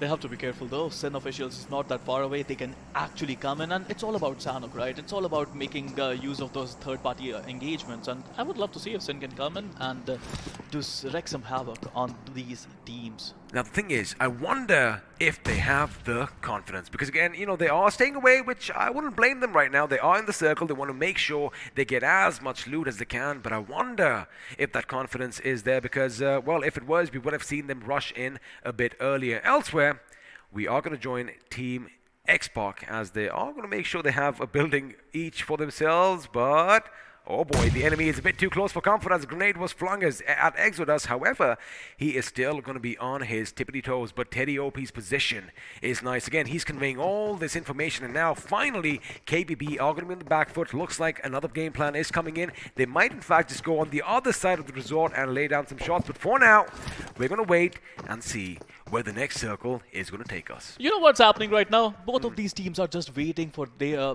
their opponents to make a mistake at this point of time. Whoever will make the first mistake is going to be the team who would be taken out, it seems. Right now, both these teams, they are waiting for the circle to come in, and I believe it is going to be a boot camp circle, if you ask me. I wouldn't mind a quarry circle. I wouldn't mind anything right now. I just want to see some action. I want to see some bullets fly. I want to see some bodies hit the ground. And, well, of course, we did predict this early on. It is going to be imploding in on itself with the Paradise Resort still in play, with Boot Camp still in play, with Painan still in play, and, well, as you wanted, parts of the quarry still in the circle. Now the circle is where it is. Teams are going to move in. Looks like Obey Esports could be going up against the enemy, and that was right overhead because VR1 are opening up on them. In fact, one of them has already been put down, and there you have it. The first pick is going to come, and now more shall follow as Deuce. He is going to be lobbing that Molotov. It does look good. It is going to force the enemy back. In fact, it is brilliant. The rock behind is going to be burning, but it looks like it is just a bit too long as Deadpool and Zaddy are going to make sure that they look on for any movement on their flanks. Now, VR1, if they want to qualify through to the semi-finale, they have to play as the team. They have to play as but Obey that will look at that. QBZ at its level best with a 4x. That was immaculate. That was brilliant recoil control, and of course the QBZ known for its rate of fire, making sure he put just 8 rounds in the enemy real quick, and well, with that, the enemy goes down, but this gives Obey Esports enough time to reposition themselves, and of course, like I said before, keep the enemy guessing. Now, what they want to do is try and get the high ground, and of course Rage is looking exactly where he wants to go. Those rocks that you see towards the right of your screen, that is where he wants to go. It is going to be in the circle as well, and from there they are going to try and thwart VR1's ascension into the next circle. Now, as far as VR1 is concerned, yes, they are going to get the picks, but elsewhere OL are going to be opening up on Fold Esports, and looks like Fold Esports might be in a tricky situation as Bomber has a clear line of sight on the enemy. Well, all these teams on the western side of this map, they have to go going towards the eastern area. So OrgLess 5 is one of them, and Fold Esports, if they just hold their ground, if they just wait patiently, I think they can find OrgLess 5 in the open areas really soon. Also, since the circle could be shifting soon enough, maybe the OrgLess 5 are going to be forced to move in, and that is when Fold Esports could take some advantage. But now smoke grenades are being deployed. Waldrick is going to make it to his teammate, and a few shots are going to connect, but Aladdin does have his genie with him this time as well. He is going to be safe, but can the same be said for Elite, because he's coming to fire, but no, it's going to be Waldrick who is going to feel that little burn as he's brought down. Lucky for him, he does have that massive rock for cover. Absolutely. I mean, this is going to be a really important factor for Team OrgLess 5. If they can push Team Fold back, they have a clear path inside the zone. Meanwhile, talking about Orangutan, they found, I think, a really good frag there. I mean, OrgLess 5 pushed Fold Esports, but the benefit of the doubt goes to Orangutan Gaming. Doesn't matter if it comes by hook or by crook. You see someone down on the knees, by all means, take the shots and, well, get your team a few more finish points. Now, the blue zone is going to be on the move once again. All the teams are going to be comfortable except a few. I do see DEADEYE Esports coming up behind Obey around the ruins. This could be problematic because, again, the sound cues definitely have been given up, which means they are going to be alighting from their vehicles at some point and moving further into the zone on foot. Speaking of moving further into the circle, looks like TS, they're kind of contemplating something right now. Have a look at Scout. He is going to be on the main island while his teammates are still on the northwestern island. Again, the circle could shift either way, but judging by what I see, I do believe Bootcamp is going to see some action in the not so distant future. It's going to be so important for Mavi to guide his team in the next zone, and I think that's a brilliant strategy coming in from his side. They send Scout forward, he's scouting his way out, and let's see where the zone goes. I mean, they won't mind staying there if the zone is there. They don't want to fight, they just want some points. I want to see some action in Bootcamp. That is all that I'm going to be talking about right now. Yes, it might be a bit selfish, but again, it has been way too long, Sparrow, and it's just going to make it all the more exciting because remember, this is Sanhok 2.0, and of course, you have a few changes here and then. You can go down underground as well, but for now, there you have it. The circle is going to implode in on itself once again. Bootcamp still in play as the teams are now going to be taking all those high ground, all those mountain tops all around it. Have a look at Skylightz Gaming. We talked about them. They took the eastern route. They managed to find a really decent spot in the zone. And do you want that drop? Sparrow, yes. I can understand by your reaction, and I think they are listening to you. They are using that drop, and I would love to see what are they finding in that drop. But meanwhile, Team Xbox Scout managed to find a really decent spot in the zone, and yes, that helped them. Now they can cross the river comfortably. Now the thing is, even if they do get spotted while crossing the river, they are going to have Scout as a little bit of an overwatch from above, and that is exactly what he is doing. Now again, the loot on this team is something to be discussed about. Level 1 helmets, level 1 vests, but again, when you are sharpshooters, the aim of the game is basically get the other one down and take no damage in return, because for now 16 teams, ladies and gentlemen, are still alive as we are going to be entering the third zone, and well, 62 players are still on their feet. For now, the action is going to be a bit slow, but looks like I do hear a few shots in the distance, and well, Rivalry Esports could be coming under heavy fire because at one end they have one-sided glory, and at the other they have Ford Esports pretty much driving past them. I can't even imagine the final two circles right now, the chaos that is brimming at this point of time. Look, we are 15 minutes into this.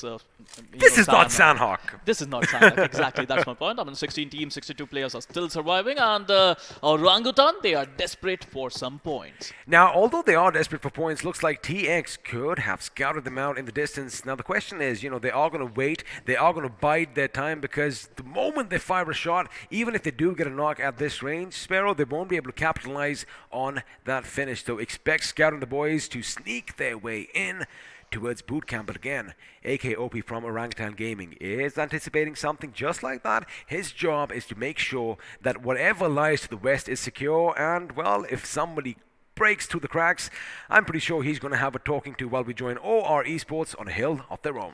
Everyone is reading the finish vid, right? I mean, nobody's fighting. Everyone knows that no one is over. Everyone is still there. They don't want to be the first team who got eliminated at 16th position. The zone is going to be crucial. So everyone is just trying to respect the zone. Respect the zone, and the zone will respect you. Also, speaking of respect, I like Wexi's respect for his trigger over here. He knows the enemy is behind the rock, and well, Rax, if you make just a little bit of a peek, let me tell you something. There is a 6-time scope with an M4 trained at you, and it is going to be Vexy from OR. So it is going to be laser precision. All those bullets are almost going to be like little mini homing missiles. But I do believe they have an idea. Again, you got to keep one thing in mind. Although there might not be any enemy near you, you could be spotted from afar, as Jelly now does know that someone is going to be nearby. KPP JODD again spread out far and thin, but they do have the compound for themselves elsewhere. Speaking of the team, Shinchan is going to bring down a member of DestructaX's Exodus, is going to be on his bloody knees. You know the best thing about Sanhok? Because you are not. You have to know that you're not alone. Oh, look at that spray. Beautiful spray coming in from Shinchan. But Aditya finally finding his target as well.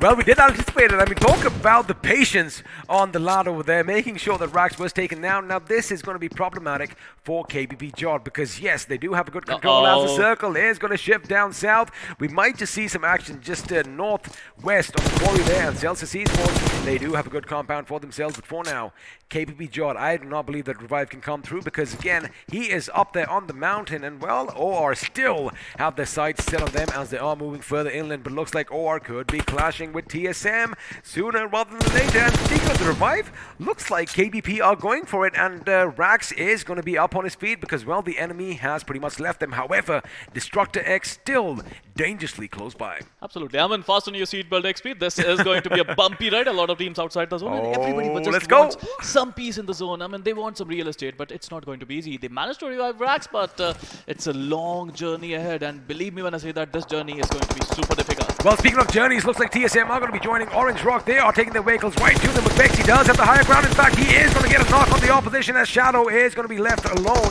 in that shack as 4 hungry members of Orange Rock are coming in. Jelly throws that Molotov. Evo goes down, but looks like the molly didn't work. Looks like Shadow got out of harm's way in the nick of time, and now he's going to make sure that Evo is put 6 feet under as the enemy is going to be right below him. He is going to deploy smoke, but looks like he is going to be spotted from the distance. But no, it's going to be Vexy who is going to bring him down and, well, put him in the ground. This is utter chaos that we were talking about. Vexy is there. They lost Evo, but they still have 3 players still surviving there with 2 finishers. Team Orange Rock is looking good. Meanwhile, talking about other teams, Aditya managing to get Ninja as well. Obey Deadpool also taken out by VR1 Tears, and I feel a lot of fights are happening at the same time. Oh, you want third parties, you want fourth parties, you want 10th parties. This is where you want to be because, again, this is that little calm. The calm is gone. The storm is just about brewing. Jelly could be in trouble. In fact, he just takes a little bit of damage from that grenade. But on the other hand, Ultron, oh boy, he was brought down by a molly, and now he does crawl to safety. Gil making sure he deployed enough smokes for his teammate, but that grenade comes in, unfortunately for the opposition. It bounced off at a wrong angle, and Gil is still lucky to be standing on his feet. But now they're going to have to make a move because, well, even though they are going to go in for that little patch up, the opposition, Orangutan Gaming, are going to be pushing in on their position, suffocating them. But looks like the play zone is playing with them as well, and only one man is standing. Gil kind of knows that. Oh, Ash sees him. Ash is going to get taken down instead. Amazing reaction coming in from Gil, and can he do it again? He goes for the last man, but it's going to be Zigsaw from afar who is going to bring him crashing down. Orangutan with the last one standing, and AKOP with the 9 first hits in his favor. I think he's looking for the heal battle. He does not even have a choice right now. He has to do it. He has to become a doctor, a savior for Team Orangutan Gaming. But talking about Team X-Park, how many members do they still have? They have only 2, and 4 of them are outside the zone as well. Well, speaking of 2, Marby just took a major chunk off, and looks like the first aid is going to be administered in the nick of time. 4 teams still braving the blue as they do try to make their way in. Scout over there zigging and zagging his way, but it's going to be Somraj who gets taken down as KBP, JODD all making the moves and the winners of the last game. There you have it. Destro knows where the enemy is coming from, but the enemy is going to be wiping out his teammates, but looks like KBP come under heavy fire as Celsius is going to be raining down death and destruction. They've got grenades, they've got bullets, they are dictating all the terms, and looks like SG, they could capitalize on their fallen opposition, but it's going to be Shin-Chan who is going to make sure that he does make the enemy pay. But looks like that is all she wrote. Destro is going to be picked up. 5 finishes for Skylightz Gaming. On the other hand, Team X-Park is also, I think, done and dusted. Meanwhile, if you have a look at the zone, Celsius is in a beautiful position. Team Celsius is in a beautiful position. Wow. There you go, Team TSM. Wow! Oh my god. They got 2 finishes out of this game, but it's over for them. The thing is, Ninja threw a grenade, knocked out Aditya from OR. OR threw a grenade, knocking out Ninja, and with that, of course, TSM are going to bid us adieu pretty early once again. Looks like things are finally catching up with them, and Orange Rock are waking to all this chaos. Are they the ones who are going to be thriving under pressure? Because for now, Akshay from Rivalry is going to be relentless as Shadow is brought down, and again, multiple fights taking place all over as Fault Esports are taking the fight to DEADEYE's Esports.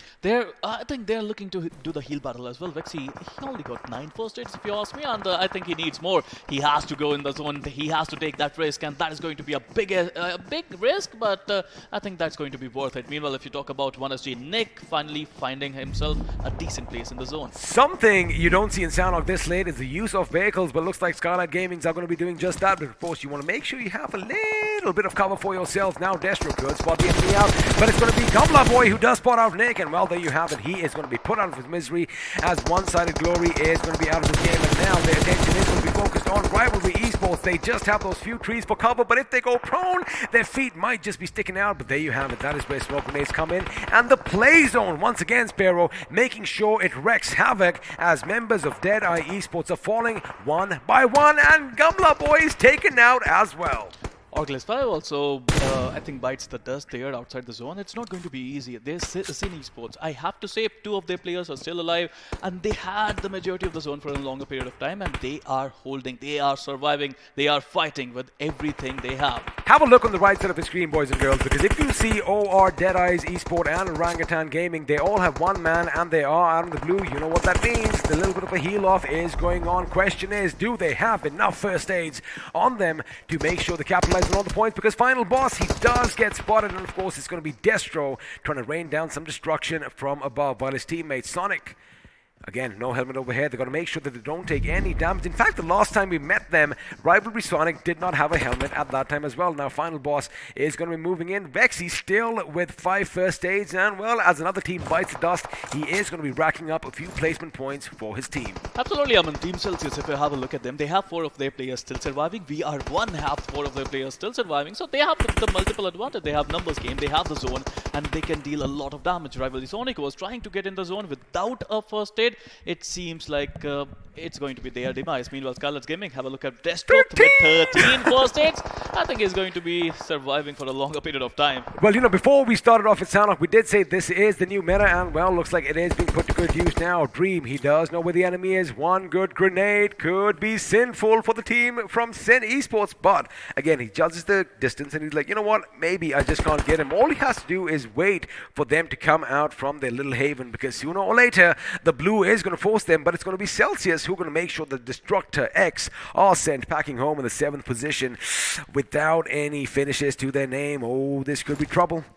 Dream S did spot the enemy, and now looks like he is going to be waiting for his chance again. I like the fact he's not going out of cover to throw that grenade, because from afar, VR1 could take him out. I think Celsius got a beautiful position in the zone. They have the upper hand, they have the numbers game advantage, they have the nades as well, and that nade is going all in. That nade is going to get the utmost value out of there, and he would get a couple of players in 1 single nade. Meanwhile, VR1, I think VR1 is their prime enemy at this point of time, but they don't have the zone. Well, Destro does have a few first aids, and in fact, a couple of them are going to be lying at his feet as well. Let's see if that's going to be enough, because VR1 are taking the fight up against Celsius. Celsius, the 4-man squad, 7 finishes.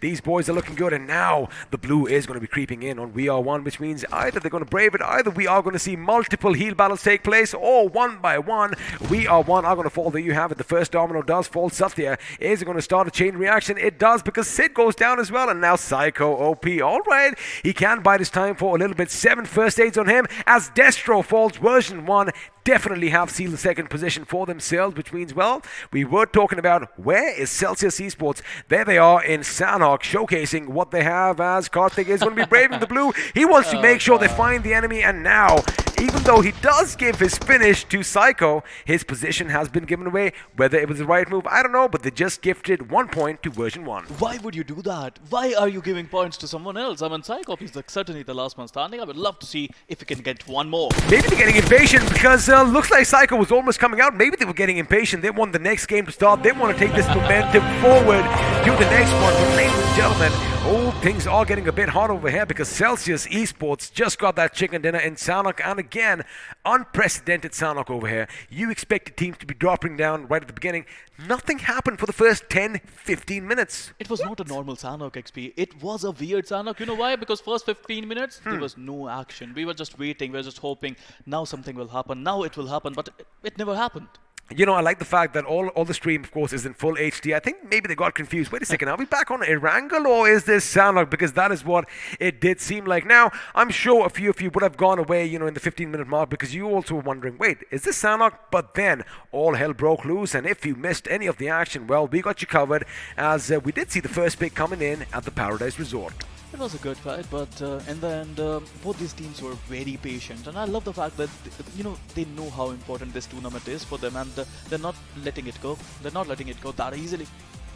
But at this point of time, I think I would love to see some action right now. Obey. They had a decent spot, they tried their level best, but talking about Orangutan Gaming at this point of time XP, I think they are not having enough points in their bag. They would love to have some more points. Talking about Orange Rock, I think they are consistent as ever. Every single game, every time we see them, they're always consistent, even though that Molotov was not needed at that point of time, but you know, it was the case. Vexy coming in, getting the better of TSM, and I have to say, TSM they got two couple of games, really good games, but after that they have two couple of bad games as well. So, what we saw in the interview earlier, they can't really do that, what Blaze said, that, we're just going to play it like classic games because, well, like I said, it is going to be razor thin. Now, again, Ultron over here was taken down and Gale could only do so much. In fact, he did try to provide some cover for his teammate, but the odds were stacked against him. But oh my god, this reaction over here. Gil saw the enemy come out late, and of course the enemy in the form of Ash did have a little bit of an advantage, but again, Orangutan Gaming coming in from behind, making sure that their teammates are going to have some semblance of security. Samraj going down, which means, well, if the big boy goes down, the rest normally do follow. Skylightz Gaming had an not an early exit because they were still survived by Gamla Boy up until the very end. Absolutely. I mean, TSM, they would love to make a comeback. Like, they were confident before the matches. They wanted to be aggressive. They want to push every single one of these opponents. But it's not easy. This is the biggest tournament in BGMI history, and the pressure is getting to them. Oh, the pressure is getting to them. But again, like we said, either you crumble under that pressure or you are going to be a shiny diamond shining in the spotlight. And of course, the spotlight is on all these teams. What they make of it is completely up to them. But again, Celsius Esports, wonderful job. And this grenade was just perfect. Kobe would be proud. Oh, they knew it the moment it landed. They probably looked at each other and they were like, all right, friend, well, this is it. I'm going to see you in the next one. Well, absolutely. I mean, talking about Kobe, he would be really happy with that grenade, and we are one. I think the last point that they got, that was good. Perfect 3 over there, the way they did flung it. I mean, the distance, you got to make sure the angle is right, just perfectly right before. Cooked. You don't want to make sure it overbounce it, of course, properly cooked, because the moment the enemy sees it coming, it's like, basically, it's like looking at you like, all right, buddy, we're done. See you in the next one. That is what it was.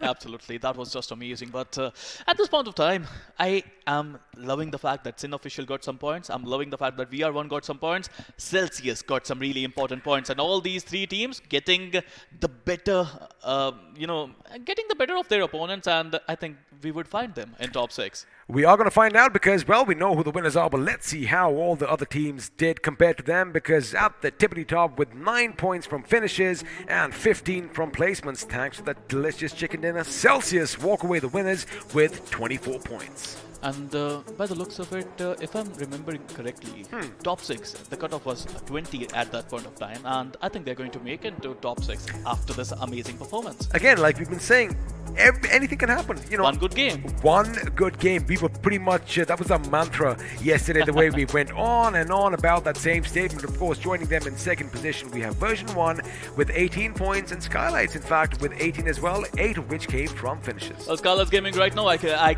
am pretty confident. I can clearly say they have 1 foot in the semi-finals and 1 foot in the quarterfinals. They are going through pretty easily. Talking about Sin Official, I'm so proud of them. I mean, this is a new team. This is a raw team with raw talent. They had the zone.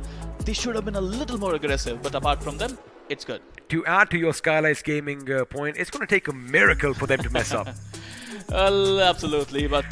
Well, before that, let's just have a look and see which one man or woman stood head and shoulders above everyone else. At the iQOO MVP is going to be up on our screens now. Keep one thing in mind, not a lot of finishes, but Gamla Boy is going to take that coveted title because, again, at the end of the day, this is a team game, and well, with 453 points of damage, 3 assists and 3 finishes, I mean, I think he did his bit for the team. That shows a lot of things. I mean, in Erangel, in Miramar, we were watching 9 finishes, we were watching 6 finishes. Now in Sanhok, we are only seeing 3s.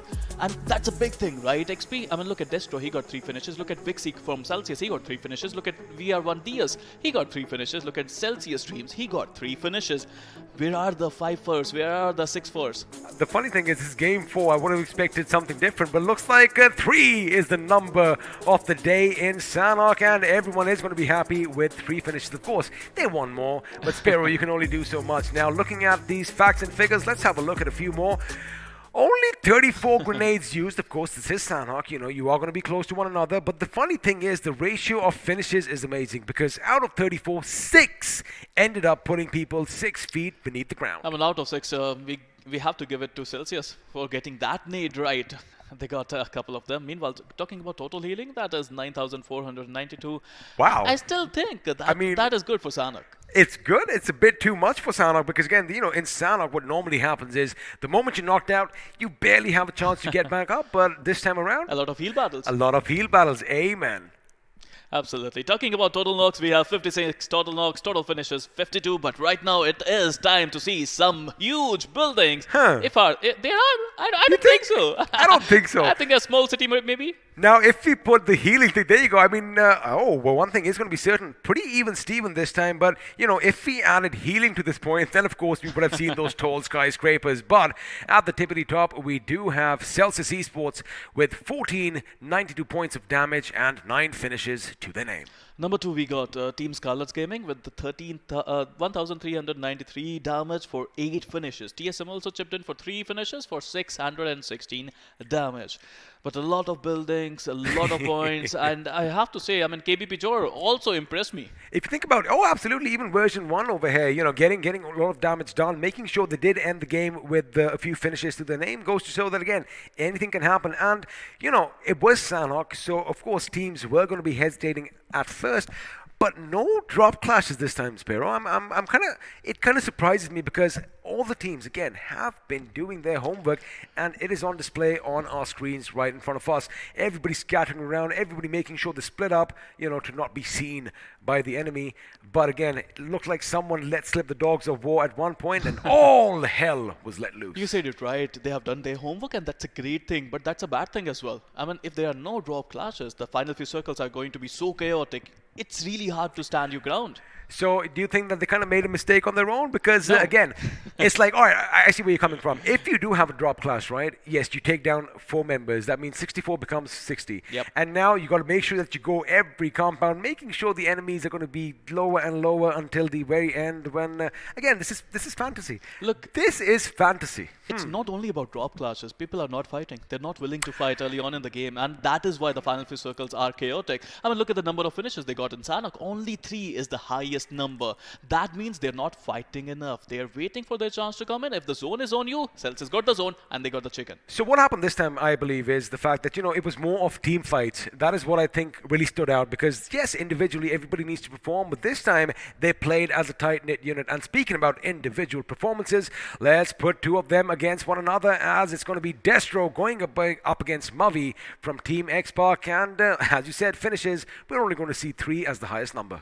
Absolutely. I'm going to finish my line there. I would love to say that I think Celsius as well, they were not, they didn't have a 4v4 altercation. They managed to stop everyone who was coming into the zone. And if you talk about other teams as well, nobody went in a 4v4 fight. Everyone was just trying to stop others to enter the zone.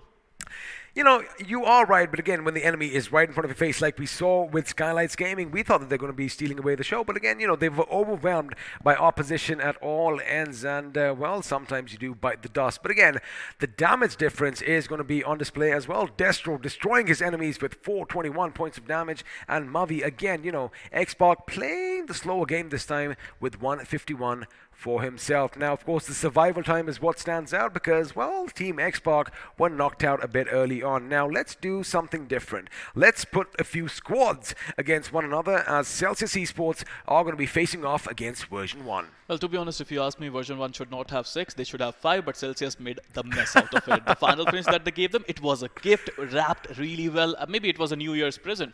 What if at the end of the 6th game, it all comes down to 1 point between these 2 teams? Oh boy, they are going to be kicking themselves in the heads then. But for now, Celsius Esports, they are going to be walking away the winners. Number 1 is going to be above their name, while version 1, they are going to have to be happy with position 2. Now, of course, things are going to be changing in the maps to come because after this, Miramar is going to be next. Then we have Erangel. So that classic RNG factor that everyone fears in Sanhok is going to be going out. But again, it is Miramar. The last Miramar we saw, boy, the circle was just playing with all the teams. I'll talk about 4 matches done.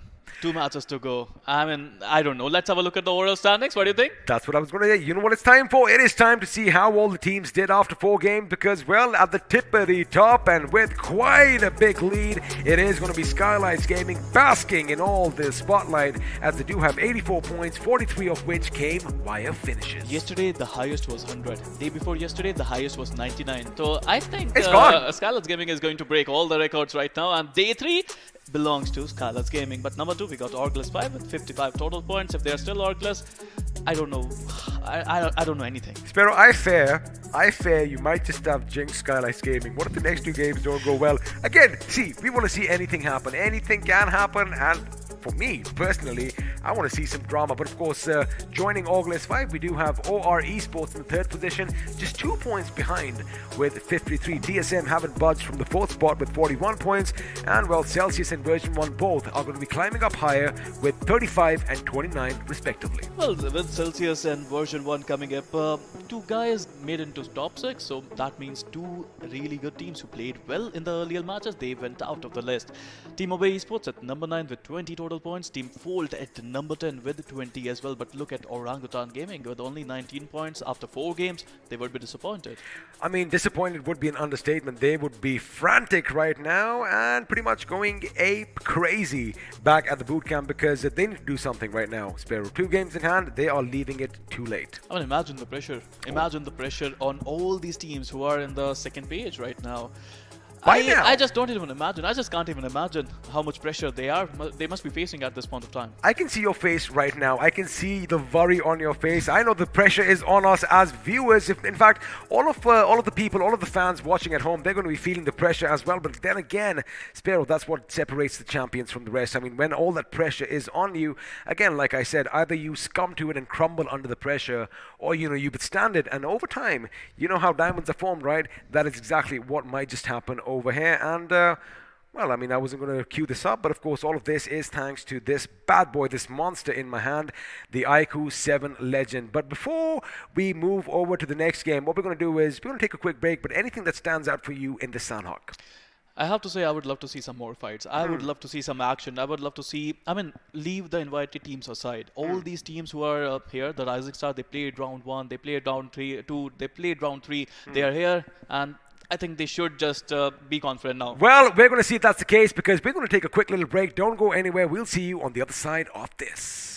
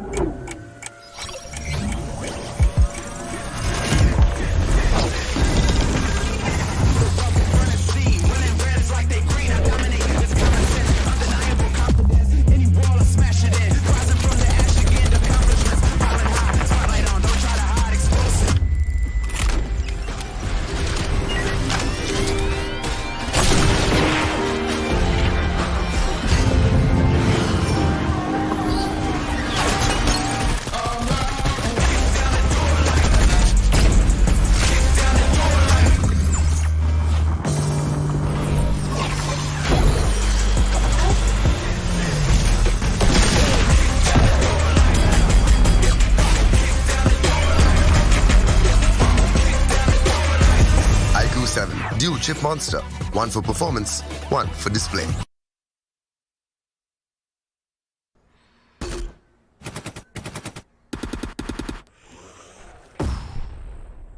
Enemies ahead.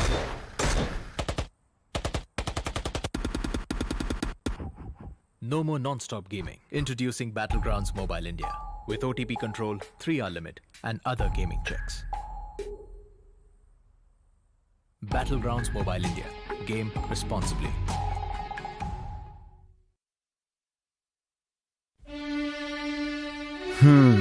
वो एक दोस्त game में फंसा, कोने में बसा, gang में अकेला, दिन का भूला. टाइम आ गया है for them to look up. रुक रुक रुक, पिज्जा है यार. हाँ, ये बेटर है. ध्यान से. ओके ओके, फोकस कर. अरे ऑसम यार. कोई नई स्ट्रैटेजी ट्राई करें? क्या बात है. श्योर? एकदम श्योर. मतलब मान गए गुरु. तो जैसा मैं कह रहा था, जब ये हद से ज्यादा हो जाता है ना, तो फन, फ्रेंड्स और लाइफ से ध्यान हट जाता है. तो कुछ भी करो, पर कैसे भी मेक देम लुक अप. अरे वाह, जल्दी समझ गए. Well done boys.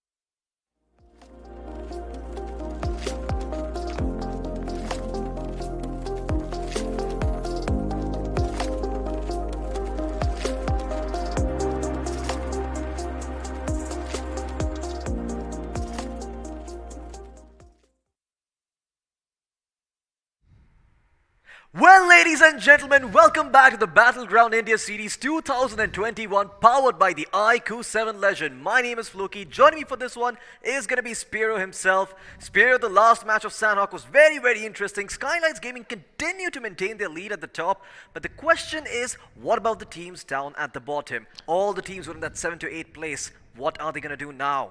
Well, as you say, Skylightz Gaming, they are through. I mean, we don't have to worry about Skylightz Gaming anymore. Absolutely. But what about other teams? I think the bottom 8 teams, this map is going to be super important for them. If they can get some points in Miramar, they can still qualify. But if it's a bad game for them, I think the dream would be over and this nightmare would be their reality. Absolutely. Well, we've got these teams in the groups just in case you've been missing out on the action. If you were sleeping for the first 4 games, well, firstly, good morning. And secondly, here are the teams in front of your screens. TSM, Skylightz Gaming, X-Spark, Fault Esports, Synofficial, Celsius, OR, and OrgLess 5. But we've also got another set of 8 teams. These make up the majority of the invited teams. And on the other side, we've got Obey Esports, KBP JODD, One-Sided Glory, Rivalry Esports, DEADEYE Esports, DestructaX, Orangutan Gaming, and Version 1. Now, out of the teams that we know that haven't qualified, is there anyone in particular that you think can maybe edge their way into the top 6? Well, I would love to see Celsius Gaming do well again. The last match was good for them. They managed to get the chicken dinner. They managed to get into top 6. But it's not clear for them. It's not easy. They have to get at least one good game and one average game if they want to qualify. The competition is rising, Mr. Floki. And I have to say, Orangutan Gaming and all the other teams like KBP JODD, they need to figure out a way, especially KBP JODD. The way they played in round 3, they really impressed a lot of us. But right now, they're struggling. Absolutely, and if there are any KBP JODD fans out there, make sure they feel the love in the chat. Make sure you spam some support for your favorite teams out there because they're going to be needing it. Last 2 maps in the fray now here, Spiro. I mean, there's only going to be Miramar followed by Erangel once again. So perhaps a bit of a comfort zone for some of these teams who have been playing since the qualifiers because, well, Miramar was played very, very recently in round 3, and we've also seen a lot of Erangel in the first 2 rounds. So hopefully these teams are going to have a slightly better chance over here. But I want to hear your thoughts. Do you think the fact that, well, you know what, scratch that, never mind. That is a topic that we can breach in a little while for now. But we do have an interview coming up soon enough. It is going to be from one of the members of Team OG. Well, let's have a look for ourselves and see who that member is going to be. We're going to leave it as a mystery for you. So let's just jump straight in and see who is there on the other side. Hello everyone, स्वागत है आप सभी का iQOO presents battlegrounds mobile India series में। मेरा नाम है अंकित पांडे, एक यांकी बॉट, और मेरे साथ जुड़ रहे हैं द वन एंड ओनली मेजी। और इस स्पेशल सेगमेंट में हम एक स्पेशल गेस्ट को बुलाने वाले हैं जिनके साथ हम कुछ वार्तालाप करेंगे, कुछ बात और चीत करेंगे और जानेंगे कि क्वार्टर फाइनल्स में उनकी क्या स्ट्रैटेजीज रहने वाली है, कौन सी टीम से उनको थोड़ा सा डर लगता है या फिर कौन सी टीम के सामने वो काफी ज्यादा स्ट्रॉन्ग नजर आते हैं। तो चलिए सीधे बुलाते हैं टीम ओरंगटन गेमिंग से ड्रिगर को और जानेंगे उनसे सभी सवालों के जवाब। हेलो ड्रिगर, कैसे हैं आप? स्वागत है आपका। Thank you so much. आप लोग कैसे हैं? बहुत ही बढ़िया, मस्त है जी, बहुत ही ज्यादा बढ़िया ट्रिगर। बट एक चीज जरूर हम आप लोगों से जानना चाहेंगे कि राउंड 3 आप लोगों का उतना बेहतर नहीं था। राउंड 3 में मुझे लगता है कि लोवेस्ट पॉइंट आप लोग के ही थे। तो राउंड 3 में ऐसी क्या गलतियां हुई कि जो अभी आप क्वार्टर फाइनल में जब आप खेलने आओगे तो आप लोगों ने वो सारी चीजें सही करी हैं? राउंड 3 में बेसिकली हमने जो हमारे अकॉर्डिंग 2 मैचेस हमारे चिकन थे वो हमने कैपिटलाइज नहीं किया अच्छे से। बस उसी नॉर्मल मिस्टेक्स को देखते हुए हम क्वार्टर फाइनल में एंटर कर रहे हैं और होप क्वालिफाई भी कर देंगे। तो ऑब्वियसली यहाँ पर अगर हम बात करें ओरंगटन गेमिंग की, एक बहुत ज़्यादा स्ट्रॉन्ग टीम हमें देखने को मिली ज़रूर से। बट ड्रिगर, अगर हम बात करें यहाँ पर क्वार्टर फाइनल्स की, तो सैनहॉक के मैप का एडिशन हुआ है। अलग अलग टीम्स की अलग अलग स्ट्रैटेजी से, कुछ हील करने के लिए जा रहे हैं, कुछ अग्रेसिव खेलेंगे। आपकी टीम की क्या स्ट्रैटेजी रहने वाली है सैनहॉक के मैप पे? सैनहॉक में तो हमारा ड्रॉप लोकेशन भी बूट कैंप पे है जी। तो जोन ने फेवर किया तो बहुत अच्छा, जोन फेवर नहीं किया तो फिर फिंगर्स क्रॉस्ड। फिर उसके बाद हीलिंग्स एंड बाकी सारी चीज़ें। ट्रिगर, मैं ज़रूर ज़्यादा फोकस आपके ही टीम पे करूंगा क्योंकि हमने ग्राइंड पे खेलते हुए देखा, फिर हमने राउंड 3 पे आपको खेलते हुए देखा। जैसा एंकी ने बताया कि ग्राइंड में जब हमने आपको देखा था, पहला दिन बहुत अच्छा, दूसरा दिन थोड़ा खराब, तीसरे दिन पे फिर थोड़ा सा आप ऊपर उठे, चौथे दिन पे फिर थोड़ा सा नीचे गए। तो ये जो इनकंसिस्टेंसी है इस वक्त अभी जो ओजी की स्क्वाड से हमें देखने को मिल रही है, इसमें सबसे मेन इशू जो इस वक्त आप लोग फेस कर रहे हो? बेसिकली हर टीम में होते हैं, मेनली अप्स एंड डाउन्स तो आते ही रहते हैं ना। मजा क्या आएगा गेम का अगर हम या तो टॉप पे ही चल रहे हैं तो या फिर डाउन में चल रहे हैं, थोड़ा ऊपर नीचे होता रहता है। और हम अभी कॉन्फिडेंट तो है क्वार्टर फाइनल्स में। जी जी। ड्रिगर, जैसे कि अभी लास्ट परफॉर्मेंसेस की हमने बात करी, तो थोड़ा सा तो प्रेशर ऑब्वियसली आप लोग भी फील कर रहे होंगे। तो अभी जो एम है ओरंगुटन गेमिंग का, वो टॉप 6 में आना है या टॉप पे आना है इन quarter finals? Qualify, just qualify अभी तो। ओके अभी तो बस क्वालिफाई, और वही सेम चीज अगेन कि बहुत सारी टीम्स होंगी जो अभी बस क्वालिफाई करके जा रहे हैं। मुझे पता है ओजी के पास बहुत सारी स्ट्रेटेजीज होंगी, जैसा हमने उनसे पहले भी बात करी थी, उन्होंने बताया था कि कुछ भी होता है कोच का उसमें बड़ा हाथ होता है, कुछ अगर गलत होता है तब भी उनका बड़ा हाथ होता है। तो प्लेयर्स कोच इकट्ठा होके चलते हैं और स्ट्रेटजीज हमें भी पता है कि अभी वो बचा के रखेंगे। सो आपको ऐसा लगता है कि अभी आपके ग्रुप में टीएसएम जैसी स्क्वाड है, स्पार्क जैसी स्क्वाड है, टीएसएम का रिकॉर्ड है 31 फिनिशेस का, आपको लगता है जब आपसे वो भिड़ेंगे, जब आप से उनकी मुलाकात होगी गेम में, तो किस तरीके का आपका माइंडसेट रहेगा? क्या वो दिमाग में रहेगा कि अरे 31 फिनिशेस निकाले हैं और बड़े आराम से वो एलिमिनेट कर सकते हैं? उसका आंसर आपको गेम में मिलेगा। यही चीज मैं सुनना चाह रहा था। मैं सच बताऊं तो मैं बस यही चीज सुनना चाह रहा था कि कुछ ऐसा बोल्ड स्टेटमेंट कोई दे जरूर। बिल्कुल ट्रिगर, मजा आया आपसे बात करके बहुत ज्यादा। Thank you so much for joining and we are pretty sure कि आपकी टीम बहुत बहुत अच्छा परफॉर्म करने वाली है क्वार्टर फाइनल्स में। So all the best for that and thank you so much for joining. Thank you. So ये हैं ट्रिगर, जिन्होंने यहाँ पर बोला कि अच्छा ऐसा है मेथी कि जो होगा देख लेंगे गेम के अंदर ही। तो मजा आने वाला है बहुत ज्यादा। और अब यहाँ पर जो एक आग है वो लग चुकी है, और देखते हैं कि आग जो है, वैसे स्पार्क भी आ रहा है और ये आग भी आ रही है। देखते हैं कि किस प्रकार से प्रदर्शन जो है वो अगले मैच में हमें देखने को मिलेगा। तो चलते हैं सीधे अगले मैच की तरफ और जानते हैं कि टीम ओरंगुटन गेमिंग क्या एक बार फिर से भूचाल लेकर के आने वाली है। Well, that was Trigger for you folks from the side of Orangutan Gaming, but the issue for Orangutan is going to be the fact that they've only got 19 points so far, Spiro. And boy, if they do not perform in Miramar, and if they do not perform in Erangel, they are going to be done for. Can you imagine the pressure? Can you feel the pressure? I can don't feel the want pressure. to. I can feel anxious just by thinking about it. Just imagine being in their shoes right now. Being 4 games down, 19 points to your name with 2 maps remaining. How the hell are you going to make it there? One of the premier teams in India, and I think they're facing a lot of issue. They're facing a lot of pressure. They're facing a lot of complications at this point of time. A lot of fans. Their fans are known as the Ape Army, and they must be hoping, they must be spamming their name at this point of time. And I would love to see if Orangutan can make a comeback in Miramar. Well, I hope the apes are rallying in the chat, because right now Orangutan Gaming are going to need all the energy that you can give them.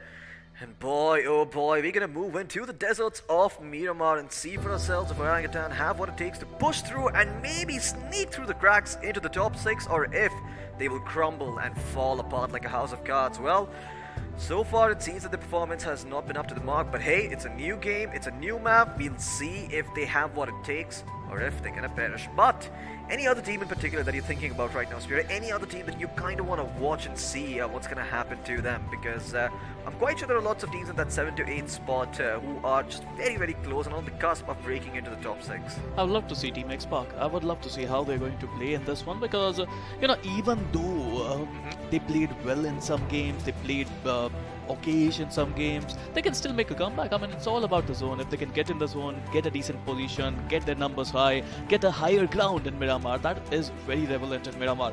Let's see if they can do that. They are going to make it through to the semi-finals. But if not, I mean, you don't want to leave it till Erangel. Absolutely, you don't want to leave it till Erangel, because that is the last possible second where well, let's just say that there's going to be lots of chaos happening. Lots of teams are going to be going for those all-in plays, and well, you don't really want to be cashing all your chips in at once. You kind of want to make sure that you take steady, even bets throughout.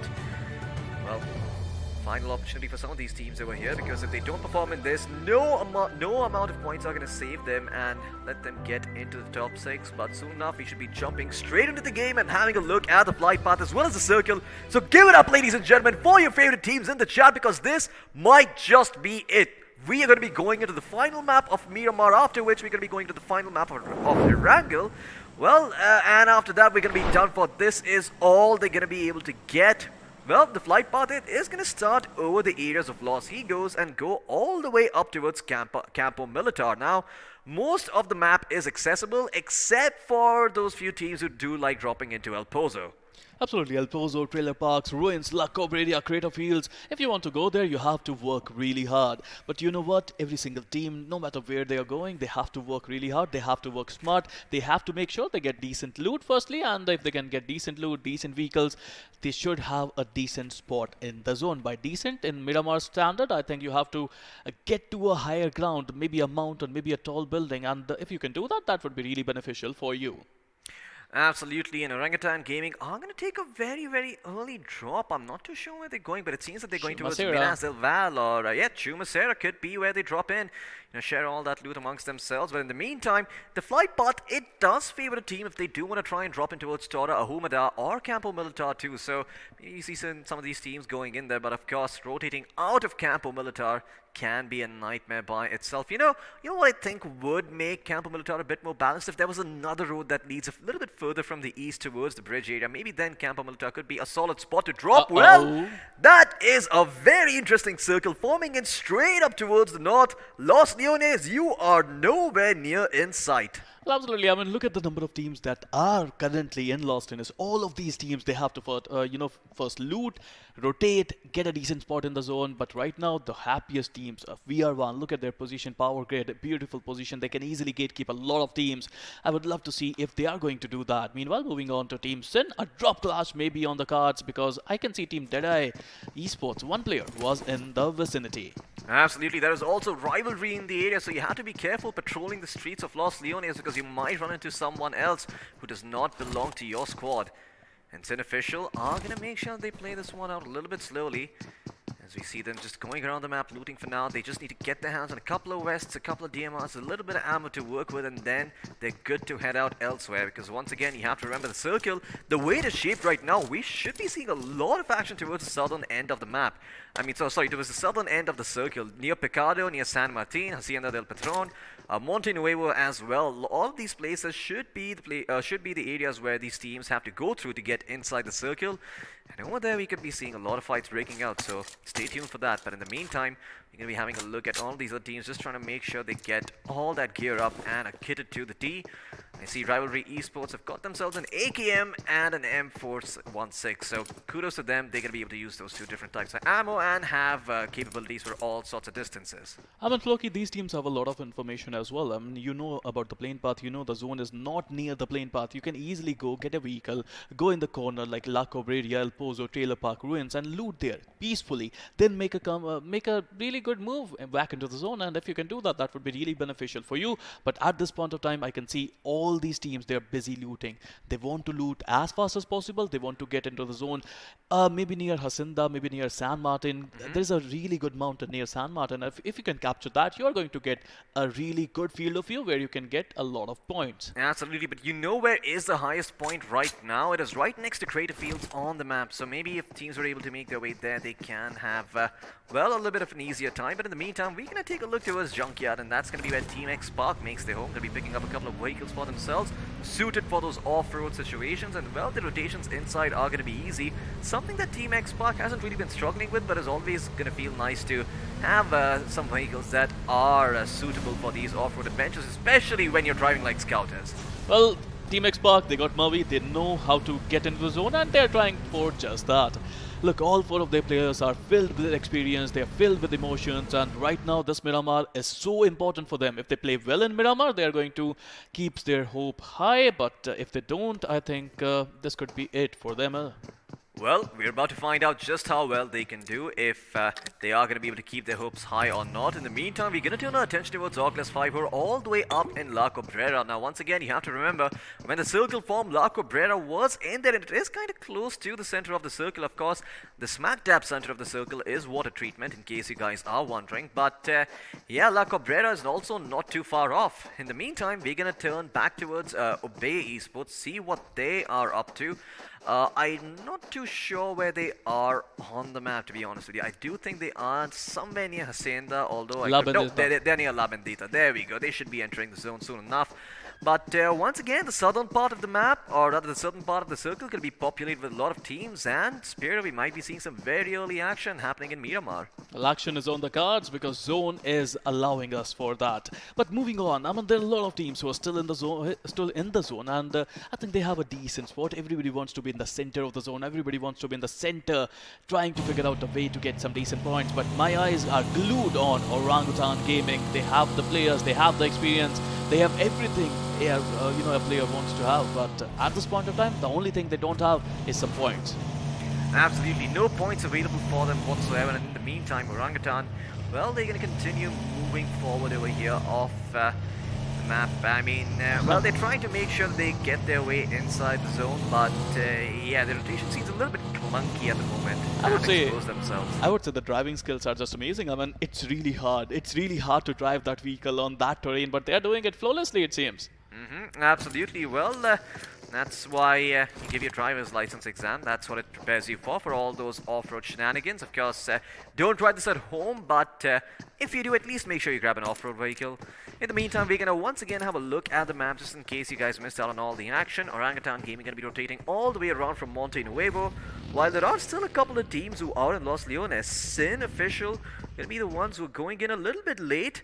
I'm not too sure if I'm a fan of this rotation, because once again you have to remember, with San Martin and Power Grid being towards the edge of the current circle, they provide very, very good vantage points towards all the teams rotating in from Graveyard and also going all the way around from Monte Nuevo. Well, my eyes are on the center where VR1 is taking a fight with Team X Park. It's happening, Floki. It's happening finally. 6 minutes onto the map, and already we are seeing some skirmish between two great teams. VR1, who took, I think, X-Park's position in the points table. They managed to get into 7th position where X-Park used to stay, and I think X-Park would like to take some revenge right now. Absolutely, Team X-Park, they are going to run into version 1, but version 1, they don't really seem to have the numbers for this fight. Team X-Park, they've got some sort of a vantage point over here, and version 1 Sid is going to try and fire off a couple of shots, maybe connect a few of them to their domes, but no such luck for now, and they might have to cut their losses short, because in the distance I do see, I think, what are the members from Skylightz Gaming, although I could be wrong about that, but yeah, in the meantime, Psycho OP is going to continue to push forward, maybe catch some of the members from X-Park off guard. This could be a bit of a bait and switch setup coming in. The Mini 14 at that distance, well, it does do a fair amount of work, but all it's really doing right now is giving the side of Deuce away to the... It's letting Deuce know that there are a couple of people there up on top of that hill. It's all about making the first mistake. If you make a mistake right now, you're done for. You know why? Because this is a very crucial area. Everyone would be coming here. This is center of the zone. You have to be careful about third-party situations. Not only third-party directly, but third-party shots. Long-range shots are going to be shot. But look at the flank there coming in from Gale. That flank was everything, and Team X-Park is just looking so amazing. This is their normal strategy. Look, they always love to flank, and Gil is one of their pure pristine flanker. Absolutely. Well, Gil doing a lot of work over here, but it seems that version 1 might still be able to get away with this. Now, that does require them to drop down a smoke or maybe get towards cover. And once they do so, version 1 should be able to get their members back up on their feet. In the meantime, Gil, well, it does look like he's not going to be able to secure that finish. And a ride has arrived, so his Uber's here. If he wants, he can leave. But it seems that Team X-Park will keep taking the fight. In fact, such as Esports are also joining the party over here. Dreams is up there on top of that rock, just trying to get some information for his teams, but it looks like he has been discovered. Thankfully, he's got the UMP for those close-range engagements, and it seems like the side of version 1 might be totally on it, but they're going to run straight into the crosshairs of Team X-Park. And look at that crossfire coming in. Dreams is even going to steal that finish away. Satya is going to be taken out, and oh my, Celsius Esports, they put themselves on board. Right now, X-Park would be fuming on Celsius. I mean, you know, they did all the hard work. They made sure VR1 would flank there. They made sure that they would go in the open area, and they made sure to get 2 really good knocks there. But Celsius, they just came, they just stole, and they have 2 finishes to their name now.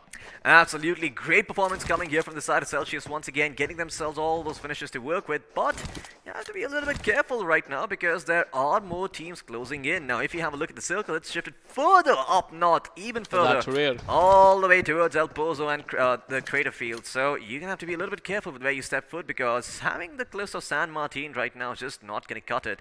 In the meantime, Team Bay, Well, they're just going to be hiding out here on the high ground. Deadpool, being the eyes for his team, has dropped a couple of smokes. Looks like he has been discovered, so he's going to have to be careful with where he steps forward. But in the meantime, Team X Spark, they know there's only 2 members surviving, and as soon as they have that information, they will push forward. Ultron, he'll be the one taking the fight. He will get that first knock, going for himself. Finally, Team X Spark will go in with the aggression. Scout OP, though, does seem to be a little bit low for now. Can't heal himself back up. Has got those bandages and first aid kits to work with. And guess what, Ultron? He's also found the other member. Deuce is going to be taken out, and that is it. Version 1, they are out. Beautiful 1v2 coming in from Ultron. I mean, he's a wonderful player. With that UMP, he just went berserk on VR1.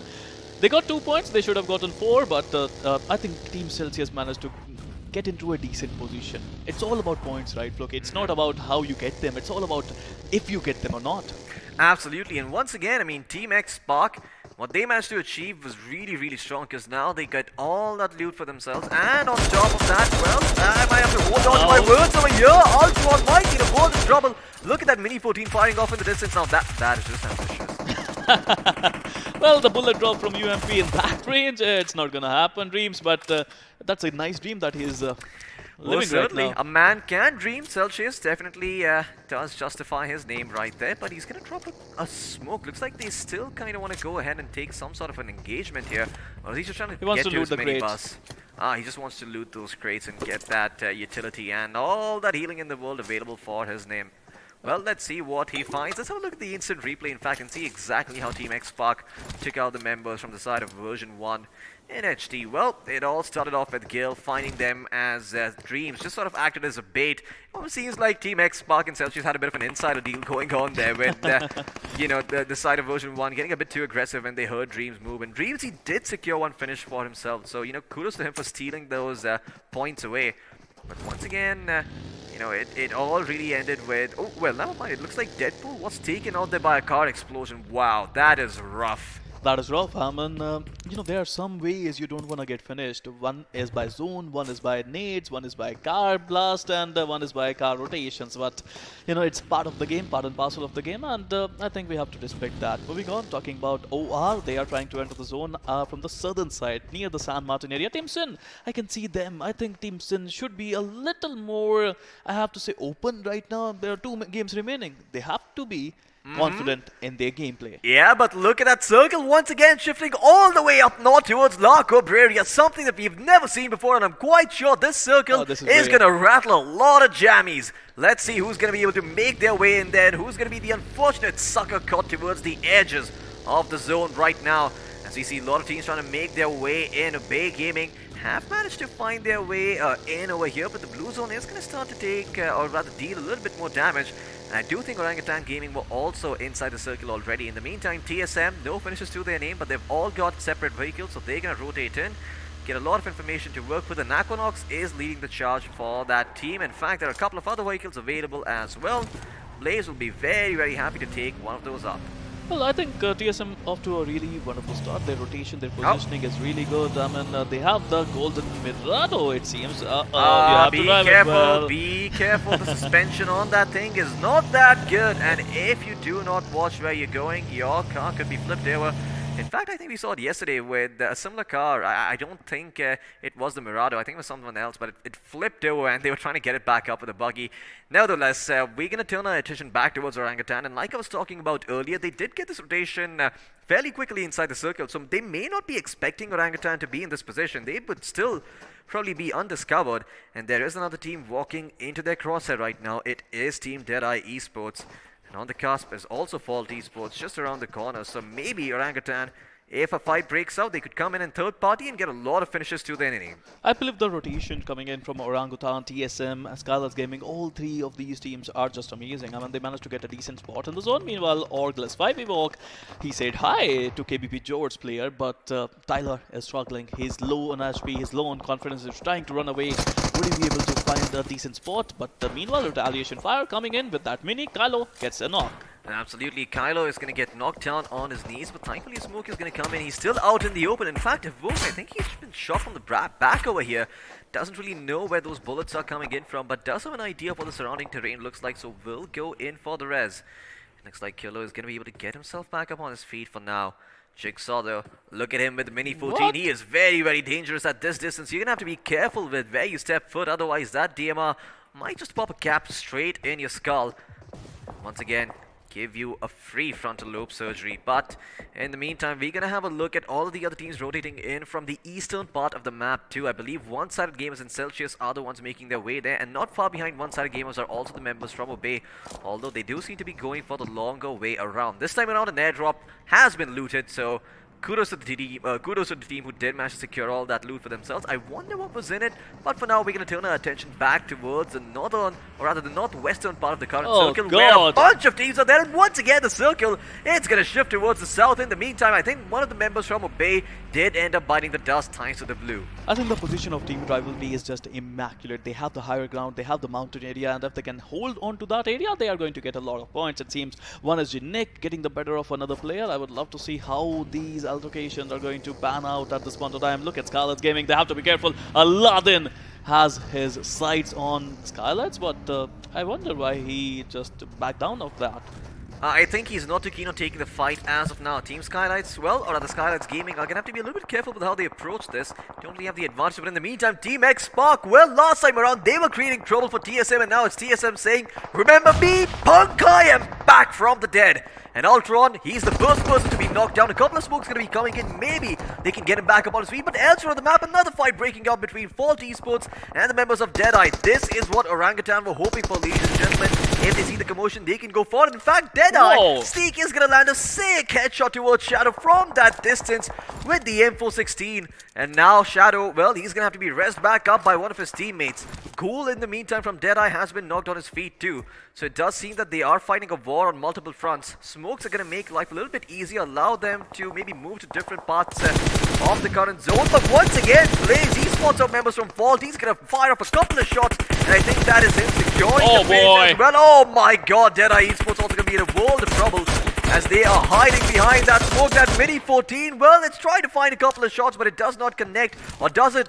I'm not too sure. Did they actually get the finish off? No, they still haven't. DEADEYE Esports are still very much in this game. So Blaze needs to find that one final lock if he wants to confirm all of those finishes. It's much more than that, Floki. They have to enter the zone, and if they want to enter the zone, they need to take out at least one of these teams who are in their way. Both Esports and I think DEADEYE Gaming, both are in their way, and TSM, they're known to bully their opponent. I would love to see if they're going to do just that at this point of time.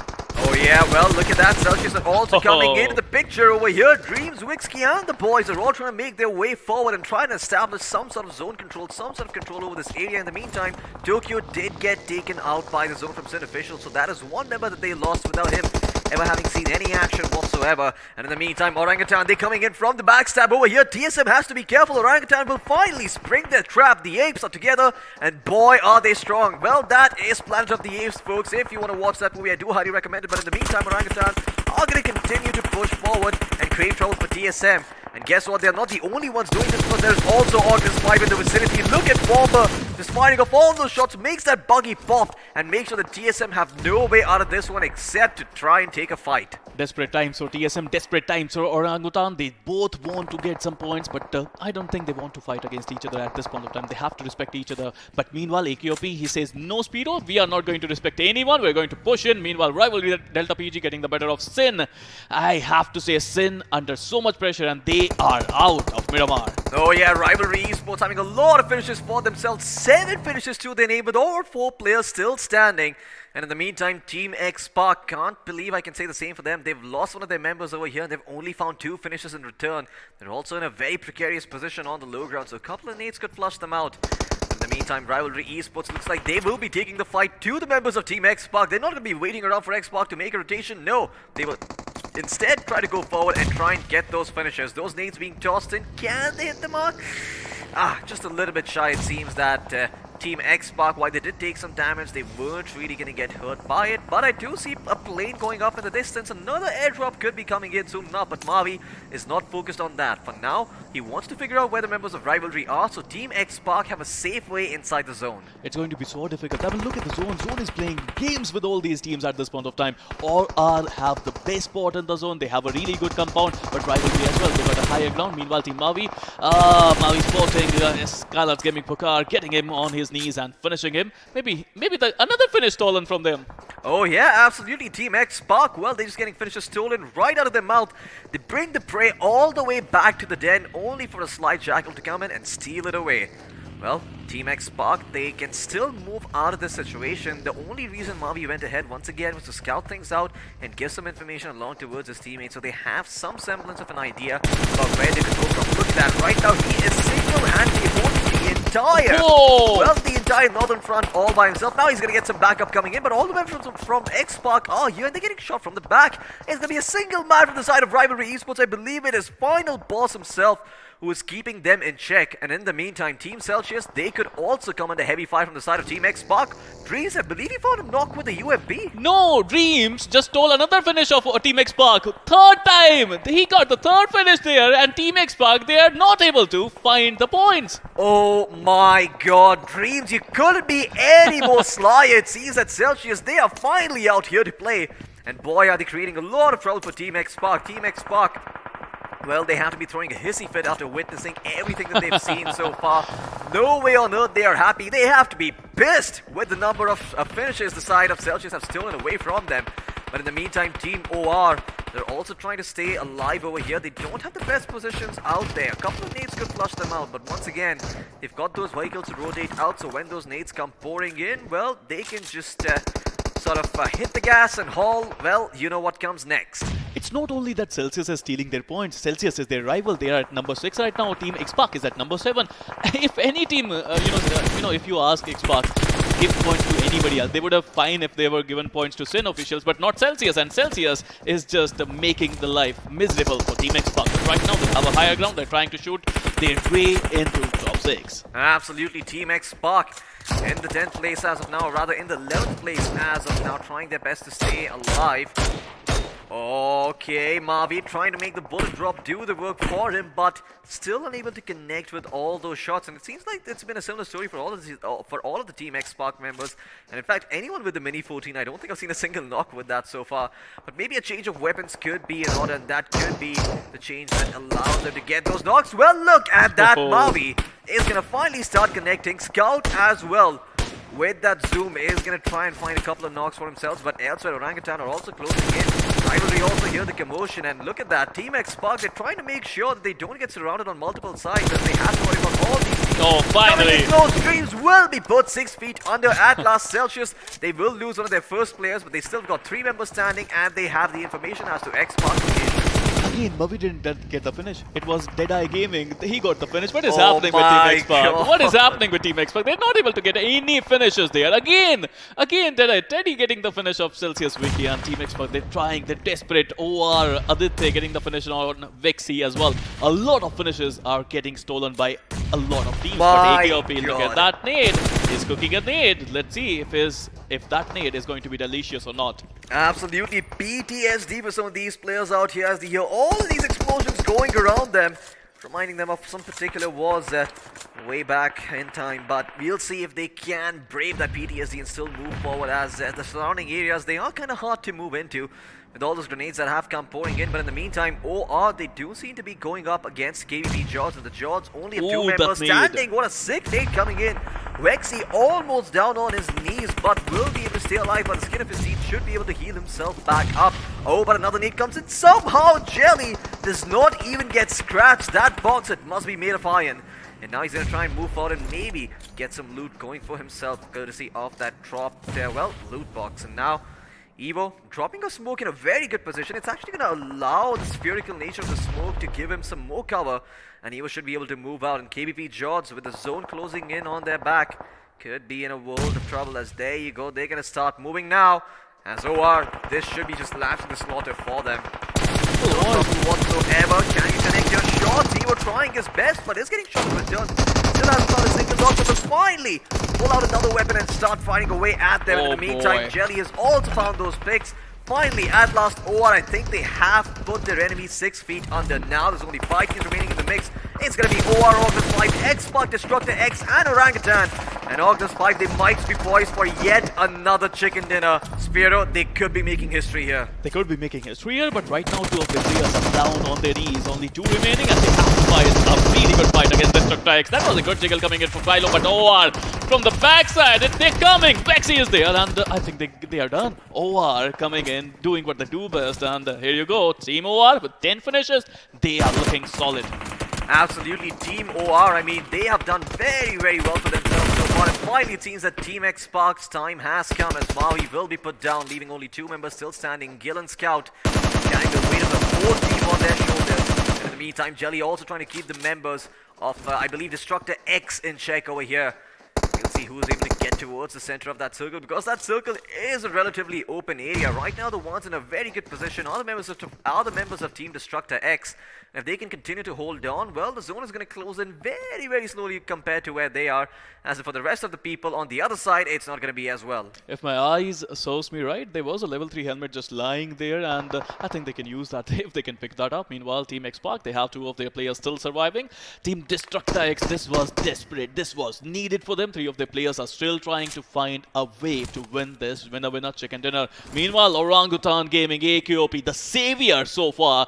Desperation calls, and iQOO, I think he would come to the zone, it seems. Scout, he has an idea of where the player is, but he's still not sure if he should pop that buggy or at least help his teammate Gil out in the meantime.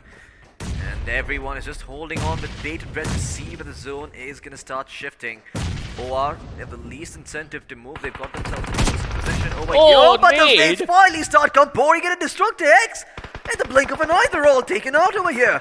And now OR, they might just be sharing the same fate. Look at Team X Spark, they're moving forward. They also want a part of this action. They want to make it to the top 6, and they will continue to press on forward.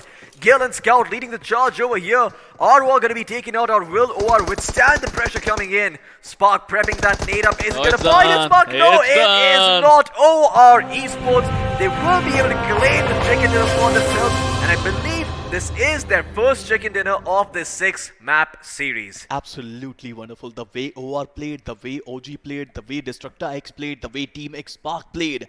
Every single one of these teams were desperate to get some points on the table, and they do manage to get some points. OR, I have to say, I'm inconsistent as ever. Absolutely. From the game 1, I've been talking about their consistency, and yes, they are proving it again and again and again. But I'm so happy that OG managed to get some points out of this game. The competition is real. It's all about the competition. Team Celsius are in the game, Team X Spark in the game, we have Team OG in the game now, and boy oh boy, this is getting heated up. Absolutely, it's most certainly starting to heat up, and now there is only one chance remaining for all of these teams over here, and I can't wait to see who's going to come out on top. But before we actually move on to that, I do believe the point standings are getting ready, so as soon as they are done and dusted, we should be having a look and seeing where these teams are in relation to one another in this current match. Now I do know for a fact that OR are on top. They got themselves a bunch of finishes. They got themselves those sweet 15 placement points to work with. But it is the 2nd to 4th place where sort of the confusion occurs as to who is up there. Before we even move on to that, we're going to be having a look at the highlights and having a look at the match once again. All the bits and pieces of the action that you've missed out on, well, it's on your screen right now. Don't miss it. Well, it all started off with Gil getting that first pick on the members of Team Version 1. I'm on Team X Spark.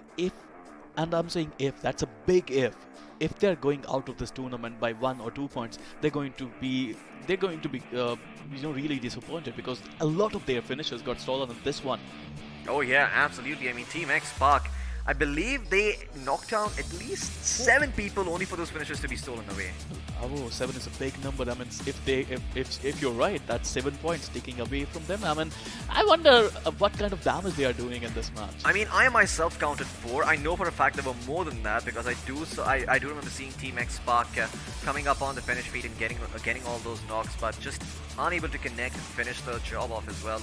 In the end, you know, we're going to be moving into the FD chart too once we're done with this entire thing, so we're going to have the story there, don't worry about it. But yeah, it seems that Celsius, they really stepped up over here. They put up a much better performance compared to last time around. Sure, they were not able to make it as far as they would have liked, but definitely a step up from the previous performances so far. Orangutan Gaming, also a similar story. You know, they didn't have a very good start to their games, but now with them having survived up onto the 3rd spot, they are getting a bonus of 10 placement points, and hopefully that should give them a ray of hope over here. They're gonna have to win Erangel though if they want to make it to the semi-finals.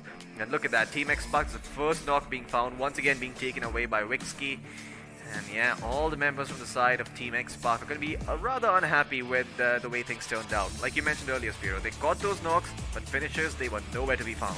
They're nowhere to be found, and I think DestructaX got a lot of those finishes. Team Celsius Dreams, he's the solo man who took 3 finishes away from Team X Spark, but that's a brilliant job coming in from Celsius. I mean, I think with this performance, Celsius would love to get some decent points, and Erangel is going to be the finale. That is going to be a very big game for a lot of teams. Absolutely, Erangel is going to be the backbreaker for all of these teams coming in.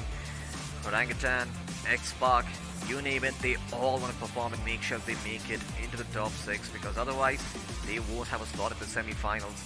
Well, if you don't make it to the semi-finals, it's going to sting even more, because you'll know you were just a little bit close to making it to that grand finals itself. Of course, we're only going to be calling 8 teams out of the herd when we move on to the semi-finals, so that basically means that everyone has a shot at making it there, as long as they get themselves a good spot. But yeah, in the end, it is going to come down to how well they play, and well, if they don't play here, they'll never see the sunlight at the end of the tunnel. It is not going to be any tunnel, in fact, to traverse through, because they might just be eliminated right here. I think the call-outs from OR was really good. I mean, look at OR Vexy. The way he managed to attack at that point in time, his player was reviving. If Vexy would have been taken down there, I think this chicken could have gone to Team X Spark, but a lot of hips, a lot of birds. It is what it is. Team OR managed to get a beautiful chicken dinner on the back of that performance by their players. Well, coulda, woulda, shoulda. Let's have a look at the point standings and see for ourselves what teams could have, would have, and should have done better. As well, we are going to try and backseat a little bit and see, what maybe could have been improved upon. But OR Esports, once again, first place. No big surprises over here, but in second place, we've got Team X Spark with 5 finish points and 17 points total. Absolutely brilliant. They would be ecstatic after this performance, but still Erangel is going to be a key game for all these teams. Including Orangutan Gaming. They're back in the mix with 15 total points, 5 finishes they got. DestructaX, I mean, they would have wanted more. They got 5 finishes, total 13 points, but they are, I think, on the second page. They need to do something else. They need to do something special in Erangel if they want to come in top 6. Talking about Celsius Esports, they were at number 6 in the last time we saw overall standing, so these 11 points are going to count. They are going to matter a lot for them. Absolutely, and the best part about this is that, OR are in a league of their own, right? They've got themselves 29 points. It is a struggle for everyone from the 2nd to 6th spot, because they're all very, very close in terms of points. Team X Spark, sure, they've got a 7-point gap between them and the members of OrgLess 5, but even then, it's not something that the side of OrgLess 5 can't cover up. They have shown that they're very, very capable of taking the win on a map like Miramar, and well, at this last stage of Erangel, they might just be able to do a lot more. Maybe even, make their way towards the top 3. But let's have a look at the MVP and see which player out of all these teams stood out the most. It is going to be Dreams from Celsius Esports. Absolutely brilliant. I mean, 7 finishes, 701 damage, 1 assist, 1 headshot. I think he got knocked a couple of times, so 200 healing, survival time of 20 minutes and 32 seconds. The way he played, I mean, you have to be opportunist, I have to say, Floki, and he was just that. Absolutely, he most certainly was an opportunist over here, as Dreams definitely did a lot of work for his team. He stole away a lot of finishes from the side of Team X Spark. And now we're going to be jumping into the top 5 to see what other 4 players are going to be joining him. That is going to be OR Jelly with 6 finishes, 690 damage, 1 assist, 1 headshot, and a survival time of 24 minutes and 28 seconds. Alongside him, we have DestructaX, Lynx, if I'm not wrong, Lynx for the win with 5 finishes. We have OR Aditya with 4 finishes, and look at the damage of Aditya, 897 damage. That is just brilliant. That is the highest amount of damage, in fact, of all the top 5 players over here. The 5th place, of course, we've got Delta PG from Rivalry. So once again, Rivalry making their mark over here, but failing to really show it on the point standings table. Let's have a look at the match summary and see which of these teams, or rather how much utility was used. Nothing to do with the teams, excuse me. 66 grenades were used, out of which 4 resulted in finishes. But still, the number of grenades being used just keeps going up the further we go into the competition. Absolutely. I mean, Erangel is a perfect spot for nading. Miramar is not that much. I mean, Miramar, you use your gun a lot. In Sanhok, I mean, we were seeing 30s, 33 nades used. So I think Erangel is going to be the perfect place if you want to use some nades. Total rescue players are 43. Total healing is 9,730. But right now, it's the time. Let's address the elephant in the house. Let's know how much damage Team X Spark has done in this game. My god, look at that. A highway robbery of sorts from the side of X Spark. There's 1,909 damage done with only 5 finishes found. Quite unfortunate to look at over here. And yeah, absolutely. Team X Spark, if they could also have a look at this chart, they would too be feeling bad because... look at Celsius. 850 damage for 10 finishes they got. Yeah, well, they've got Team X Spark to thank for that. You know, they did all the hard work. They had done all the heavy lifting. All Celsius did towards the end was come in, you know, deliver the final blow and pretend it did all the work. Well, we'll see if Celsius can keep this performance up because they most certainly are going to have to if they want to try and make their way towards the top 6 and maintain their spot too.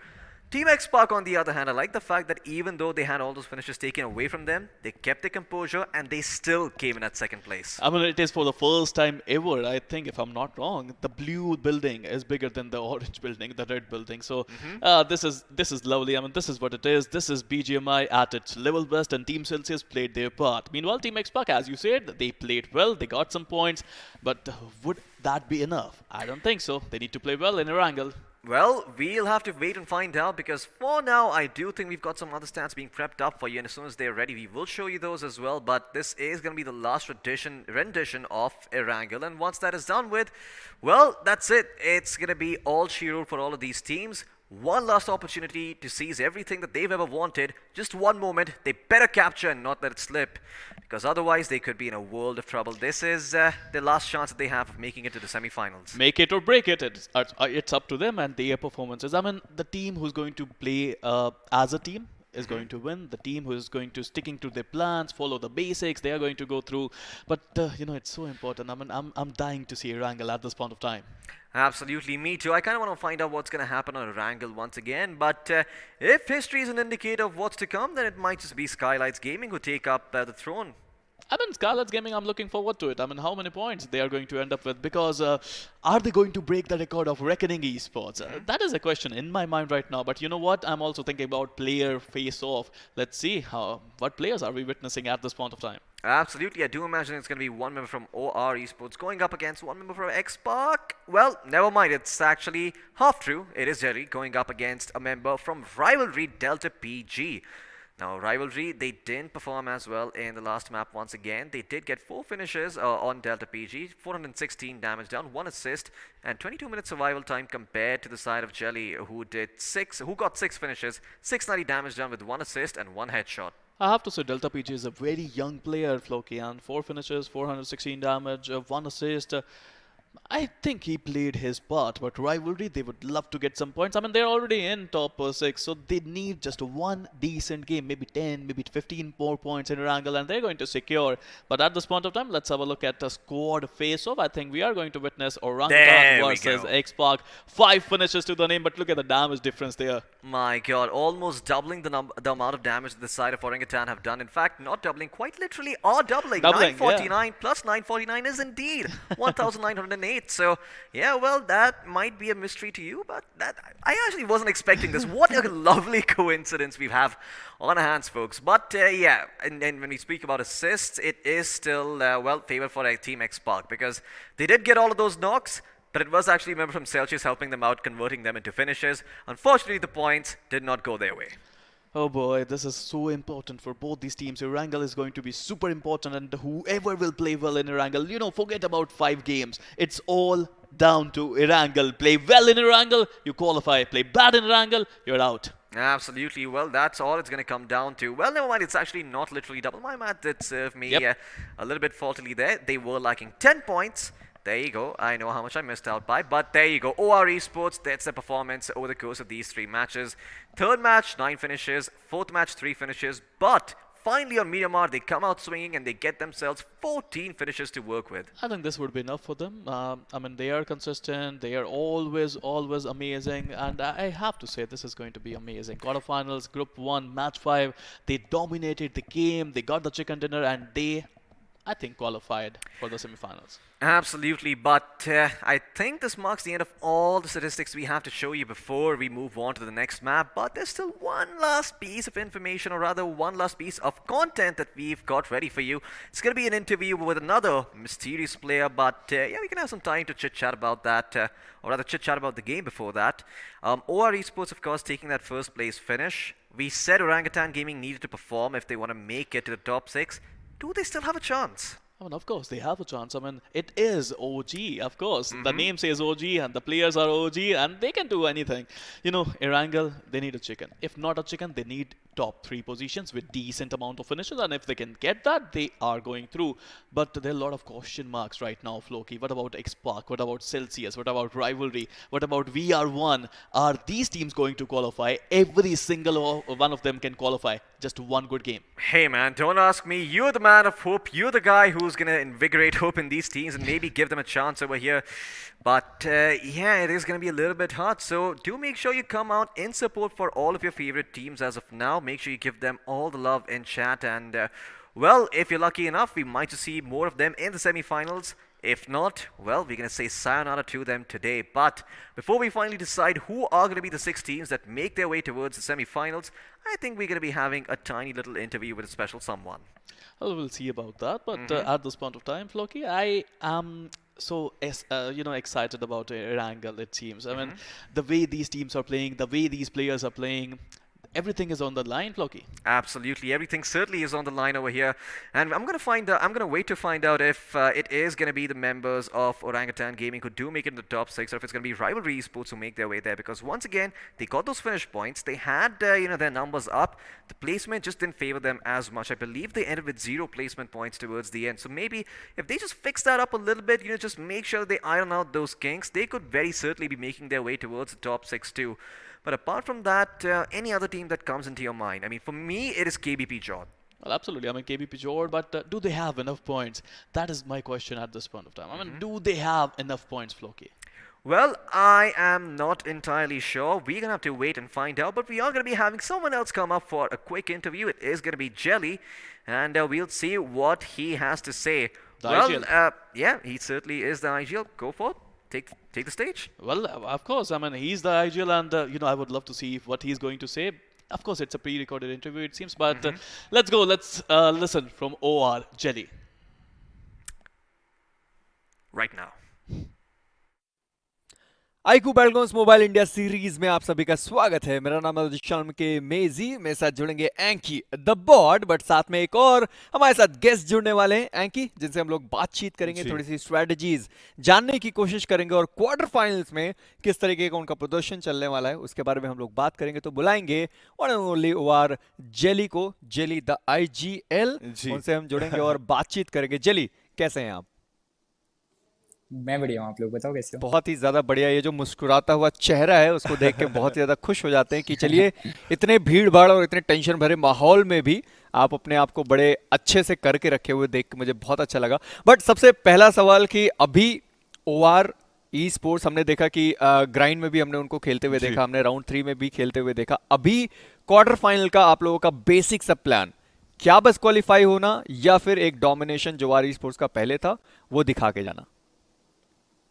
नहीं, हम कभी भी ऐसा नहीं सोचते कि qualify होना है कुछ भी। हम लोग #1 के लिए एम रखते हैं कि #1 से क्वालिफाई होना है, तो फिर उसके बाद क्वालिफाई तो हो जाते हैं आराम से, कोई दिक्कत नहीं होती। जी, तो यही #1 ही एम रहता है अपना मैक्सिमम टाइम। तो बिल्कुल बेसिकली यहाँ पर वो ये बोलना चाह रहे हैं कि जो भी ग्रुप की टॉप नॉच टीम है उसको बीट करके खुद टॉप नॉच बनना है। बेसिक जो फंडा है वो यही रहने वाला है। जेली, अभी हमने यहाँ पर देखा कि राउंड 3 में टीम ऑरेंज रॉक ने परफॉर्म किया था, वहाँ पर कुछ अंडररेटेड टीम्स जो थी वो भी आई थी क्वालिफाई होकर के राउंड 1 राउंड 2 खेल करके। तो वो जो फ्यूजन था वो आपको कैसा लगा? आपको क्या लगता है कहाँ पर अंडररेटेड टीम्स लैक करती हैं, क्या उनके स्ट्रॉन्ग पॉइंट्स हैं, and like how do you see them basically?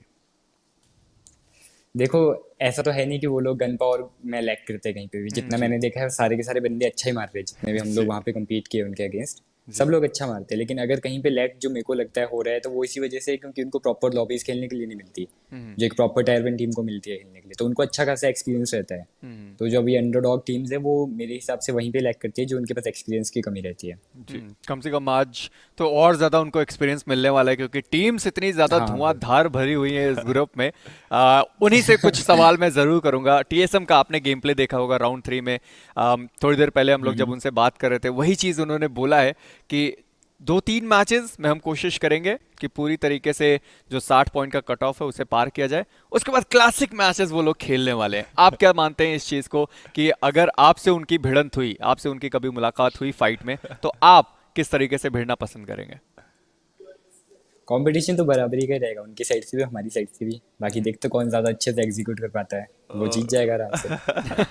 Confidence तो देखिए यहाँ पर साफ जी, साफ दिख बिल्कुल। रहा है मेरे को ऑरेंज रॉक जेली के पास, और वो जो मुस्कुराहट उन्होंने दी अब वो मेरे ख्याल से यहाँ पर टीएसएम के प्लेयर्स अगर देखेंगे तो उनको भी समझ में आएगा कि ये थोड़ी सी सरकास्टिक मुस्कुराहट जरूर से रहने वाली है। बट जेली यहाँ पर हमने जैसे देखा कि राउंड 3 में एडिशन हुआ था मीरामार के मैप का, अभी यहाँ पर क्वार्टर फाइनल्स में सैनहॉक का एक मैप है और आपको ही पता है कि वो एक मैप थोड़ा अनप्रेडिक्टेबल सा रहता है। तो सैनहॉक के मैप पे कई टीम्स ऐसी हैं जो हील बैटल की स्ट्रैटेजी लेके चल रही है। हमने बात की कुछ और टीम से भी, वो बोल रही थी कि फर्स्ट एड बहुत सारे रखने वाले हैं, एक प्लेयर को हील बैटल के लिए छोड़ेंगे। तो आपकी भी कुछ ऐसी स्ट्रैटेजी या फिर आप कुछ अलग स्ट्रैटेजी के साथ मैच में जाने वाले हैं सैनहॉक के? नहीं, हील बैटल का हम लोग पहले से सोच के नहीं चलते कि हील बैटल करेंगे, क्योंकि हम यही एम करते हैं कि हम 4 बंदे सैनहॉक में जोन के अंदर लेके जाएंगे। लेकिन अगर सिचुएशन ऐसी हो जाती है कि 3 बंदे मर जाते और मतलब लूट वूट करके फर्स्ट एड उठा सकते हैं तो ही हील बैटल के लिए जाते हैं, नहीं तो हम हील बैटल करते ही नहीं। उन्होंने बताया कि जब वो फाइट लेते हैं नंबर 1 का जो एम है वो इसीलिए करते हैं क्योंकि उनको अपने गन पावर पे ज्यादा यकीन है।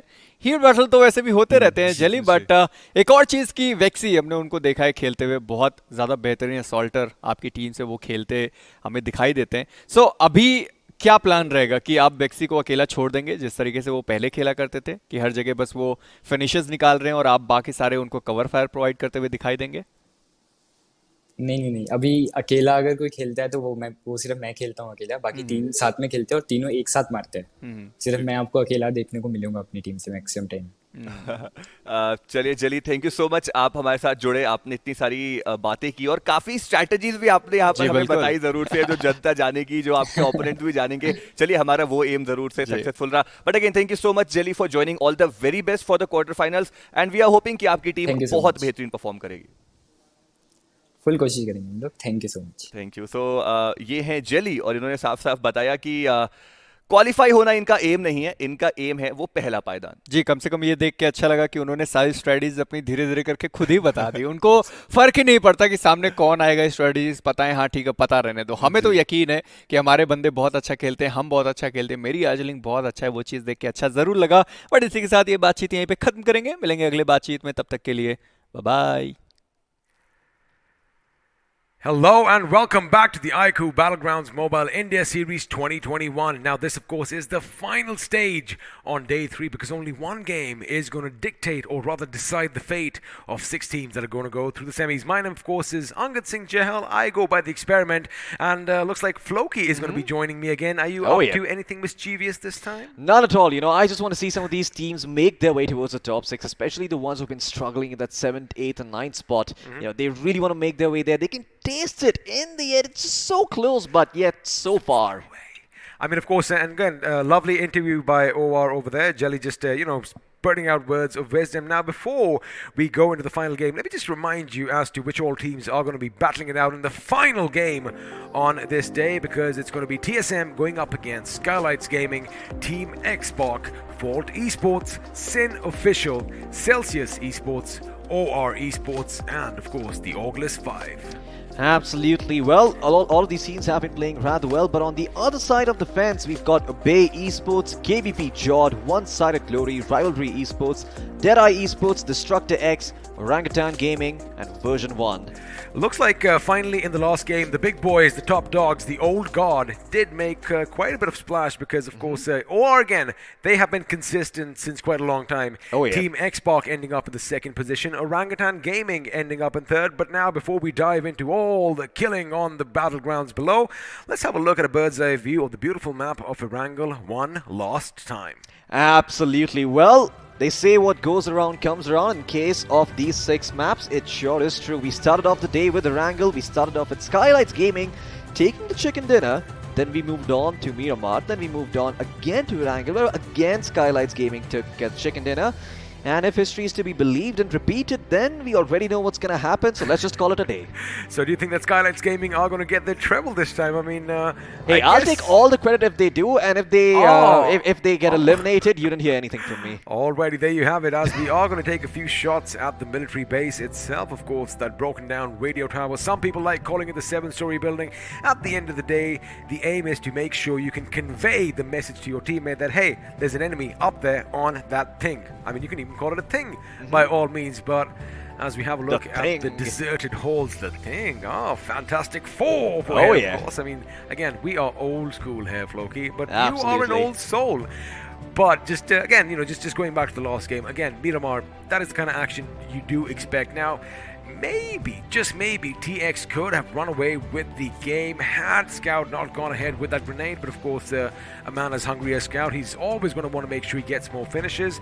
And judging by what happened in the last game, I do believe they have that momentum, they have that drive to make something out of Erangel. Unless, of course, Skylightz Gamings has other plans of their own. Absolutely. Let's see if Skylightz Gaming are up to the task once again as we move into the sunny fields of Erangel. The flight, it should be up in the sky soon enough. Who is going to be the pilot this time around? Well, it's going to be you and me. It is going to be you and I, as of course all these players are the passengers who are going to be dropping down to the ground below. Now the plane path is going to go over the shooting range, and things are going to be ending down south near the ferry pier and just east of Primorsk. Now, we have seen a similar plane path like this in the last Erangel, but that time around the first circle was a bit centrish. I want to see some, actually it wasn't centrish, it was down south. We went all the way down south, and the Sosnovka military base was where all the action was this time around. However, I want to see some action break out near Yasnaya. I want to see something happen at the mansion. I want to go and visit the small little quiet town of Lipovka all the way to the east over there. But let's see if the BGMI gods are going to be listening to us, because for now, teams are going to be dropping from the heavens above, and let's see if we have a few drop clashes. Absolutely. It does seem for the time being that both Celsius and version 1 are trying to make their way towards Yasnaya Polyana. There are a couple of other empty places nearby that they can still go towards. So there is still Kameshki if things go from bad to worse. There is also School and Rozhok to work with.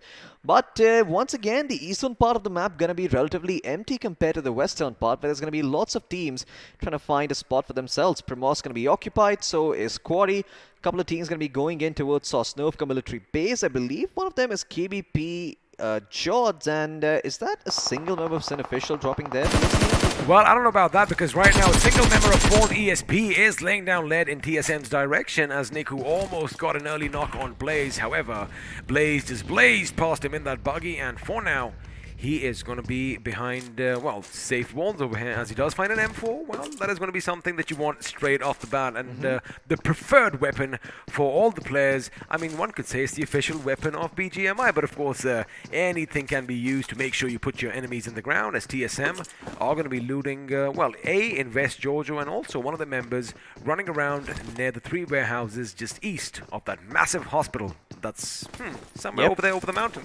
Absolutely. I mean, they are occupying a lot of real estate for the moment. They do realize that the main part of Georgiopol has been contested, so that is sort of out of the picture. Instead, they're going to try and focus on the main island itself, and there we have the circle, folks, forming in once again. Georgiopol not going to be in the picture. Instead, it's going to be Yasnaya Polyana. So it looks like Team Version 1 might have some work cut out for them, because there are not going to be a lot of good places for them to go if they delay on those rotates. Mansion probably going to be looted up by the side of Celsius if they don't make a move yet. But in the meantime, Rivalry, they've got the entire Northern Island under control. They do indeed, and speaking of, wishes being granted, looks like Celsius could be heading to Lipovka as well. So I guess that little fishing town could be up on our screens sooner or later. Now, from a fishing town to one that is unfortunately submerged underwater, we are going to be heading over to Water City, as once again, Team X-Park are going to be calling it their home, and once again, they aren't going to see any opposition right off the bat. However, teams are going to be lying in wait as they make their way to the circle, because you only have a few options from this end. Either you go north of Rozhok, or you're going to be going from the south towards the center. But for now, Team X-Park are going to be comfortable with their position elsewhere. Now, I did think we are going to see some action break out at Georgiopol. However, looks like TSM were a bit too quick for the opposition, as, they left Fall Esports in their wake and now are going to be blissfully looting. And speaking of blissfully looting, Skylightz Gaming once again in Pochinki. Absolutely. 3 maps in a row. I don't think anyone has ever contested their drop in Pochinki. So Skylightz are going to be kitted up to the teeth, and they're going to have everything in the world to work with. They've got the choice of weaponry. We'll see if they can get their preferred form of transportation as well. For now, they're going to have to do with this little bike, but I'm quite sure they're going to be switching over to a coupe or even a big enough, sports car if there is one. Well, but if you want to make sure you loot every single building in Pochinki, I think a bike would be the best option, going from building to building. And if you are as lazy as you and me, well, I guess that is the right option indeed. But for now, the winners of the last game, OR Esports, and boy did Italy do his job well. Absolutely. Italy, well, he certainly has done a lot of work for his team, but have to say, in the meantime, there are a couple of members from OR Esports just still circling around school, so nothing big happening just yet. You know, bit of a lull in the game for now, and I do believe this is going to be the state of the game for at least the second or third circle. That is when we can start expecting action, because the way the circle is formed right now, it does cover a decent chunk of the map. Now, it could very well be that nobody goes all the way towards Stolber, but that is a story for another time. Now, if you know, I ask for a few wishes, let's see if they are going to be granted. If the production could help us out there and put the map up on the screens, we could show you something interesting, because, you know, Sin Esports, Sin Official, they have 3 members near the farm, while one of the members is all the way down south to the base. Oh my goodness, I couldn't have asked for better timing. Thank you so much. Have a look at that. Feel Good definitely feels a bit too good, because, well, he is walking straight in the lion's den, while his teammates are going to be far, far away in Nirvana itself. Absolutely. Well, that is the calm before the storm that Feel Good is experiencing, but I'm not too sure if he's going to be too happy with the fate he finds himself. Now, he can still get out of there if there is a vehicle available. He can regroup with Sin Official, but that is a tall order, and I doubt he's going to have anything to work with. Or he could lie in ambush, pretty much wait for the enemy to come by, and he could get Tyler off guard and, you know, take his vehicle along with the finish. Anything can happen, but for now, it is going to be a mad dash in the north, as Rivalry Esports have found some semblance of cover, and they are going to make sure they split up their members to make sure they cover enough ground. But sooner or later, the enemy is going to be heading in the direction, and if Fault Esports make a couple of mistakes over here, well, they are going to be to blame, and all the fault is going to be their own. But for now, again, I like the fact that, you know, at this stage, no team is really going to be taking any chances. They are going to do their homework. They are going to try and scout things ahead, but looks like with those shots fired, Rivalry Esports have given up their position. Absolutely. Fault Esports are alert to the fact that there is a couple of teams lurking around north of Rozhok, and we'll see if anyone does manage to find them. In the meantime, we will see another team trying to make their way towards them. I believe X-Spark are actually going towards the northern island as well, so maybe we're going to see them when we see Elite Torada move around a little bit. But yeah, once again, just them at odds with each other. It is a bit of a tension-filled situation, but no one is really going to peek out and give away their position just yet. Fault, in fact, they might just try to rotate out and not even take this fight, although could be wrong.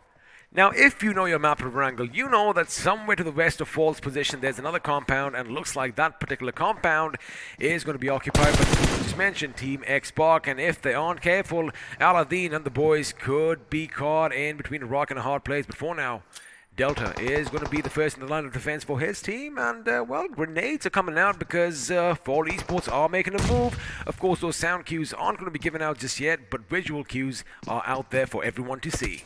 Absolutely. Rivalry Esports, well, that nade didn't really connect, and now they're going to know for a fact that Akshay was there, or at least someone was up there on top of that room, so they're going to be wise to their ways now, and Rivalry have a decision to make. Do they continue to hold on to this position, or do they move? Because otherwise, something similar could be happening to them. I believe it is Feel Good from the side of Sin, who's been knocked out over here, and with no one to res him, I think he is done for.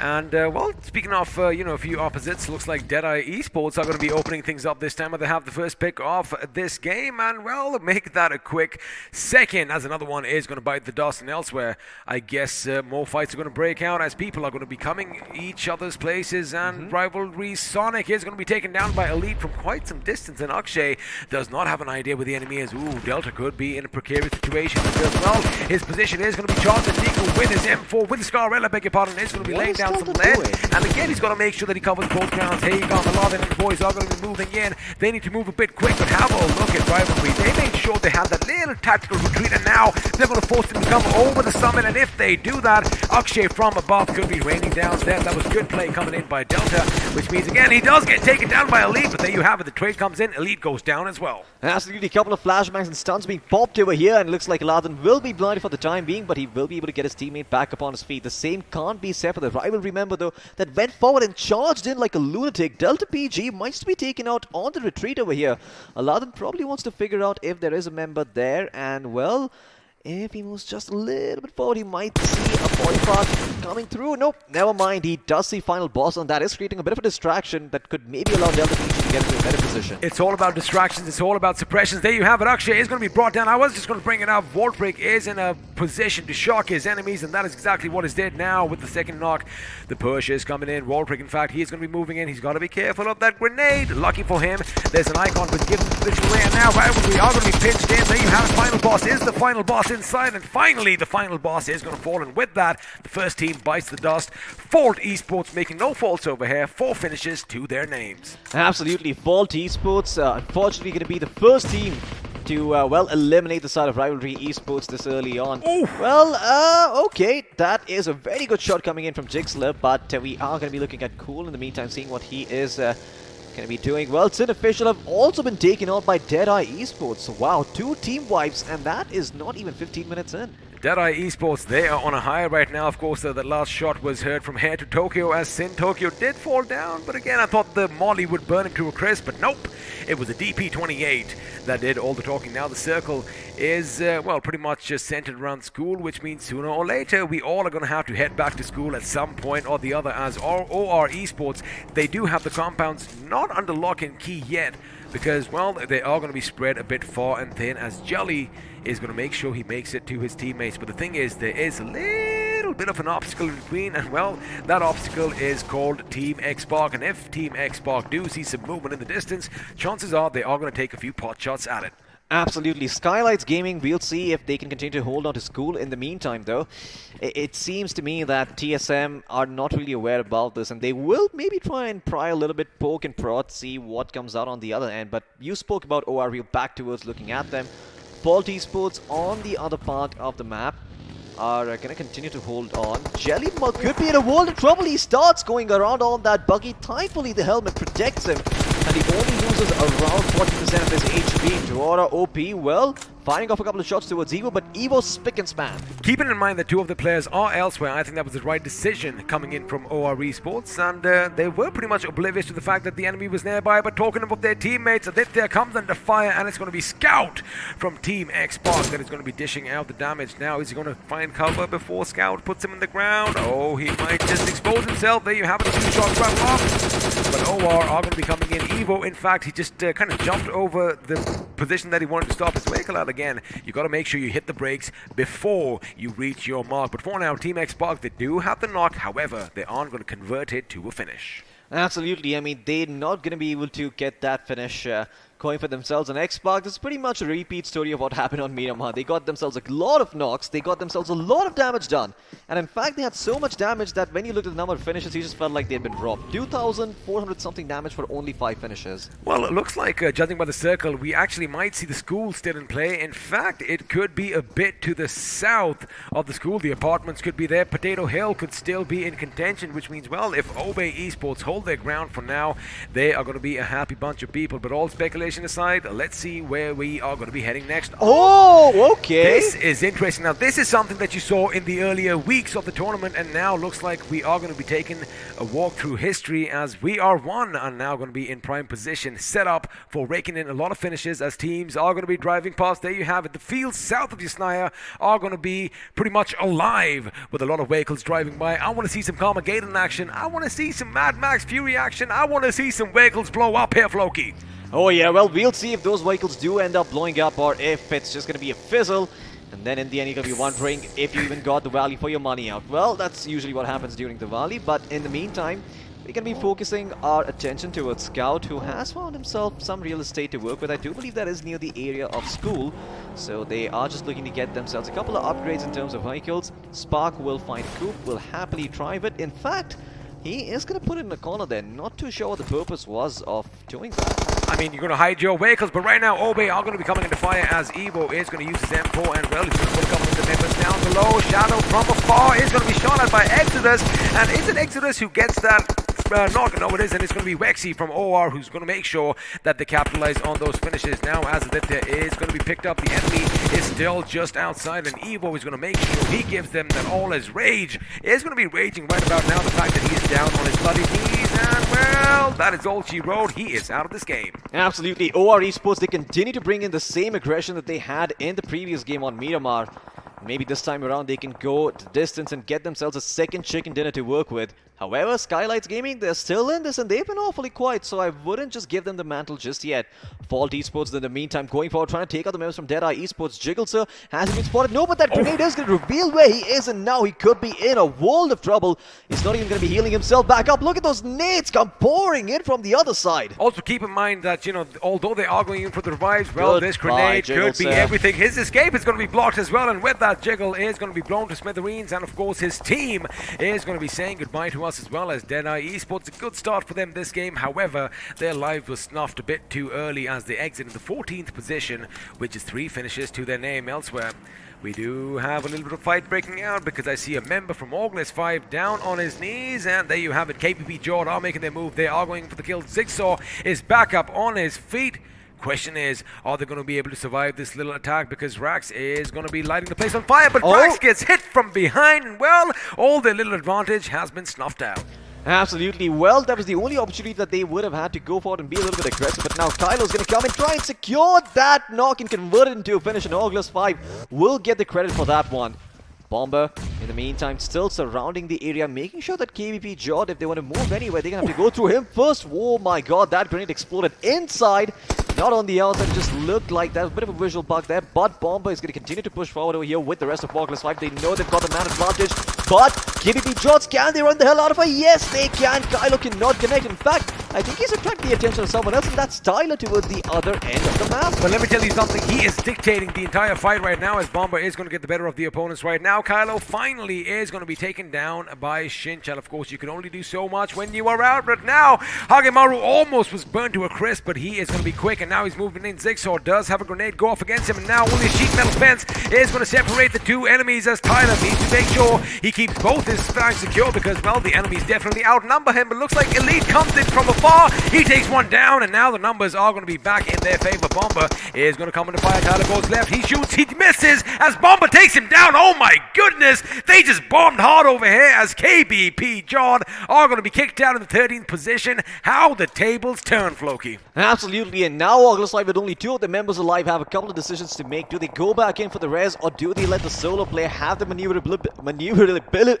Oh, we all get to English at this stage. There we go. There we go. Maneuverability around the map. Just have those extra options of being a little bit more sneaky. But in the meantime, Team X-Spark, they're going to look to try and take this fight up against Fault Esports. You did mention this compound earlier on, and Team X-Spark still holding on to it. They are still holding on. Meanwhile, on the other side, looks like TSM are going to be going up against Orangutan Gaming. Believe smokes his position, and well, in the blink of an eye, he is out of there. But the thing is, he's left that delicious airdrop all by itself, and well, let's see if TSM another drive-by capitalize on them. But they are the same team, so I mean, they are going to be happy for now. Had that been the enemy lying in wait, oh, I would have been worrying pretty much at this point. For now, you were right. One-sided Glory did take a few pop shots at them. However, they do have a little bit of hope for now. Again, the thing is, for both these teams, they are at the edge of the circle, and, well, the bridge only provides you cover for so much time elsewhere.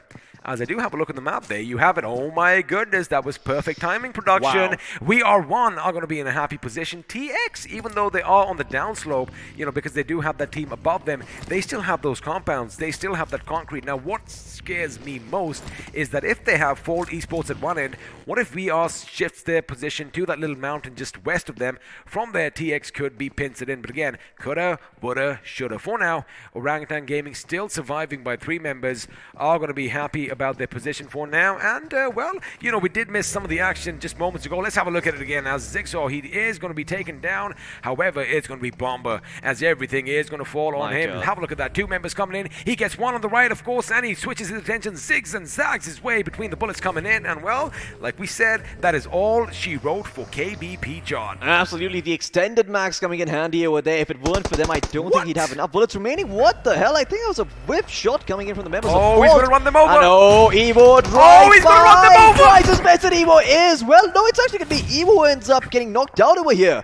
That was a terrible mistake. Now Evo's gone down. Aditya's gone down. Vex, he is the last man standing. He knows that the enemy is right next to his teammate. He is going to be relentless with throwing grenades, but all he manages to do is make sure he puts his own man 6 feet under. Oh, that is definitely going to hurt. And wait a second. What? We have a hero coming in. Niku is like, wait a second. You wanted to drive over us. We're going to do the same with you. But now he does have the right flank. And Vexy is going to be coming towards him. But the rest of Fall Esports should be making their move as well. Niku should not be sacrificed in such an order. But Vexy, he is trying to isolate the opposition. This could still be his game right now as he ducks and weaves. And all those bullets are going to be flying ahead. Now Niku is going to be put 6 feet under. That means the knock is coming in. He gets the second one. Can he get a third? No, he cannot, because Elite was on hand to make sure they had their teammates back. But again, wow.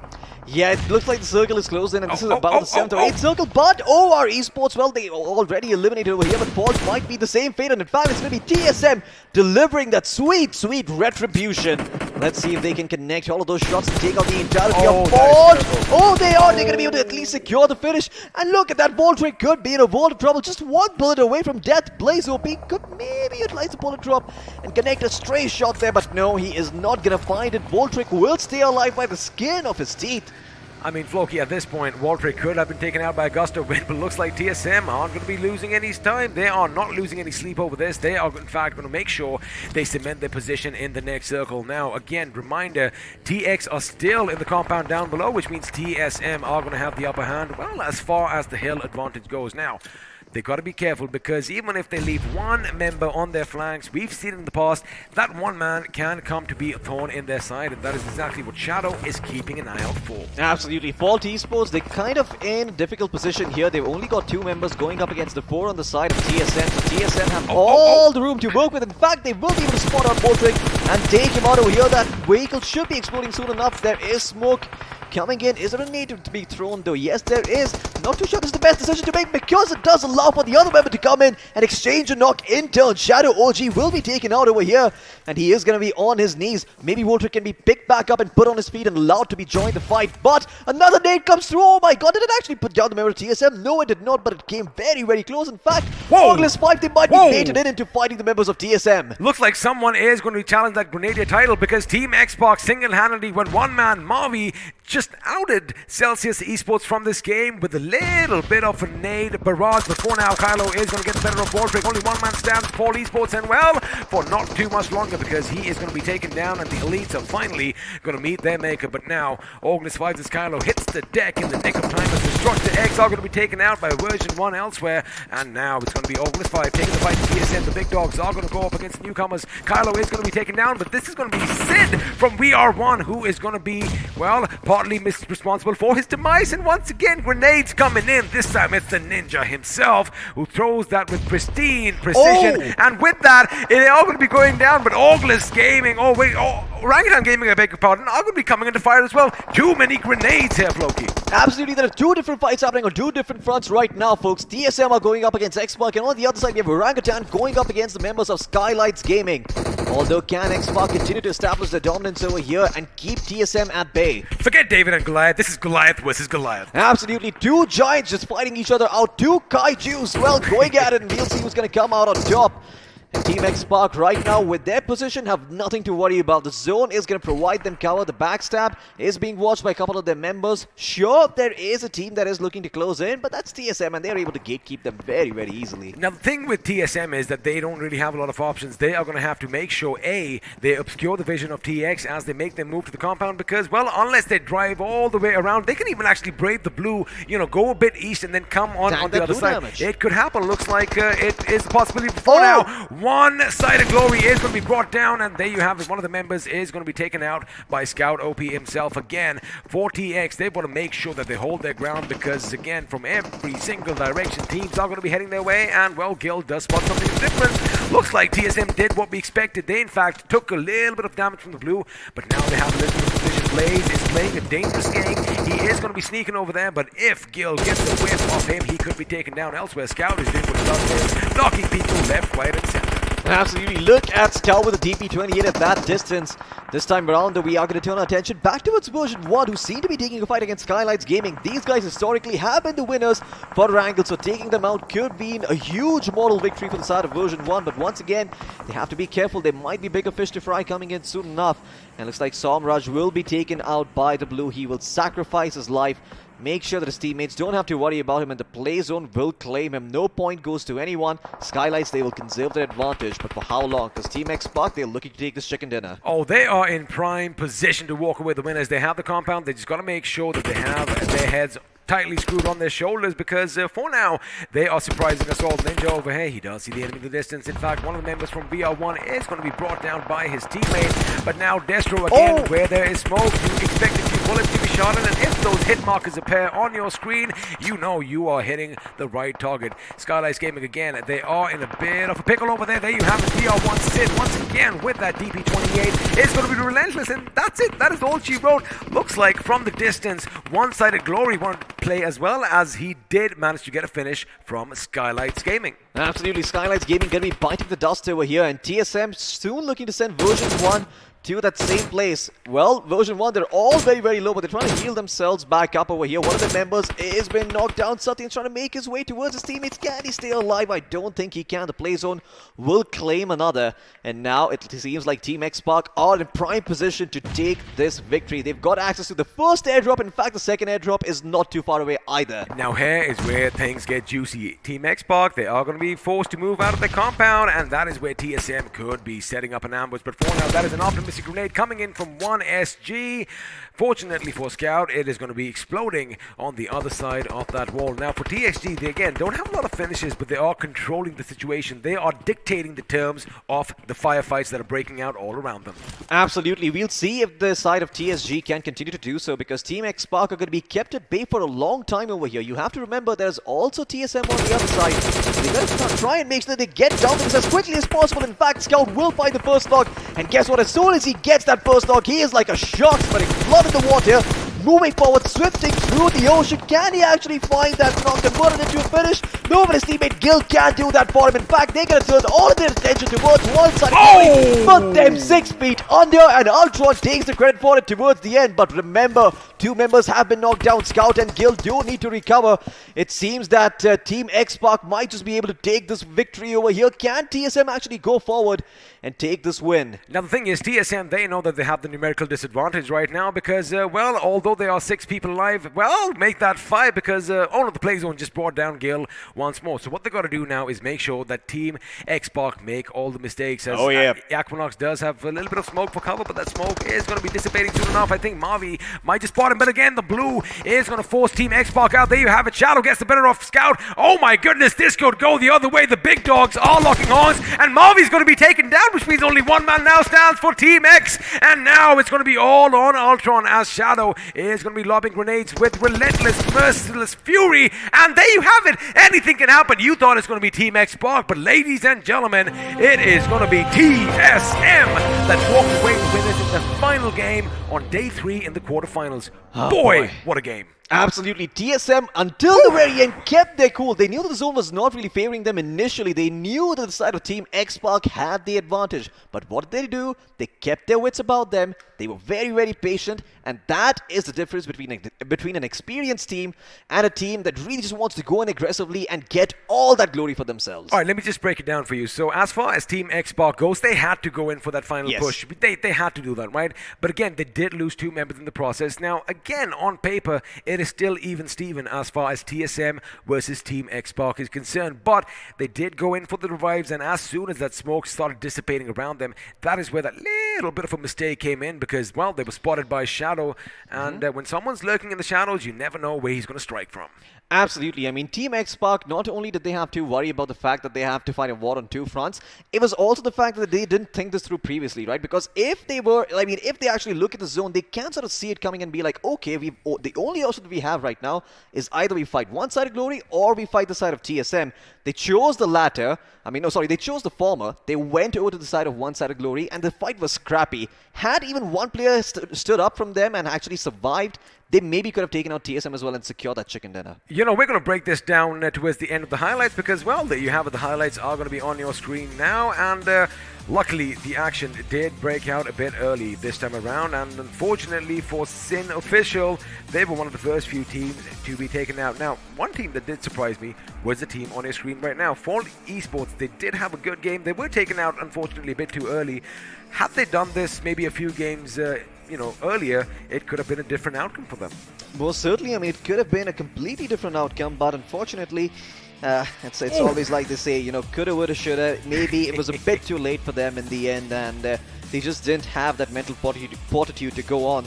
Although, I mean, I don't think the same can be said about TSM. They've been having a bit of a rough day for themselves. I'm quite sure they didn't hit their target and they were a little bit upset by that. But in the end, they got that chicken dinner. That has to feel very, very comforting. Oh, absolutely. There is going to be some, a little bit of redemption coming here. There is at least some light at the end of the tunnel as far as TSM is concerned. Because, again, you expect them, just to run away with the show. But Kylo over here, oh my goodness. I mean, he pretty much just dictated how KDP JODD were going to be reacting, because they wouldn't expect anyone to shoot them from behind, especially being a member of the same team. Now, Deuce over here tried to get his getaway, but of course it all came down to one man, and that man was this one on your screens right now. Bomber, he is going to go up against two. He gets one on the right, and with that same magazine, zigs and zags his way between the bullets, and well, that is all she wrote for KBP JODD. Absolutely great stuff coming out there by Bomber from OrgLess 5, just keeping his team in the game and getting those 2 extra points. This was a very weird situation. I mean, OR, it seemed like this was kind of unnecessary. If they just, played it a little bit slower, maybe they wouldn't have lost all their players in fault, wouldn't have eliminated them so early on. But once again, it's coulda, woulda, shoulda, and maybe they had a better chance. And there's the hero coming in. I love this part. It almost reminds me of Mad Max. It's like just coming in, jumping in.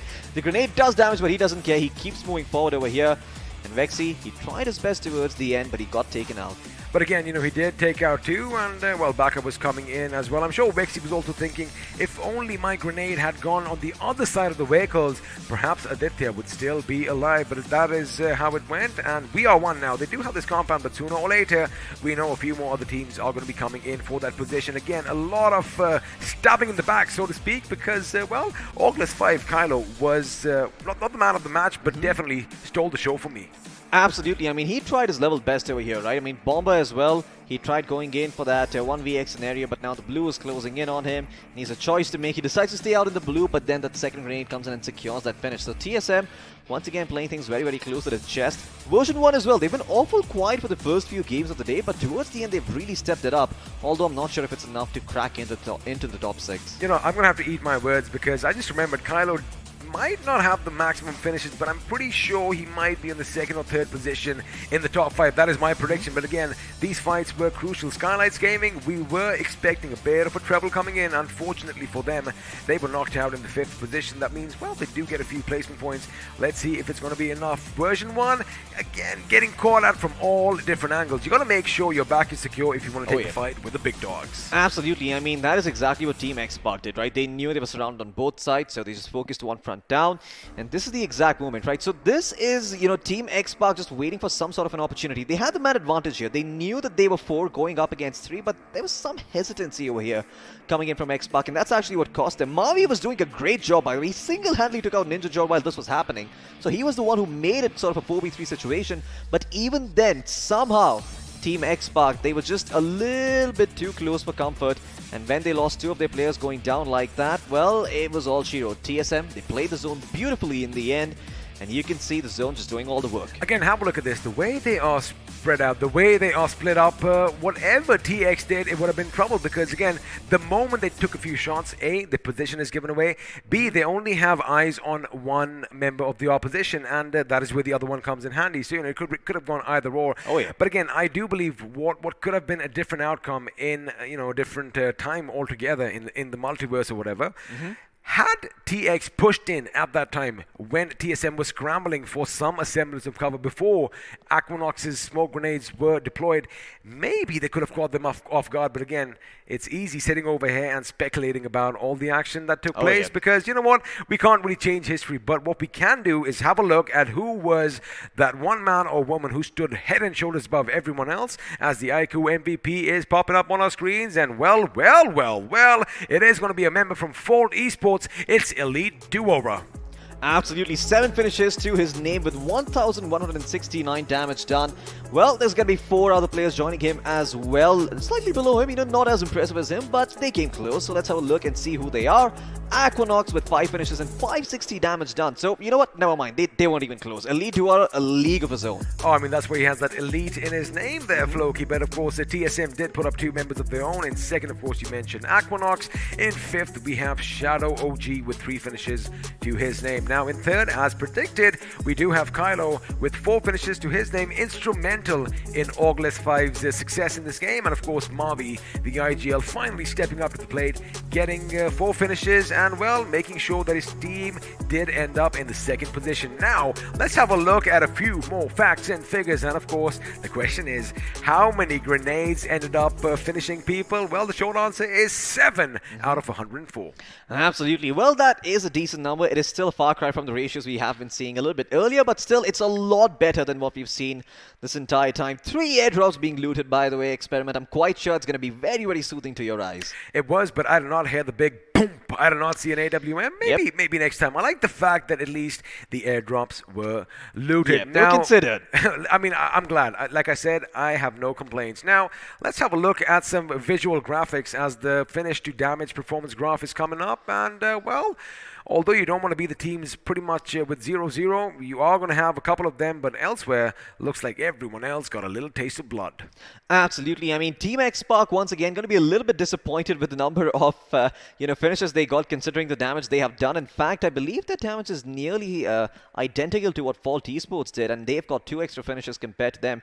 TSM, Efficiency Overload, 11 finishes with only 1,350 damage done, using their resources rather well, but once again, it doesn't matter how well you use your resources. At the end of the day, it is all about those points. And well, if you're out of medkits and bandages towards the end, but you did get that chicken dinner, it was all worth it. I mean, again, just walking away with those extra 15 points is going to feel good. If you rack up a few finishes along the way, well, it's just going to keep adding to your tally. Now, speaking of tallies, I know all of you watching right now are probably wondering, hey, let's just get done with it and let's just show the overall standings. We are going to get to that in a few seconds. But before that, I believe that the old guard, they did finally wake up from their slumber. However, the question is, for some of them, was it too little too late, Floki? Well, I am not too sure. I think we're about to find out soon enough, but I would say that it might just be a bit too late for Rivalry Esports. I do remember seeing them somewhere close in that 7 to 9 spot. They didn't perform as well.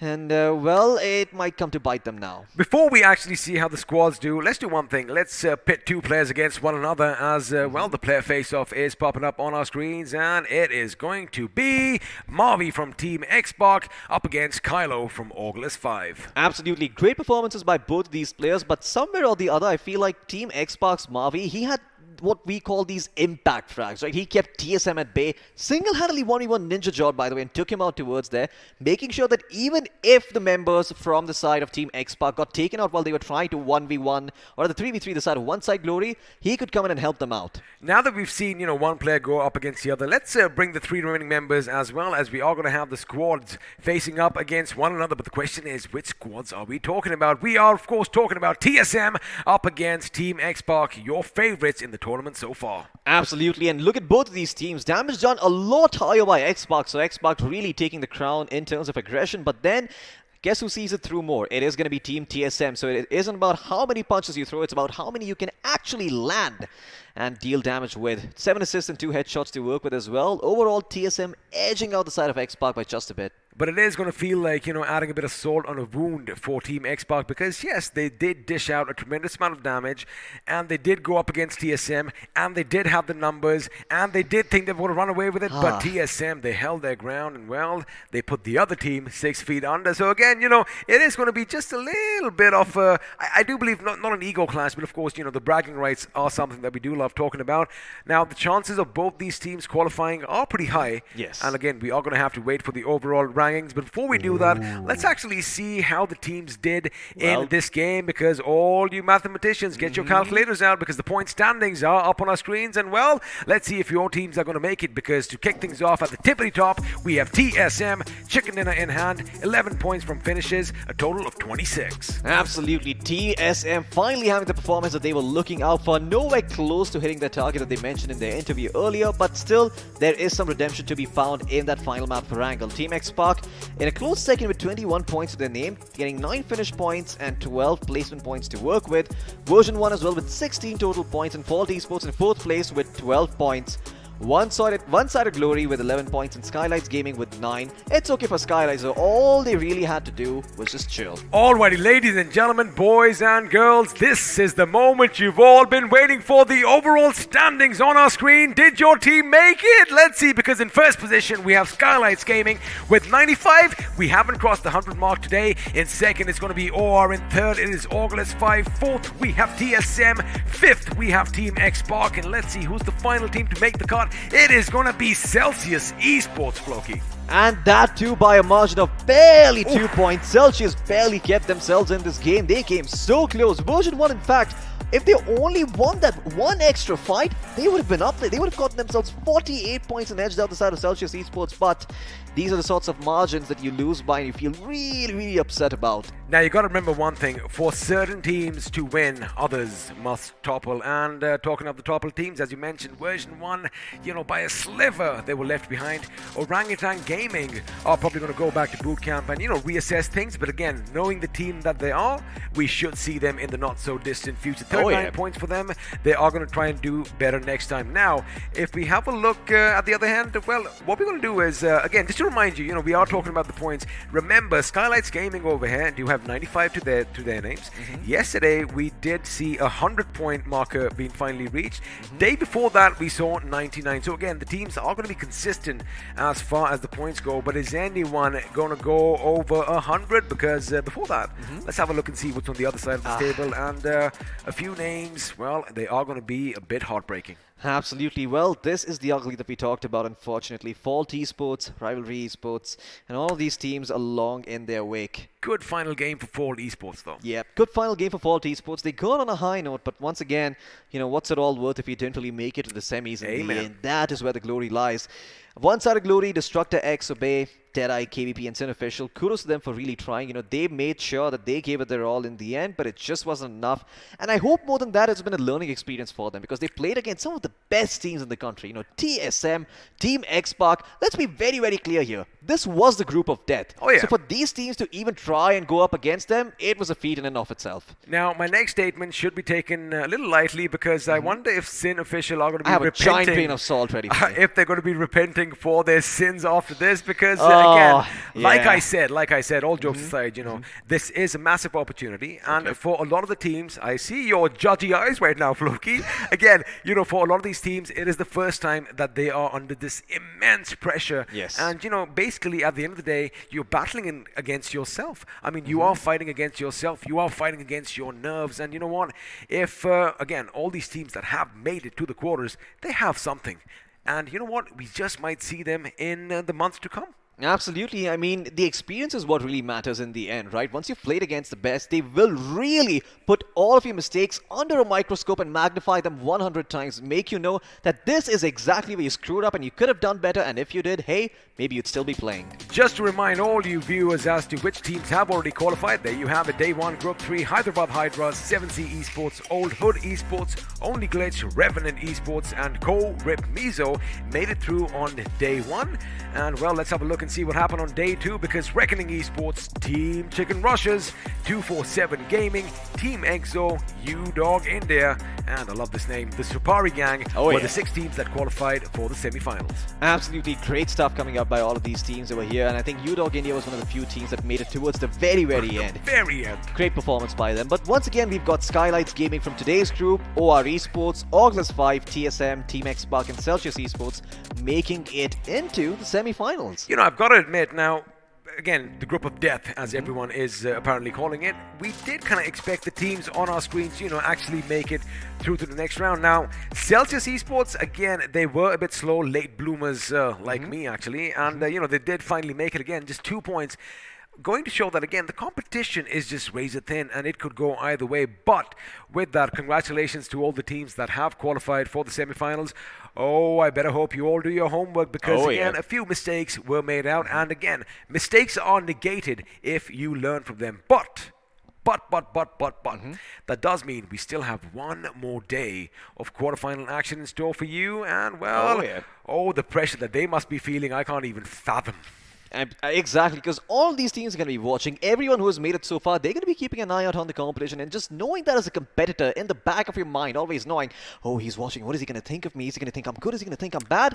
Well, if you're not able to shut it out, you are going to be in a world of trouble. Is that the spotlight effect that you're trying to tell me about? I'm just saying everyone should have the binocs out. They should be looking at everyone else, under a microscope if they want to read them like an open book. That is what they should do. And again, I know we don't like doing homework, but this is a different kind of homework. All you got to do is watch a few games, and I think that's going to be entertaining enough. But again, Floki, what an amazing day of action. I like the fact that it came down to the last bullet, in fact. And, a lot of teams giving their fans mini heart attacks. Team X-Park weren't really even in the top 6 up until game 4, but then they turned their fortunes around. Absolutely. Great stuff coming up by Team X-Park, right? Once again, showing that mental stability is what is going to get you those points and those chicken dinners in the long run. Sure, they didn't get any today, but maybe in the semifinals we can see a different side of Team X-Park come out. I think they're warming up to it. They certainly are. I mean, they've taken their time to adjust to the meta that has been evolving over here, and we've seen all of these players come a very, very long way. In fact, I believe in one of these interviews, Scout, he did say that my role has sort of changed. I look to help my team out a lot more often. Speaking of a microscope, let's do that with one squad in particular, as we are going to scrutinize them right from game 1 to game 6, as the squad performance is going to be coming up on your screens. And well, the team that is going to be chosen are the boys from Skylightz Gaming. Of course, we did have a look at their earlier matches, before the midway point.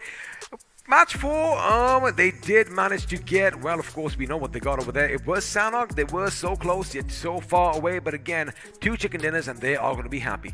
Absolutely. I mean, they got themselves 2 chicken dinners, right at the start. As soon as they were done with map 3, they knew that even if they relax right now, kick their feet up on the table, and just, put half the effort they would regularly put in, then they could still probably make it, given the lead that they had at that point. You know what I like? Just have a look at all your graphs and where they extend till. Now, you do see 32 plus. That is largely because of the team that just won the chicken dinner in the last game. What they did in round 3, they had an amazing 31 finishes, I'm not wrong. I mean, when you wipe out half the server, boy oh boy, they've really set the bar up high. And, well, in the final game, they showcased what they are made of.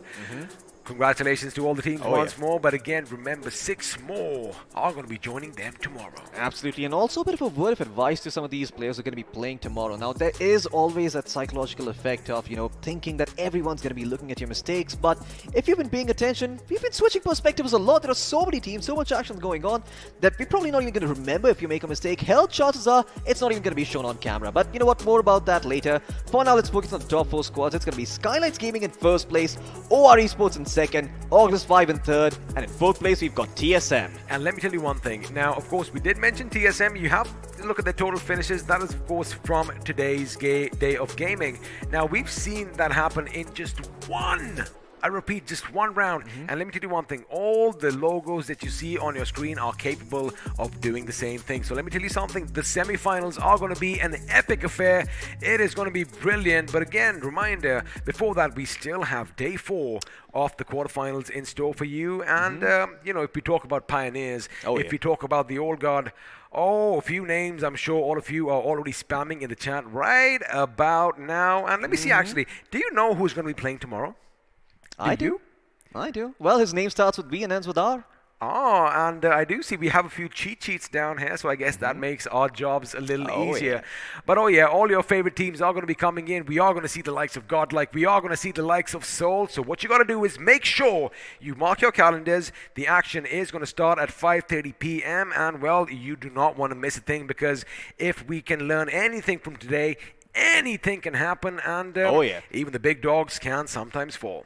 Absolutely. Well, you want to be keeping an eye on. You don't want to be the guy who slept through, well, the Great War or whatever the hell happened over here for tomorrow. Make sure that you mark your calendars. Make sure you even set an alarm if you're a late sleeper like me. So, yeah, you don't miss out on that action once again. But do come out and chat. Do show your support for Seoul, Godlike, whichever team might be your favorite. Even the underdogs are more than welcome to be supported over here. In fact, I'm quite sure some people are hungry to see them, topple over the top dogs. I'm just stuck on one thing. You just made a mistake. You kind of exposed your little secrets because you talked about alarms. Oh boy, was it difficult to make sure that he got to the studio on time today. Because of him, the entirety of the show could have been delayed. yeah. Of course, I'm just messing around with you. I love having this banter with my fellow co-casters. And, before we do bid you a final adieu, what are we taking away from today?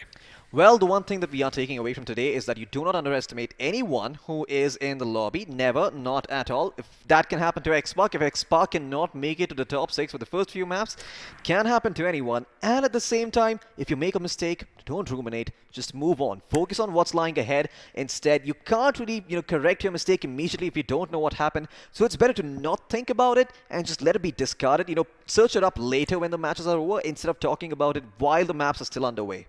I think what you're trying to say is let bygones be bygones, because again, if you in let a lot more words, if you let it fester, this guy, he loves talking, as I'm sure you all can agree. But again, if you let that fester in, it's just like a little bit of an invasion from inside, because it's going to eat you up from inside. And even if you want to do something good, even if you know that this is your forte, chances are you're not going to do so good if you let that little sinking feeling, sink in. So again, brush off all the dust off your shoulders. Again, all the 6 teams that have qualified to the semifinals, congratulations once more.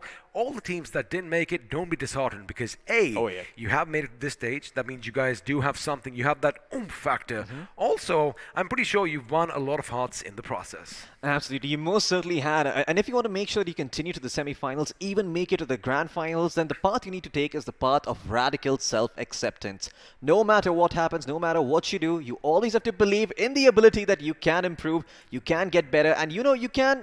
Everyone can reach this level if they work hard enough. At the end of the day, hard work and time are the great equalizers. We all get 24 hours in a day, and at the end of the day, it's all about how we use that time and how we use our resources to get to where we want to go. Right. I mean, somebody should probably write a book about this, or maybe you and I should start a little bit of a podcast, because I need a lot more advice from you. In fact, I'm going to ask you a few questions later on, but again, words of advice coming in over here from my co-partner in crime, Floki. Floki, before we do head away, again, the fact is, all these teams, yes, they are battling it out under the spotlight. They are battling it out for money. But at the end of the day, they are entertaining us as well. They are giving us so much in the form of BGMI. I think it's only fair that we kind of give a little bit back to our viewers. You know exactly what I'm talking about. Of course, we did have the giveaways, and I'm sure a lot of you did send in the right answers. Skylightz Gaming getting the job done, and everyone who said that, you do stand chances to win some BGMI merch. But the thing is, it's always about fastest fingers first. Who was there first? Well, we are going to find out together in a few seconds, as all your beautiful names are going to be, well, not all your beautiful names, because that would be a bit unfair. But 10 names, I do believe, are going to be popping up on our screens. My question is, I didn't even put my answer in today. Well, unfortunate. I forgot. Absolutely. Well, it sucks to be you. I mean, you know what? You have. I have seen the bag you bring to studio every day. You don't need any more of that merch. These guys do. So you know what? Be a little bit more fair. Just let them have it. And there they are, all of these players who won the merchandise. Well, here are your names: Yashwant Taylor, RJ Tiger, Yashwant Sahu, Vipul Singh, and Snapjammer. I love their name, Snapjammer. Snapjammer, this is the kind of guy you want to have with you when you are jamming. Again, congratulations to all you wonderful people out there. And do let us know what you did get, because, we want to get our hands on that delicious BGMI merch as well. But here's the best part. Now we've had these 5 winners. Let's do one better. Let's give it away to 5 more people, because if you see your names down below, congratulations once again. Absolutely. We've got Arshad Ahmed, Surendra Yadav, Paresh Sahadev, Richa Jain, and Sarita Shah getting all these grand prizes over here. Let's away a lot of cool merch, and then make sure you let us know what you find, because, I'm also excited to find out what they receive. And well, I didn't get anything, but I like the fact that you did help me out. I was almost going to butcher a few names over there, but luckily my boys got me. But again, you know, that was. I think it's now a good time to basically take a little bit of a stop over here. Again, I want to remind you, tomorrow is going to be day 4, the final day of the quarterfinals, and we still have the top dogs coming in. Soul is going to be there. Godlike is going to be there. Oh yeah, absolutely. If those 2 names are not enough, well, then make sure you tune in tomorrow, because there are going to be even bigger names coming in, and boy, oh boy, you don't want to be missing out on that storyline. Are Godlike going to make it? Are Soul going to make it? Are they going to be eliminated? Find out tomorrow on the next episode of the Battleground India Series 2021, powered by the iQOO 7 Legend. We'll see you then.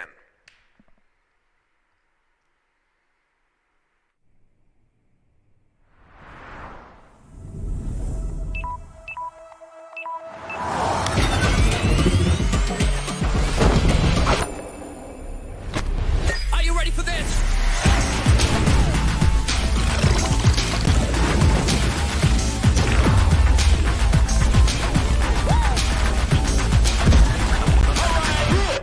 Check this out.